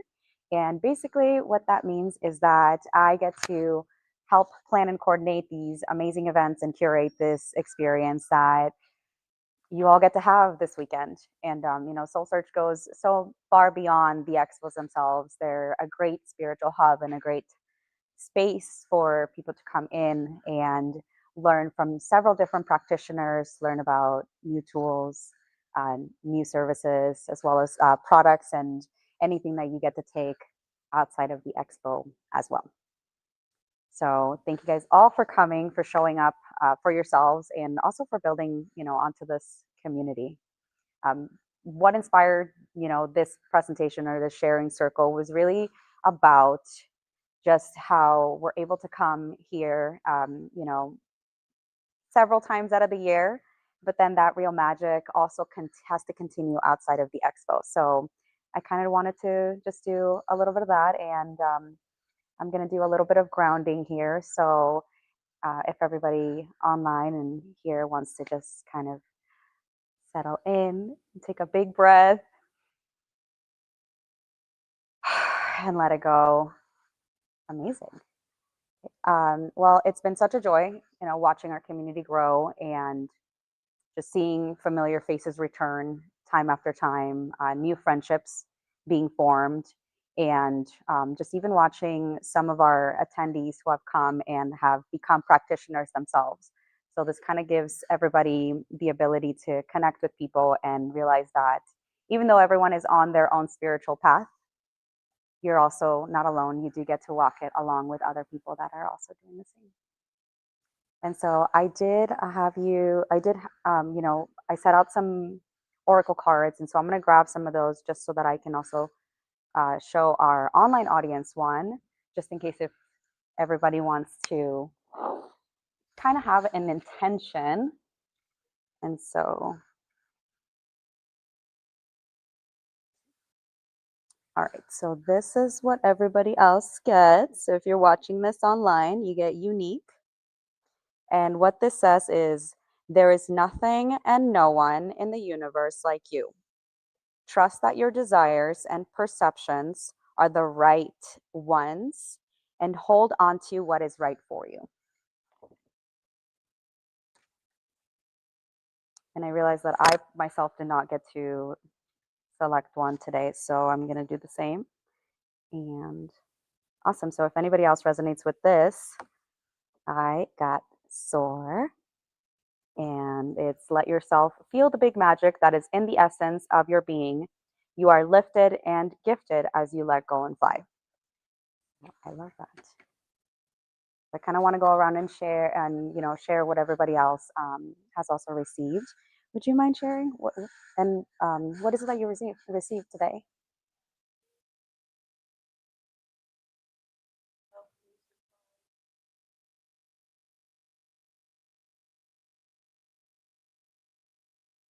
Be your true self anyways. I love that. What's something that comes to mind for you when you're, as you're reading that?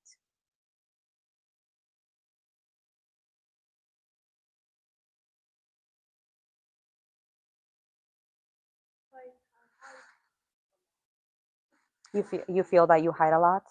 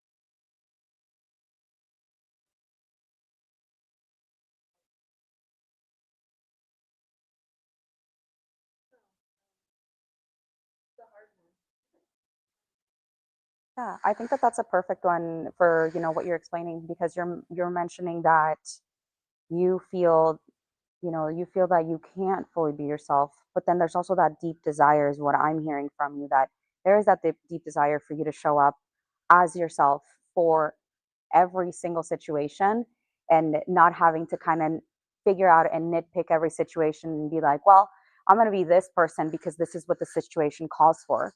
And I'm going to be this other person though, because that's what that situation is calling for. But more so, allowing yourself to also be your authentic self. And that sounds like there is that deep desire that wants to kind of rise up, and you already know that you have things to share. Every single one of us has things to share. And I feel that in at times I've personally felt that way as well, where I felt that I had to show up as a specific certain way, and if I showed up that specific certain way, I also couldn't show up as my authentic self, because then I would feel that fear of judgment. And that's definitely something that a lot of people resonate with too. And as you start to show up as yourself, whether it's like little by little, that feeling will subside. It does, it'll dwindle down. And I still get those moments in time where I show up as myself, or I'll show up as like my goofy self, and then I'm like, oh God, what did I do? Oh my goodness, embarrassed for a moment. And then you kind of get over it. You kind of have to like tell yourself, all right, let me get over myself for a hot second and just allow myself to show up, allow those people to get to know the real me, because then that also means that they're making that conscious choice of being around you and having you in their lives too. They're consciously choosing that. And as far as, you mentioning how you do have things to say, you have things to share. Every single one of us does. And the more that you utilize your voice, the more that everybody uses their voice, the more that then somebody else, and like it gives them permission to also do the same. you know yeah, I like to think of every single interaction as every single person has some sort of knowledge or some sort of secret that they know and I don't. And I want to find out what that is. And that's the same for, for that self too. Like you do have things to share. And when you're sharing that, you're also doing a good service onto somebody else that needs that valid information, like your own medicine in a way. Yeah.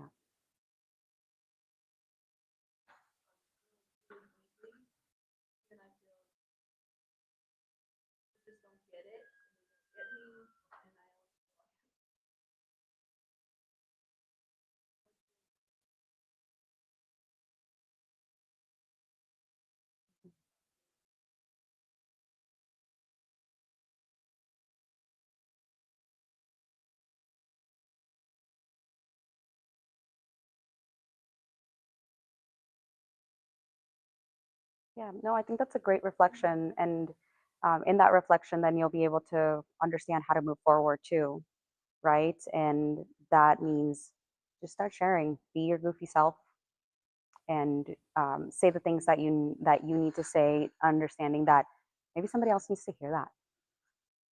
Maybe that gives somebody else permission to also be and step more into themselves and who they are. Yeah, thank you for sharing. Yeah. Hi, y'all. Welcome.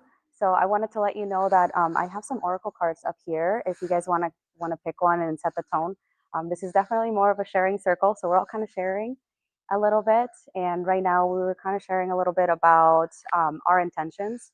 And so mine is this one, which is soar, and it's let yourself feel the big magic that is the essence of your being. You are lifted and gifted as you let go and fly. I feel that this is very true to me right now, and that in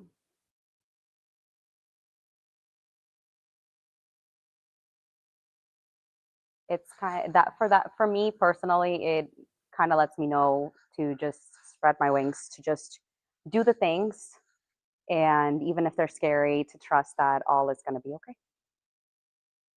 What did you guys get? Emergence. Emergence.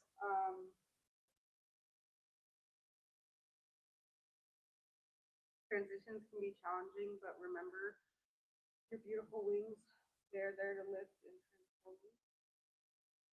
Transitions may be challenging, but know that your big, beautiful wings are there to hold you and support you. It just says, but remember your beautiful wings. Remember your beautiful wings. Okay. I don't know where that they last are there. part came. Yeah, they are there to lift and transform. Sorry. No, that's okay. So how do you feel like that kind of sets the tone for you?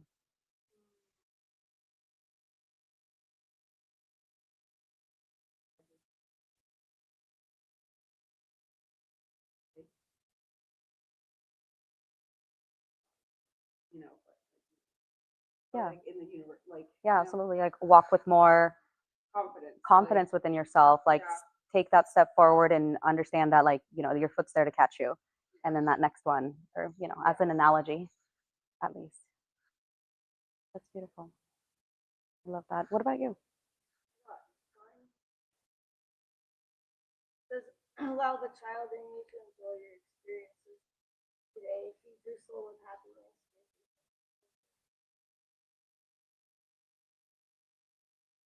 I love that. I love it sounds like it's very like inner child like. So allow your inner child to explore and play.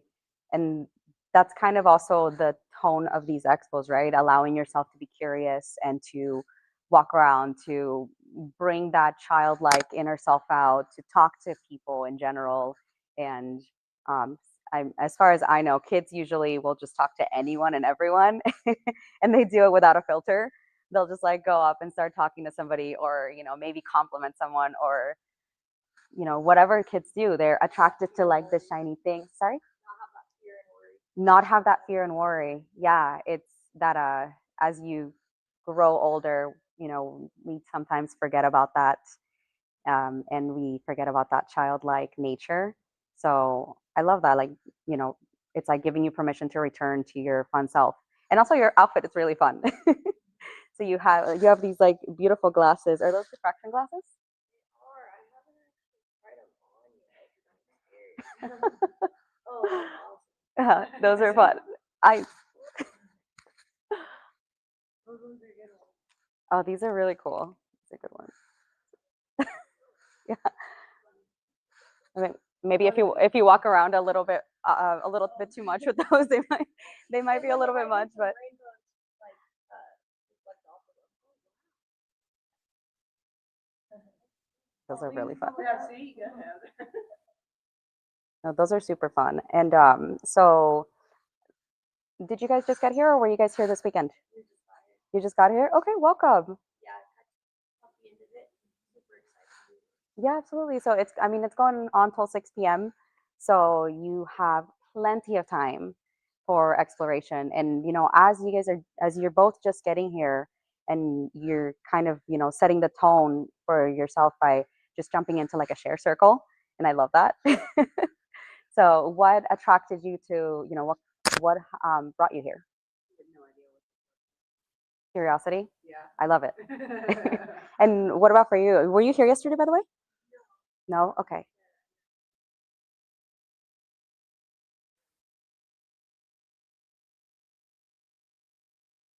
Yeah, and have you had a chance to walk around and kind of connect with people? A little bit? Yeah, okay. So you got to also come to the previous talk as well? Yeah, those are great. Those are definitely a lot of fun. Some of my favorite things about the expos is not just all of the vendors and all of the practitioners that you get to chat with. Of course, there are different services and so many different tools for you to take home with you. And the inspiration for having this share circle was more so along the lines of taking it past the expo and knowing that whether you're choosing some sort of like really cool tool to take home with you or a book that you may want to read about or a service that you get, like if you get a tarot card reading or a psychic reading or anything like that, that you have the ability to take that past the expo and also continue to create that little bit of magic in your everyday life. Yeah. So thank you guys, so much for sharing about that. And when I say the words everyday magic, what comes to mind? For me personally, I get like a little vision of like I receive a reminder of times when I've gone to Sedona to go on a hike, and I love hiking so much. It makes me so happy and it makes me so joyous. So I think about that joy and about how when I am on that hike, I'm not just walking. I'm kind of like flowing around. And it's almost like I leave the physical world and I'm in this like fairy-like world. So for me, when I think of everyday magic, I think about joy, and then past the magic of that hike, and also just like past the magic of an expo, I try to think about how I can bring those little tiny moments back, and sometimes they become like little breadcrumbs. So it's kind of like following the little breadcrumbs to continue to create that magic. So that's what for me when I think of everyday magic, I think about those specific situations when I'm hiking, and then about joy and just magic, like like the representation of magic when you think about it in the sense of like a childlike way, so like a kid with maybe like a magic wand. But so I would invite you guys to just kind of think like everyday magic, like what is that? Is there any word that comes to mind when I say everyday magic? Well, so I'm just getting into like electrical for my job, and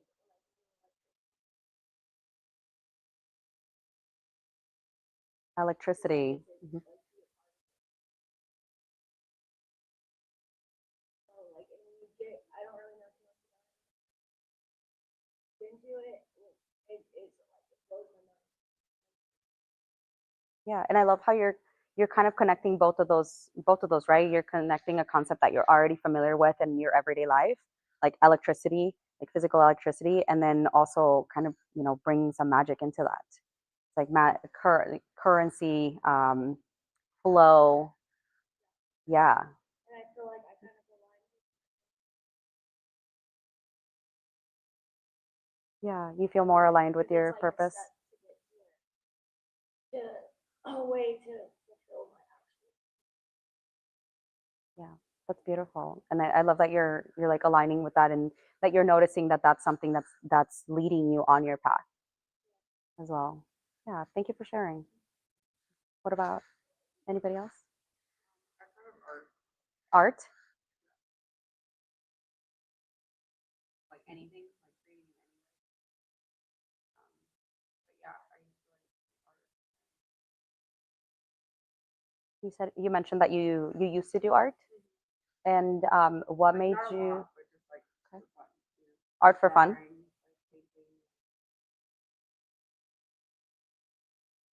like painting, like different things, you know. Yeah, so like being in creativity in general and creating things, creating Yeah. whether it was like jewelry, paintings, coloring, all of that art, everyday magic art. Yeah. And I mean, it gets way deeper than that. Clothes, or, you know, like it, but yeah, and it's like self-expression too. Mhm. Yeah, it definitely brings out that magic of like that self-expression. As an artist, you create art, and you do create magic. And the oracle cards that you guys have, that you guys got to pick, those are actually from an amazing artist, and she creates those paintings, and then has printed them onto these oracle cards. So these are kind of my favorites. One of my favorite tools personally. I love journaling, so for me, there's a little bit of magic in journaling. And sometimes I just get so busy with everyday life. And what's funny is that, after these expos, I always feel so much more connected, and I always feel like, oh my gosh, it's everything's so magical and everything's so connected, and I feel so connected to my own intuition, and I can just write and write and write, and then I'll begin to write some sort of story. And so I'll do that. But then everyday life gets kind of steps back in, and everyday life is like emails and dog mom duties, and just all of the things in between. And so sometimes that magic kind of like dwindles away. It doesn't mean that I don't stop sharing, but the amount of it just becomes a little bit less. And so for me, because I love journaling and because I love writing, I find little moments of magic in a way where if I am too busy, I will just grab my journal, and sometimes I'll just force myself to sit down, and I'll say, you know what, let me just write at least 3 things that I'm grateful for. And that is going to be enough magic for today. And then another day comes, and maybe that day's busy too. So I go, all right, I'm just going to continue to just do three things. And then eventually, as life, as you breathe and as you meditate, life starts to come back, and I feel that I find the ability to then elaborate on all of the things that I've written. So maybe I look back to yesterday, or someday from last week, and I go, wow, those are 3 things that I'm grateful for, and I kind of want to write more about number 2. And so I'll sit down and I'll write more about number 2. And so that's my own personal way of bringing a little bit of everyday magic back into my life. What about you? Tell us a little bit about music.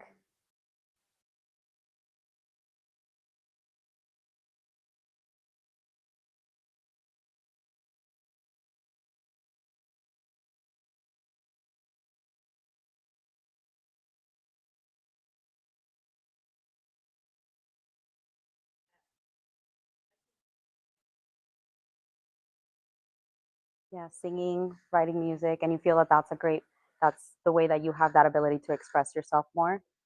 So, what is it that you do when life kind of gets busy to continue to feel connected?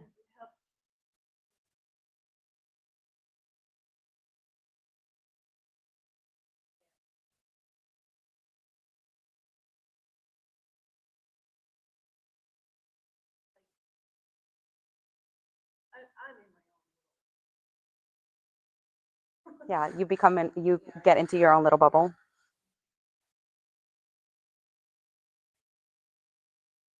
Absolutely. Yeah. It is very magical. So do you then, I know you mentioned you'll listen to music and you write music as well and you sing as well. Professional, but I've done, that's like, so like that's,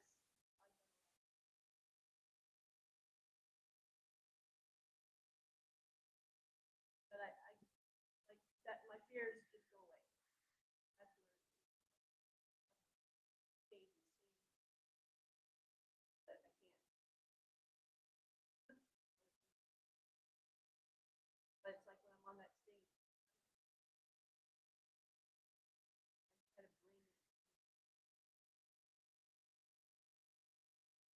bring Yeah, so you mentioned that you're okay with being on a stage and singing or performing when it comes to music.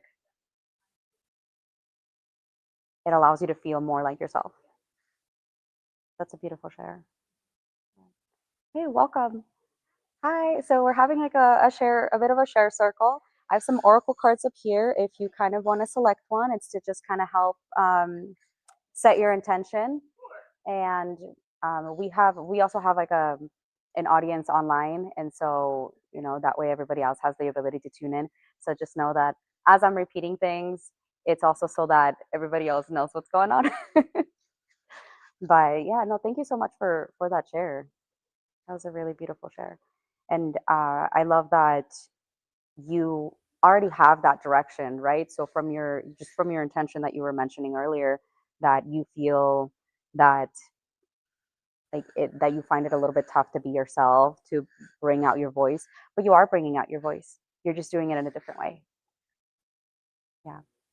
And I feel like you can also continue to elaborate from that. Like if that's the way that allows you to feel comfortable in sharing about yourself, continue to explore that, and that's going to allow you to continue to to connect more and to find your tribe, if you will. Yeah. What card did you select? Creativity. Oh my god, I love that so much, and I love synchronicities because we've been talking nonstop about creativity in the room. Yeah. And so, how does that hit home for you?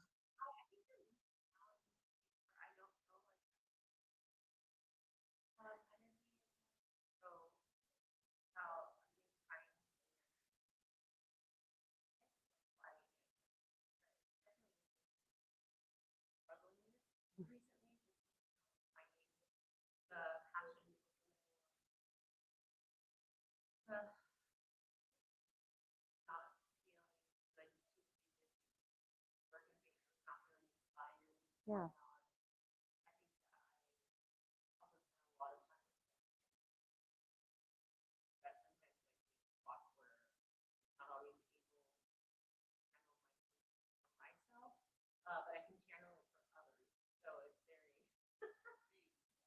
I and and first off, thank you for sharing. It sounds like so you were mentioning that you kind of feel disconnected from yourself. But then I also heard that you have that ability to kind of connect for others and you just are finding it a little bit tough to connect with yourself. So,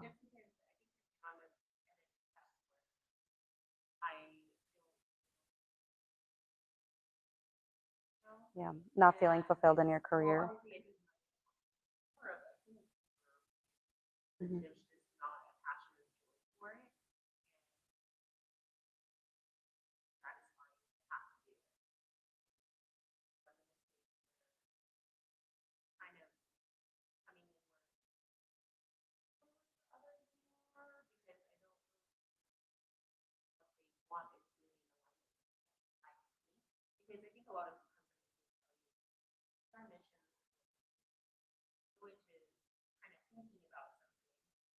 then they play their cards, and it turns out it was just like a lie, or something just doesn't allow you your value.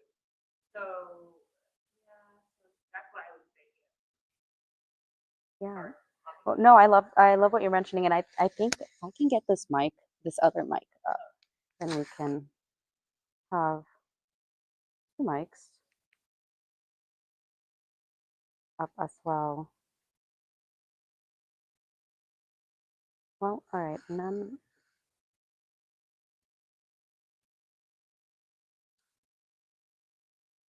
okay, perfect. So yeah, no, I think that you're in a great space, and you're also in a space that where a lot of people are finding, and we can just kind of pass this one around, but that way it's just a little mic, Okay. secondary mic. But you're in a space where you are finding that maybe what you were interested in, career right now Yeah. specifically, may not necessarily be as fulfilling as you thought that it was going to be. Mm-hmm. And it also sounds like you're also being called to like step more into yourself Yeah. and bring out that creativity. Yeah, I think so. Yeah, like I said, I'm not sure if what that looks like, if it's supposed to be that I start something myself, but I'm figuring what that is, or if it's more so just having to dive deeper into myself and trying to understand like what do I find to be a spark for me, or what is it that it needs to look like. But then you can't try to do that too much, because if you try to control it too much, it doesn't work. So Yeah, or finding the then balance. we get really into our heads, Yes. right? Headspace. And I know you mentioned that earlier as well, that sometimes you're trying not to like overthink the things, Yes. not say too much into your headspace. Yeah. Yeah, I definitely, Yeah. I resonate with that a lot. Yeah. Sometimes I feel that if I overthink something, if I Mhm. continue to think about it and think about it, then sometimes I can think myself out of it, like Yes. away from it, Yes. instead of actually, stepping in and trusting that I'm prepared for whatever it is that's supposed to Yeah, come. I think we have a hard time detaching a lot of the time, is what it is. And sometimes, yeah, we become our own enemy because we become so attached to the thing that we want with affirming or whatever, and it winds up creating like a weird, um, I think, nervous energy to it that pushes it farther away from you. But it's also hard not to fall into that space, I think, sometimes if you're not more in awareness with who you are, like really are, or what your heart feels in that space. Yeah, Yeah. absolutely. So, And yeah. that's why it's important, right, to get to know who, like, your person you Yeah. are, because then you're also able to step forward in those situations. Yes, absolutely. Yeah. 100%. Yeah. That's beautiful. So And what inspired you to come to one of these expos?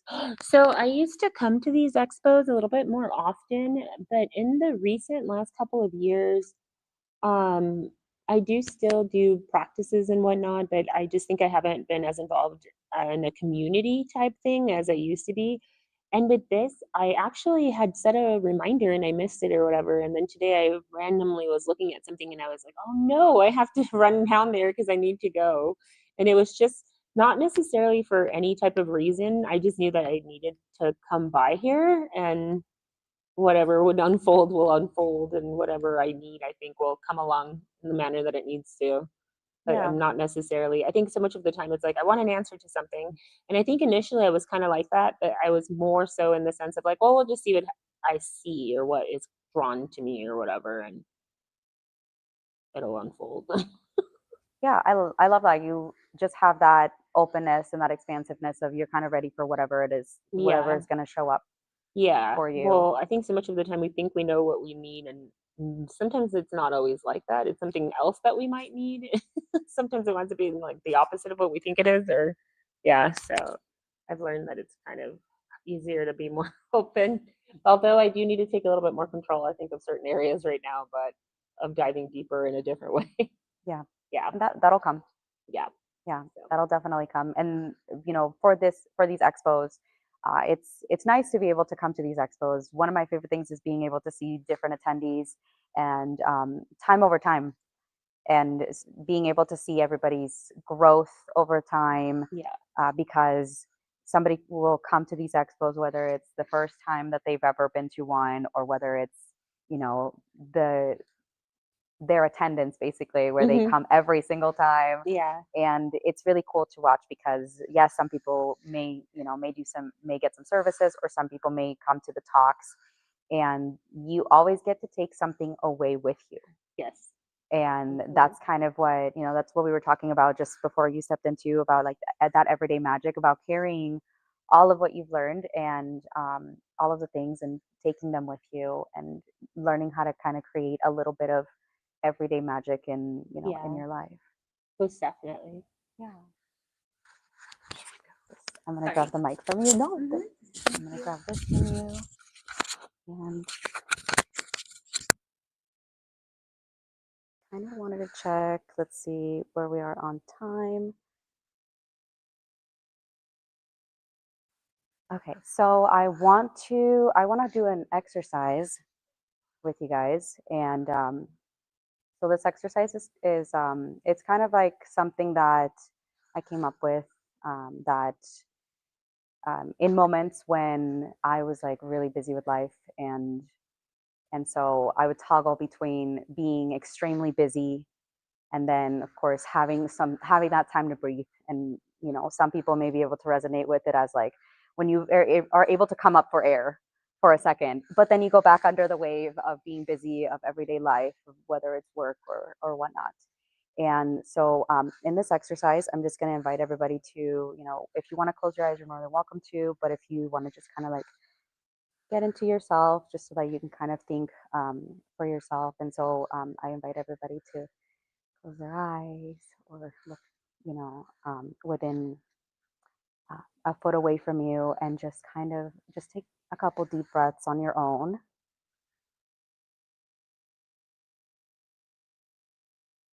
And whether you're just getting here, or whether you've been here all weekend, I want you to think of one thing that really hit home for you, or that's just really hit home for you so far. Just something that you resonate. And that can come in different ways. Sometimes it can come as a picture, sometimes, or it can come as a word, a feeling. And just notice it. Notice how it makes you feel, whether it makes you feel empowered, held, maybe seen, supported. Any word that comes for you, any feeling.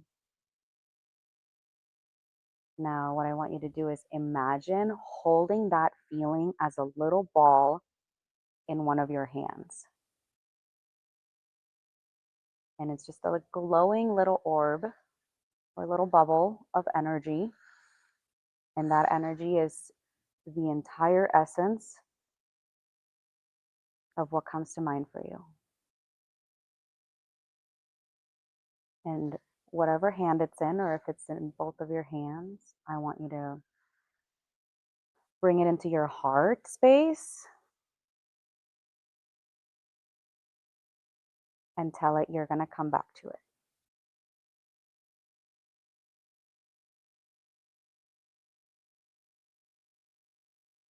And just breathe it in.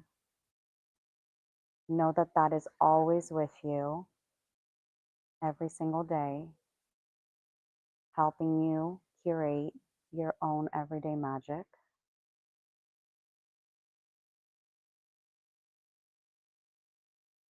And as you come back, I just want you to ask yourself, what is one small thing you can do in your everyday life to reconnect to this little orb of energy again?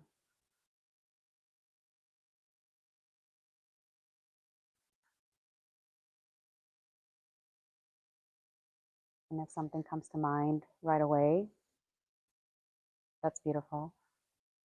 If something doesn't, that's okay. When life gets busy, that's your micro moment. That's your breadcrumb back to your own magic. And as you take one final breath,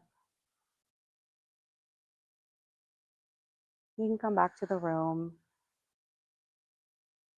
Maybe flutter your eyes open, slowly look up.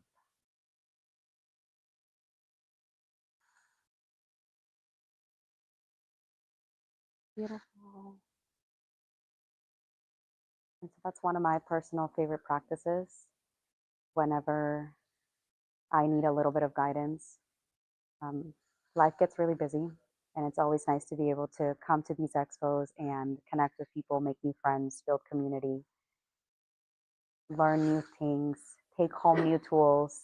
If you do take any sort of tool with you, know that the magic in that tool is the intention that you're putting into it. That's the biggest thing. And I'll kind of we can kind of go around and share here in the final moments.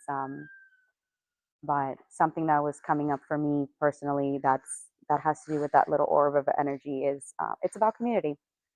For me personally, it's about building community, and building community means continuing to connect with people, continuing to connect with every single person, and knowing that every person, you know, should be heard and has some sort of little tiny magic that I need to know.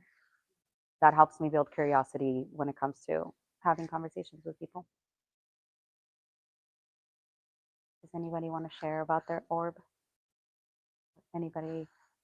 And if you just want to kind of keep it to yourself, you're also more than welcome to. Beautiful. All right. Well, thank you guys so much. Yeah. I will. My name's Erica, and I work with SoulSearch. If you guys have any additional thoughts or anything you want to share, I'm usually over at the registration booth or walking around and making sure that everybody is having a lovely experience. Thank you guys.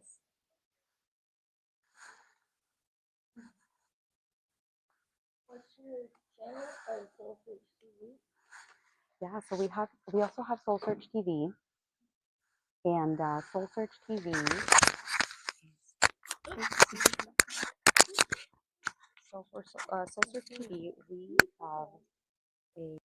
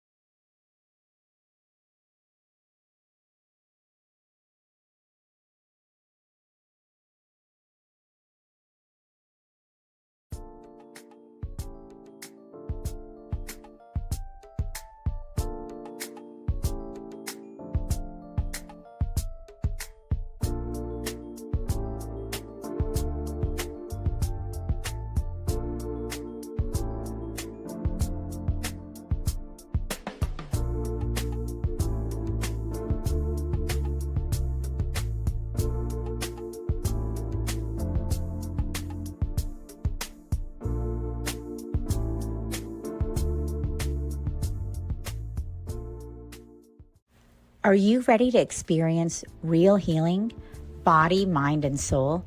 Introducing Becoming Whole, Healing with Francie Soito, a powerful new live show on SoulSearch TV. Francie is a Reiki master, psychic medium, and angelic channel with over 15 years of experience helping people and pets heal, receive messages from the spirit world, and reconnect with their true path. Every other Thursday at 6 p.m. Pacific, join Francie live as she taps into your energy field, connects with your angels and guides, and offers messages of healing, love, and deep transformation. Watch for free on SoulSearch TV, available online on Roku, Amazon Fire, Apple TV, and our mobile app. Want to receive a live reading or healing? Spots are limited. Grab your ticket now and receive a private Zoom link to join the session. Launching June 26th. Let the healing begin. Step into a new dimension of spirit, transformation, and connection. Join evidential psychic mediums Kelly Eckhart and Cheryl Murphy for Seeing Beyond, Living Transformed, a powerful new live show on SoulSearch TV. We go live Wednesdays at 4 p.m. Pacific, starting September 10th. Receive live psychic and mediumship readings, awaken your gifts, and connect to spirit in real time. Each week, explore deep spirituality, intuitive development, and conversations with luminary experts, healing, past lives, the afterlife, and more. Call in, ask your questions, and receive direct guidance from your spirit team. Watch free on SoulSearch TV or reserve your live reading now. Spots are limited on Roku, Amazon Fire, Apple TV, Android TV, and SoulSearch TV. Step into a sacred space with Ragini Mishra for light mirror reflections, where every session becomes a portal to your soul, blending intuitive energy readings, name vibration decoding, and channeled messages from Babaji, Hanumanji, and the Divine Master.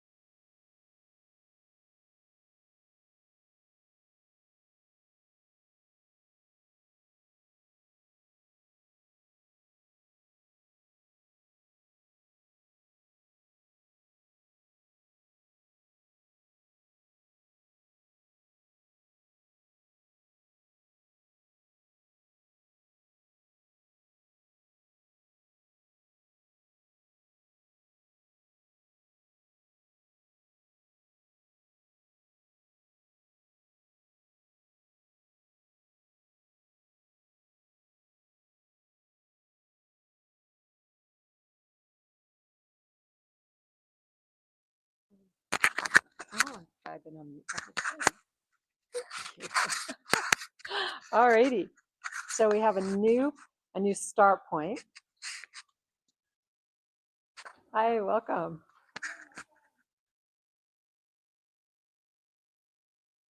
All right.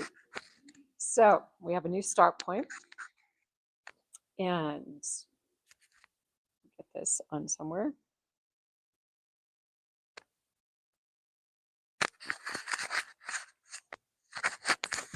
There we go.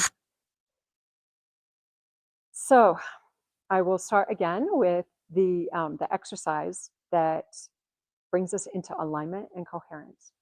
This is a very simple exercise that I use with children that's very easy to teach and share without any connection to spirituality. This is all about our physical electrical system and working to pull ourselves together.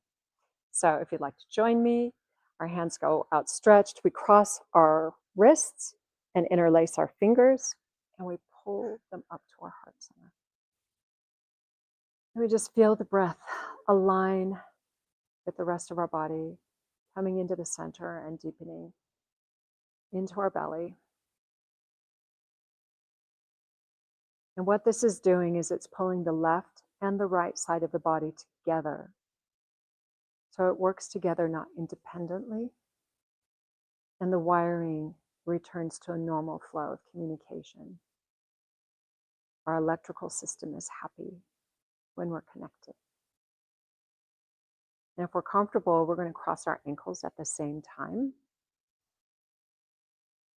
And this not only further connects the left and the right, but this also works with the upper and the lower. We have two midline barriers, one running vertically, splitting left and right, and one running horizontally through the belly, through the navel, defining upper and lower. So we'll just hold this posture for just a short space of time, connecting with the breath and allowing it to pull us together.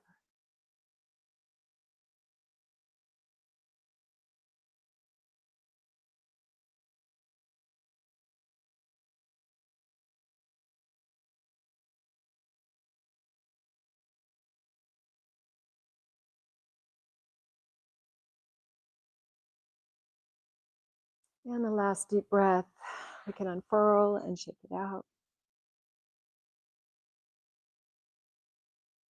And just feel a little bit more centered. So even in an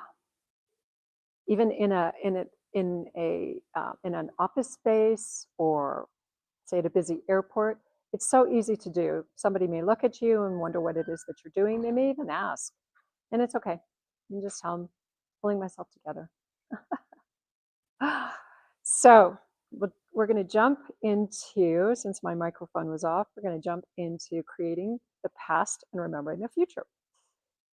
We are taught that the past, present, and future are linear, that it's one step in one direction or one step in the other direction.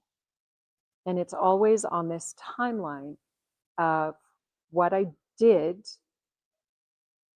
I don't really want to look at, because I really wasn't sure why I did that, because we're not coherent. We haven't pulled ourselves together to make the choices. We're reacting rather than responding. And the future is in front of us, waiting for us to achieve a goal, a dream, a future of some sort, a place, a destination. When in actuality, every moment in the present, in this linear time construct, each and every moment almost instantly becomes the past. So what I just said is now in the past. And what I just said now is now in the past. And I haven't moved towards a future, but I'm constantly creating the past. So why am I future focused? Because we're taught to be future focused. We're taught to project ourselves out of the present moment into the future, into a dream, into an objective, into an achievement. School teaches us that the next grade comes after, one grade comes after the next, and it's a stepping stone. We're constantly stepping into the future, and we're stepping into the future, and we're moving in that direction. And it feels like we're moving away from the past on this linear time construct. But the past, present, and future actually happen all at the same time. And so it's just a concept to navigate life, but we're taught it backwards. We're taught it backwards. So there's this great quote that came to me 3 different occasions, 3 separate sources in quick succession. And when a synchronicity like that happens, I always pay attention, because why would you not pay attention? So that's where your energy flows, is where you pay attention. This quote I'm going to read because I want to make sure I get it right. It comes from George Orwell, the author of 1984, which is a dystopian novel about control. And the quote goes, "Who controls the past controls the future. Who controls the present controls the past." So I'm going to repeat that. Who controls the past controls the future. You notice it doesn't go through the present. Who controls the past controls the future. Who controls the present controls the past. So I like to think of it out of that sequence, because I found it easier to do so. That who controls the present controls the past. Who controls the present controls the past. Who controls the past controls the future.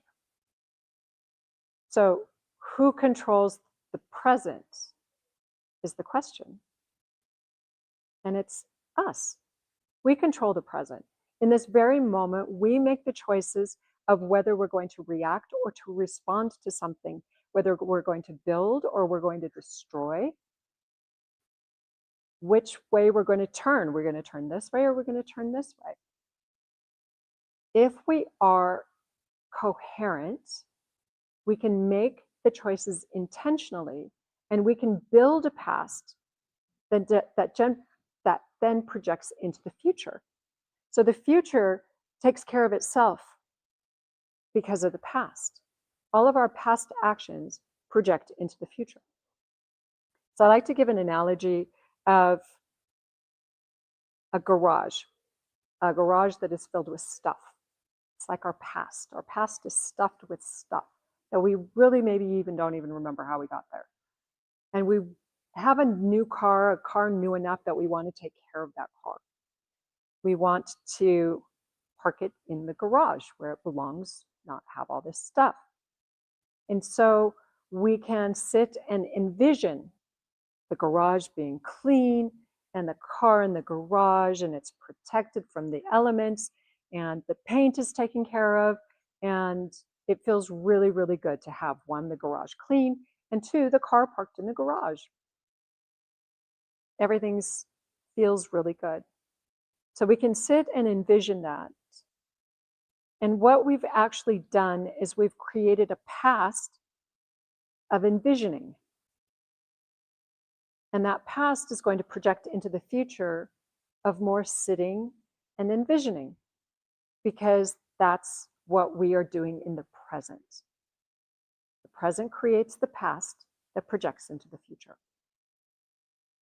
What we could do with that envisioning time is we could get up and we could go to the garage and we could clean it.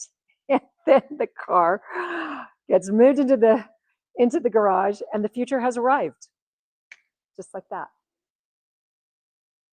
When we attend to the past, the future becomes inevitable as an outpicturing of the past. It's a mirror reflection. What we build in the past projects into the future. We don't have to save for a rainy day. We don't have to be scared of what might come. We take care of the past by tucking a few dollars away into a savings account because that's practical. It builds our, it builds the future. It builds the future. But the action doesn't happen in the future. It's not building for the future. It is creating the past. Every action creates the past. I just put a couple pennies in my savings account. As soon as I drop that in, it's done. That transaction's done. Now that's in the past. The intention is that it's for the future, but it didn't create the future. We're taught to create, we're taught to remember the past and create the future, and it's backwards. That's the actual opposite of what really how it functions. So another analogy that I like to use is planting a seed. So the seed is an intention. If it's an actual seed, it could be a seed to an oak tree. We plant the seed. In the moment of planting it, we are in the present moment. The moment that we're finished planting it, we walk away, it becomes the past. And that seed has the potential to grow into what it was designed to grow into in the future. So it's not going to grow what I conceive of as today. It will be grown tomorrow or the day or 2 weeks after. The growth cycle, whatever it is the future. But the fact that I planted it starts in the present and happens in the past, creates the past. So you're welcome to come in. So we're just talking about, you got some beautiful henna, didn't you? We have such a remarkable henna artist here with us. So we're talking about creating the past as a function of actuality. Every moment that we complete an action in the present creates the past, which projects into the future. So who controls the present moment, which is us? We control whether we react or we respond based on how coherent we are. And that moment creates this past moment. I just said that a moment ago, but that's in the past. That's not in the future. What I just said created the past. It didn't create the future. I'm not saying it then. I'm saying it. I just said it now, but it resides in what I perceive to be behind me. But what I said planted a seed that will grow in the future. So right now, I'm sharing a seed with everyone here that may or may not germinate. It may or may not make a difference to you. It may or may not resonate. But if it does, it'll allow you to realign your focus from extending out of the present into this unknown future while being inattentive to the past that you're building. So when we are attentive to our present moment, which is all there ever is, there's only ever the present. The past and the future are a construct that allow us to navigate life. But it's just a concept. It's just a concept. It's a tool. So in the present moment, we react or we respond. We take initiative or we sit back and we wait for another response. But all of it creates the past. And the past creates the future.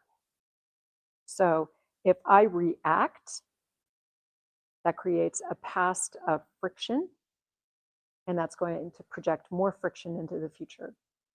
If I respond because I'm coherent, I'm pulled myself together, I've done the inner work, I understand myself, I learned about how I function, I'm going to be able to respond.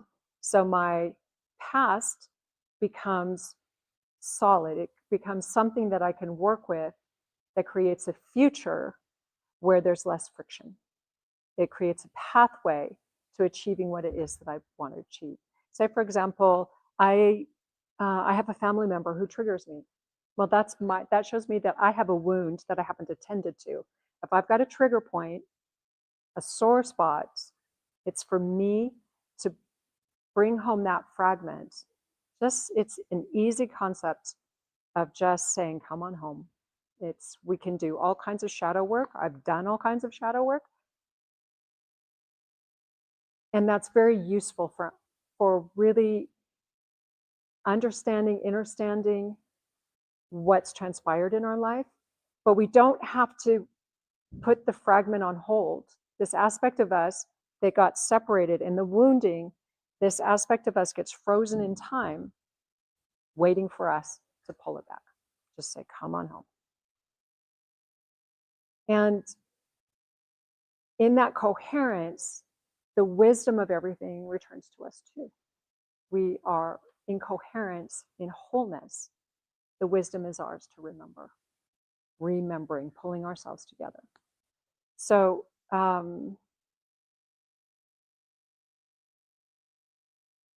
so many different trains of thought to take. So in this instance of where a family member triggers us, one, it shows me that I have a wound that I need to attend to, that it's mine, that trigger point is actually where I might be angry. I can react to be angry with that family member. And why did you do that? And that just creates a future of more friction. Or if I've taken the time to consider that recognize that these fragments exist, I can thank that person for showing me there's a fragment. By triggering me, it's like a white flag of the fragment saying, hey, here I am, can I come home now? And that family member then becomes our ally by showing us that we have this fragment that's trying to get our attention to come home so that we can become whole again. We can reintegrate all these fragmented, all these wounded aspects of us. And in that moment, with that recognition that, ouch, yeah, that hurt, that family member, wow, like I'm upset, that really, really hurt. But it's my choice. To do with it what I want. I can create then the past of understanding, understanding, and I can thank my family member for being that point, that loving point that hurt like all get out, but showing me, helping me see that there's a wound. And then my future now has less friction. Now it's smooth. Now it's a road where I'm more coherent. Now I can move forward into this space of more awareness of what it is that I'm creating. Okay, so let me check the time really quick because, there we go. Okay, I have all the time in the world because there's only now, right? So any questions so far? Anybody? Okay. So what I want to say just before I move into remembering the future, remembering the future, is that these fragments of ours, this woundedness, is a way to keep us off balance, off center, so that we're weak creators. We aren't strong creators. We need to be strong creators in order for the future to be the one that we envision. We know we have hopes and dreams. Humans have hopes and dreams.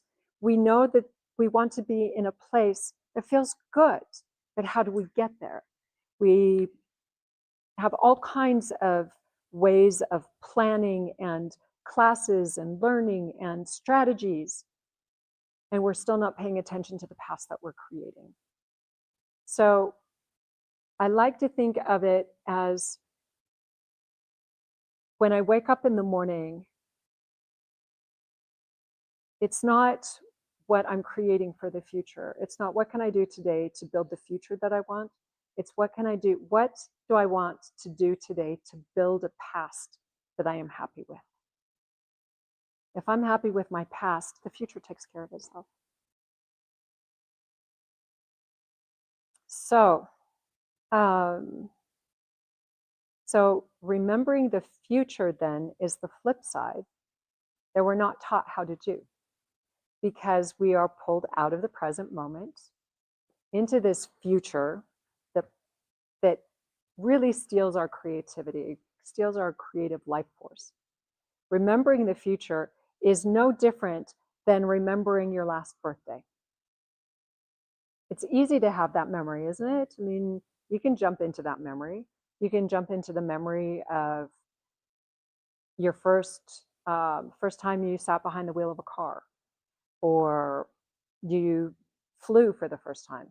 Anything that is associated with the past, we have easy access to because we're actually practiced at it. Remembering the future is no different. We just aren't practiced at it. So I want to establish that this isn't something that this isn't about being psychic. This isn't about being clairvoyant. This isn't even about manifesting, because those are different skill sets. Those are different avenues of accessing information. Manifesting is very will-based. It's projecting your will into the intention that you desire. When it in a better, I think, a more accurate form of the intention is invitation. If you invite that future that already exists in the theory of everything, past, present, and future happen all at once. That future, that timeline already exists. All you have to do is invite. You're just extending an invitation. You don't have to manifest anything. You don't have to take the substance of the field and pull it into coherence that matches your thought form, that brings you the future that you want. That already exists. It's like on a LP vinyl record. You drop a needle anywhere on that record and the song plays. It could be in the middle of the song, but it plays. It's there, it's present. You don't have to start at the beginning and make your way sequentially to the inside lane of all those grooves on that LP. You can drop it anywhere. It's the same principle. You can drop into your future. You can connect with a timeline that aligns with the experience that you would like to experience. So you're dialing the number, you're dialing your friend on your phone, you're calling that timeline, and it's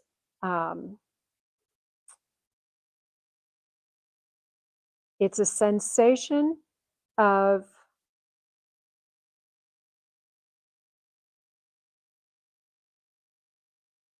I'm going to take a step back to the invitation just to tie it together a little bit better. The invitation. So, for example, you want to throw a party. You want to throw a party, so you send out invitations. And in the manifestation model, you think about how great the party is going to be, and you envision how great the party is going to be. But in the invitation model, you plan your menu, you plan the music, you plan the decor, you plan what you're going to serve, who's going to sit next to each other, whatever the elements, like who's going to bring what, you're going to think about all the things, you're going to plan it. So you're going to write your lists, you're going to get the food, you're going to make the dinner, you're going to make the dessert, and then you're going to anticipate. And you're putting your clothes on. I think you can imagine how easy that is to imagine what clothes am I going to wear? Is this a formal party? Is it a informal party? Is it a picnic? So all of the elements that go into having a party starts with the invitation, and then you prepare for it. Then you go through all the steps to prepare, and you anticipate the arrival of your guests. It's like 7 o'clock on a Saturday night, and they're starting to arrive, and you're like, am I ready? Am I ready? It's anticipatory, and you can feel that. That is a sensory experience, and it is so much more effective than manifesting this invitation, because you're actively participating sensorially in what's arriving at 7 o'clock on a Saturday. So I came across this concept first in a seminar, very much like this. I was multitasking. I was part of the crew that was organizing it. And so I hadn't heard this talk before, and I got this snippet of remembering the future. And I thought, okay, I need to know more about that. 4 months passed, and the next opportunity arose. Again, it was a seminar, but this was several hundred people. And the guest speaker told a story about an experience of role playing with a friend of his for an interview that he was just about to have. So the friend played the role of the interviewer while this speaker talked about, gave him the answers as the interviewee, how he wanted the job and he was a good fit for it and all of that. So they role played this scenario of the interviewer and interviewee. And there's a adage that I think many of us have heard about, fake it till you make it. So the faking it part is acting. But remembering the future isn't acting, it's embodying. It's putting yourself into the actual energy space of that role. So these two gentlemen got really into it and they really embodied these roles. Immediately after the fellow with the interview, the speaker that I heard telling the story, he went off to his interview and came back to the friend. And the friend said, how'd it go? And he said, exactly like we role played. It was crazy. It was amazing. Every single thing that we talked about just happened. So then this fellow started playing with this remembering the future. And as he was sharing more and more stories, I got it. It was like a light bulb. And I'm like, oh my gosh, he's telling me something. I mean, he's telling us how it works. And I looked around the room at these other few hundred people waiting, thinking I was going to see other light bulbs going off. And I didn't. Nobody else seemed to get it. Everybody was kind of waiting for the punchline. And it didn't sink in. So for me, those 4 months transpired. I didn't understand it at first, and then the next opportunity. So what I'm inviting you to consider is that if it doesn't land now, just be curious when it comes around again for you. Because oftentimes when we hear something new, it's followed up before long with another iteration of it. So I was so excited about this that I started practicing it with my friends. And I wanted to remember an upcoming international flight that was right about 14 hours, nonstop. I wanted to remember the future, the timeline where I was comfortable, I had enough space around me, I wasn't cramped into a sardine can like some of those really full flights can be. And I was able to actually enjoy the flight. A couple months later, the flight came up and I boarded with anticipation of an exhaustion. It was a very challenging trip to prepare for. I got my window seat and I sat there and I waited for the other people to arrive and waited for the doors to close. So what I'm sharing here in this moment is that was a very human response. I remembered my future before arriving, but I still had a human response of what am I going to find? Is that future going to meet me here? So the doors closed and we pulled away from the gates.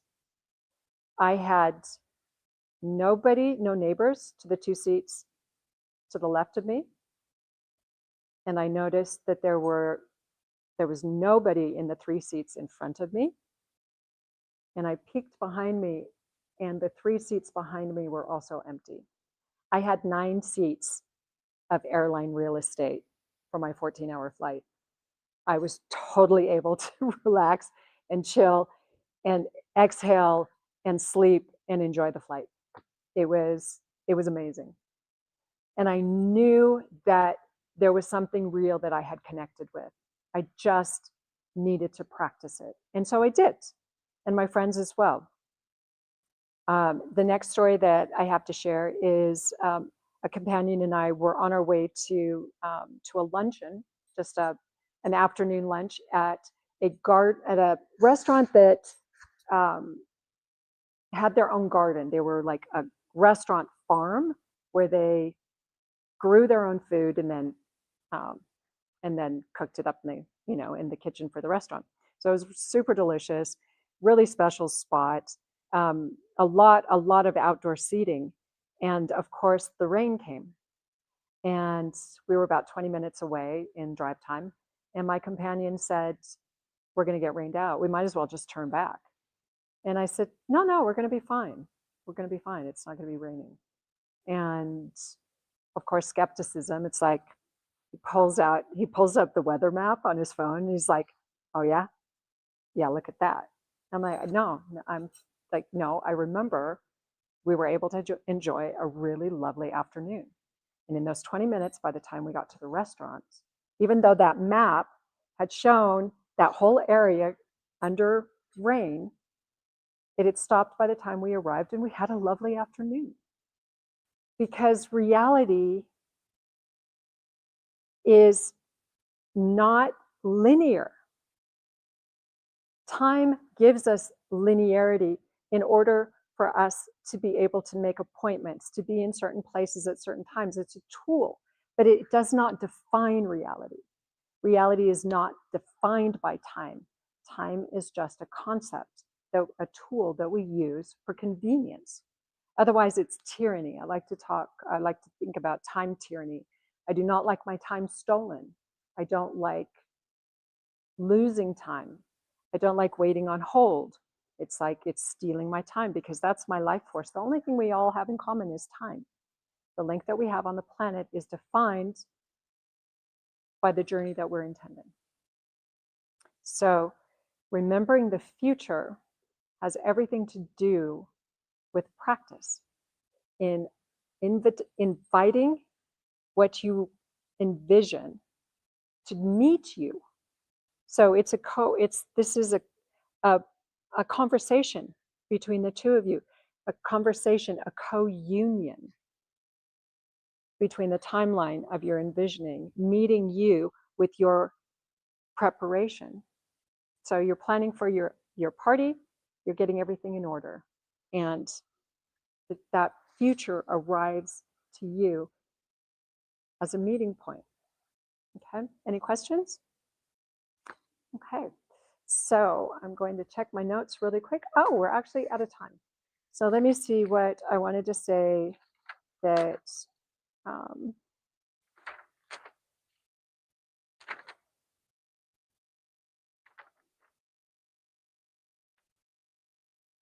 okay, I think I pretty much covered everything. So without any questions, I just invite you to consider that at the end of the day, rather than thinking about what you have to do tomorrow, you reflect on the past that you just created, knowing that the future will take care of itself. And when you wake up in the morning, ask yourself, what kind of past do I want to create today? When you're intentional about your past, the future takes care of itself. So I thank you so much for joining me, and I wish everyone a rest of a beautiful Sunday. Thank you so much.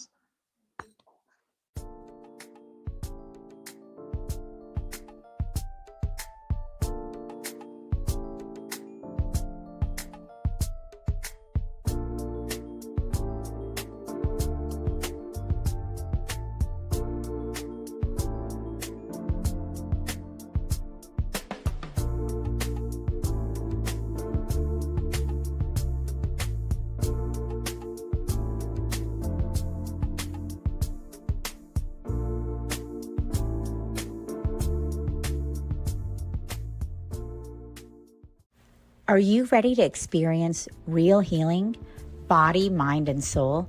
Introducing Becoming Whole, Healing with Francie Soito, a powerful new live show on SoulSearch TV. Francie is a Reiki master, psychic medium, and angelic channel with over 15 years of experience helping people and pets heal, receive messages from the spirit world, and reconnect with their true path. Every other Thursday at 6 p.m. Pacific, join Francie live as she taps into your energy field, connects with your angels and guides, and offers messages of healing, love, and deep transformation. Watch for free on SoulSearch TV, available online on Roku, Amazon Fire, Apple TV, and our mobile app. Want to receive a live reading or healing? Spots are limited. Grab your ticket now and receive a private Zoom link to join the session. Launching June 26th. Let the healing begin. Step into a new dimension of spirit, transformation, and connection. Join evidential psychic mediums Kelly Eckhart and Cheryl Murphy for Seeing Beyond, Living Transformed, a powerful new live show on SoulSearch TV. We go live Wednesdays at 4 p.m. Pacific, starting September 10th. Receive live psychic and mediumship readings, awaken your gifts, and connect to spirit in real time. Each week, explore deep spirituality, intuitive development, and conversations with luminary experts. Healing, past lives, the afterlife, and more. Call in, ask your questions, and receive direct guidance from your spirit team. Watch free on SoulSearch TV or reserve your live reading now. Spots are limited. On Roku, Amazon Fire, Apple TV, Android TV, and SoulSearch TV. Step into a sacred space with Ragini Mishra for Light Mirror Reflections, where every session becomes a portal to your soul. Blending intuitive energy readings, name vibration decoding, and channeled messages from Babaji, Hanumanji, and the Divine Masters, Ragini guides you back to the truth you've always carried within. This is not just a reading, it is a reflection. Join Light Mirror Reflections every other Thursday at 6 p.m. Pacific, only on SoulSearch TV. Watch for free online or tune in via Roku, Amazon, Apple TV, and Android TV. Want to go deeper? Step into the Zoom room for a live personal reading and sacred soul connection. Come not to be told who you are. Come to remember who you've always been. Ready to awaken your gifts, heal your soul, and live transformed? Join evidential psychic mediums Kelly Eckhart and Cheryl Murphy every Wednesday at 4 p.m. Pacific for Seeing Beyond, Living Transformed. Receive powerful psychic or mediumship readings and soul messages. Watch free on SoulSearch TV or reserve your live reading spot today. Every other Thursday at 6 p.m. Pacific, experience Becoming Whole, Healing with Francie. Step into a sacred container of transformational healing, soul alignment, and divine messages. Live healings on Zoom. Space is limited. And journey inward with Light Mirror Reflections, soul-to-soul sessions with Ragini. Through meditation, chanting, energy messages, and guidance from the masters, strengthen your inner guidance and remember who you truly are. Join the Zoom room free or watch on SoulSearch TV. 3 powerful shows, 1 sacred space. Stream online, Roku, Amazon Fire, Apple TV, or our mobile app.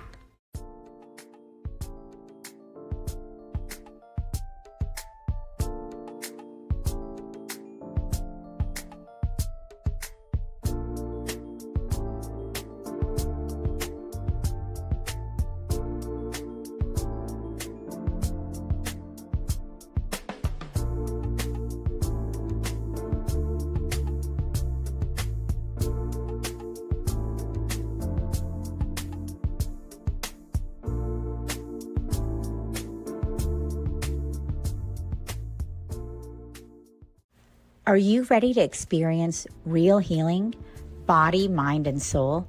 Introducing Becoming Whole, Healing with Francie Soito, a powerful new live show on SoulSearch TV. Francie is a Reiki master, psychic medium, and angelic channel with over 15 years of experience helping people and pets heal, receive messages from the spirit world, and reconnect with their true path.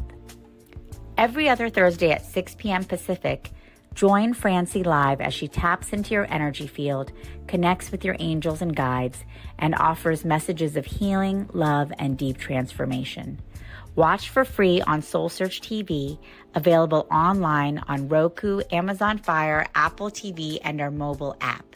Want to receive a live reading or healing? Spots are limited. Grab your ticket now and receive a private Zoom link to join the session. Launching June 26th. Let the healing begin.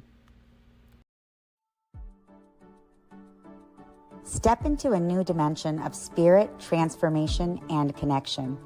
Join evidential psychic mediums Kelly Eckhart and Cheryl Murphy for Seeing Beyond, Living Transformed, a powerful new live show on SoulSearch TV.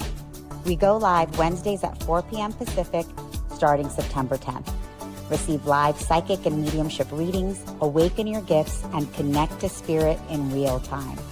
Each week, explore deep spirituality, intuitive development, and conversations with luminary experts, healing, past lives, the afterlife, and more. Call in, ask your questions, and receive direct guidance from your spirit team.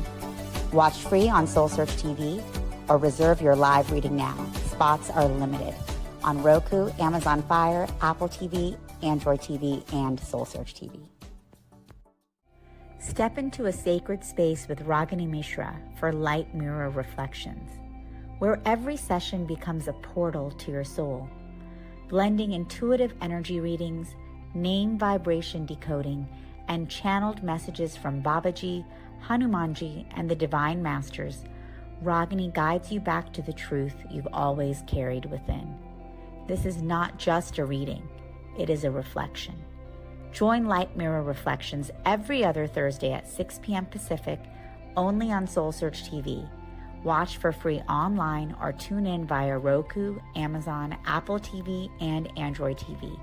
Want to go deeper? Step into the Zoom room for a live personal reading and sacred soul connection. Come not to be told who you are. Come to remember who you've always been. Ready to awaken your gifts, heal your soul, and live transformed? Join evidential psychic mediums Kelly Eckhart and Cheryl Murphy every Wednesday at 4 p.m. Pacific for Seeing Beyond, Living Transformed. Receive powerful psychic or mediumship readings and soul messages. Watch free on SoulSearch TV or reserve your live reading spot today. Every other Thursday at 6 p.m. Pacific, experience Becoming Whole, Healing with Francie. Step into a sacred container of transformational healing, soul alignment, and divine messages. Live healings on Zoom. Space is limited. And journey inward with Light Mirror Reflections, soul-to-soul sessions with Ragini. Through meditation, chanting, energy messages, and guidance from the Masters, strengthen your inner guidance and remember who you truly are. Join the Zoom room free or watch on SoulSearch TV. 3 powerful shows, 1 sacred space. Stream online, Roku, Amazon Fire, Apple TV, or our mobile app.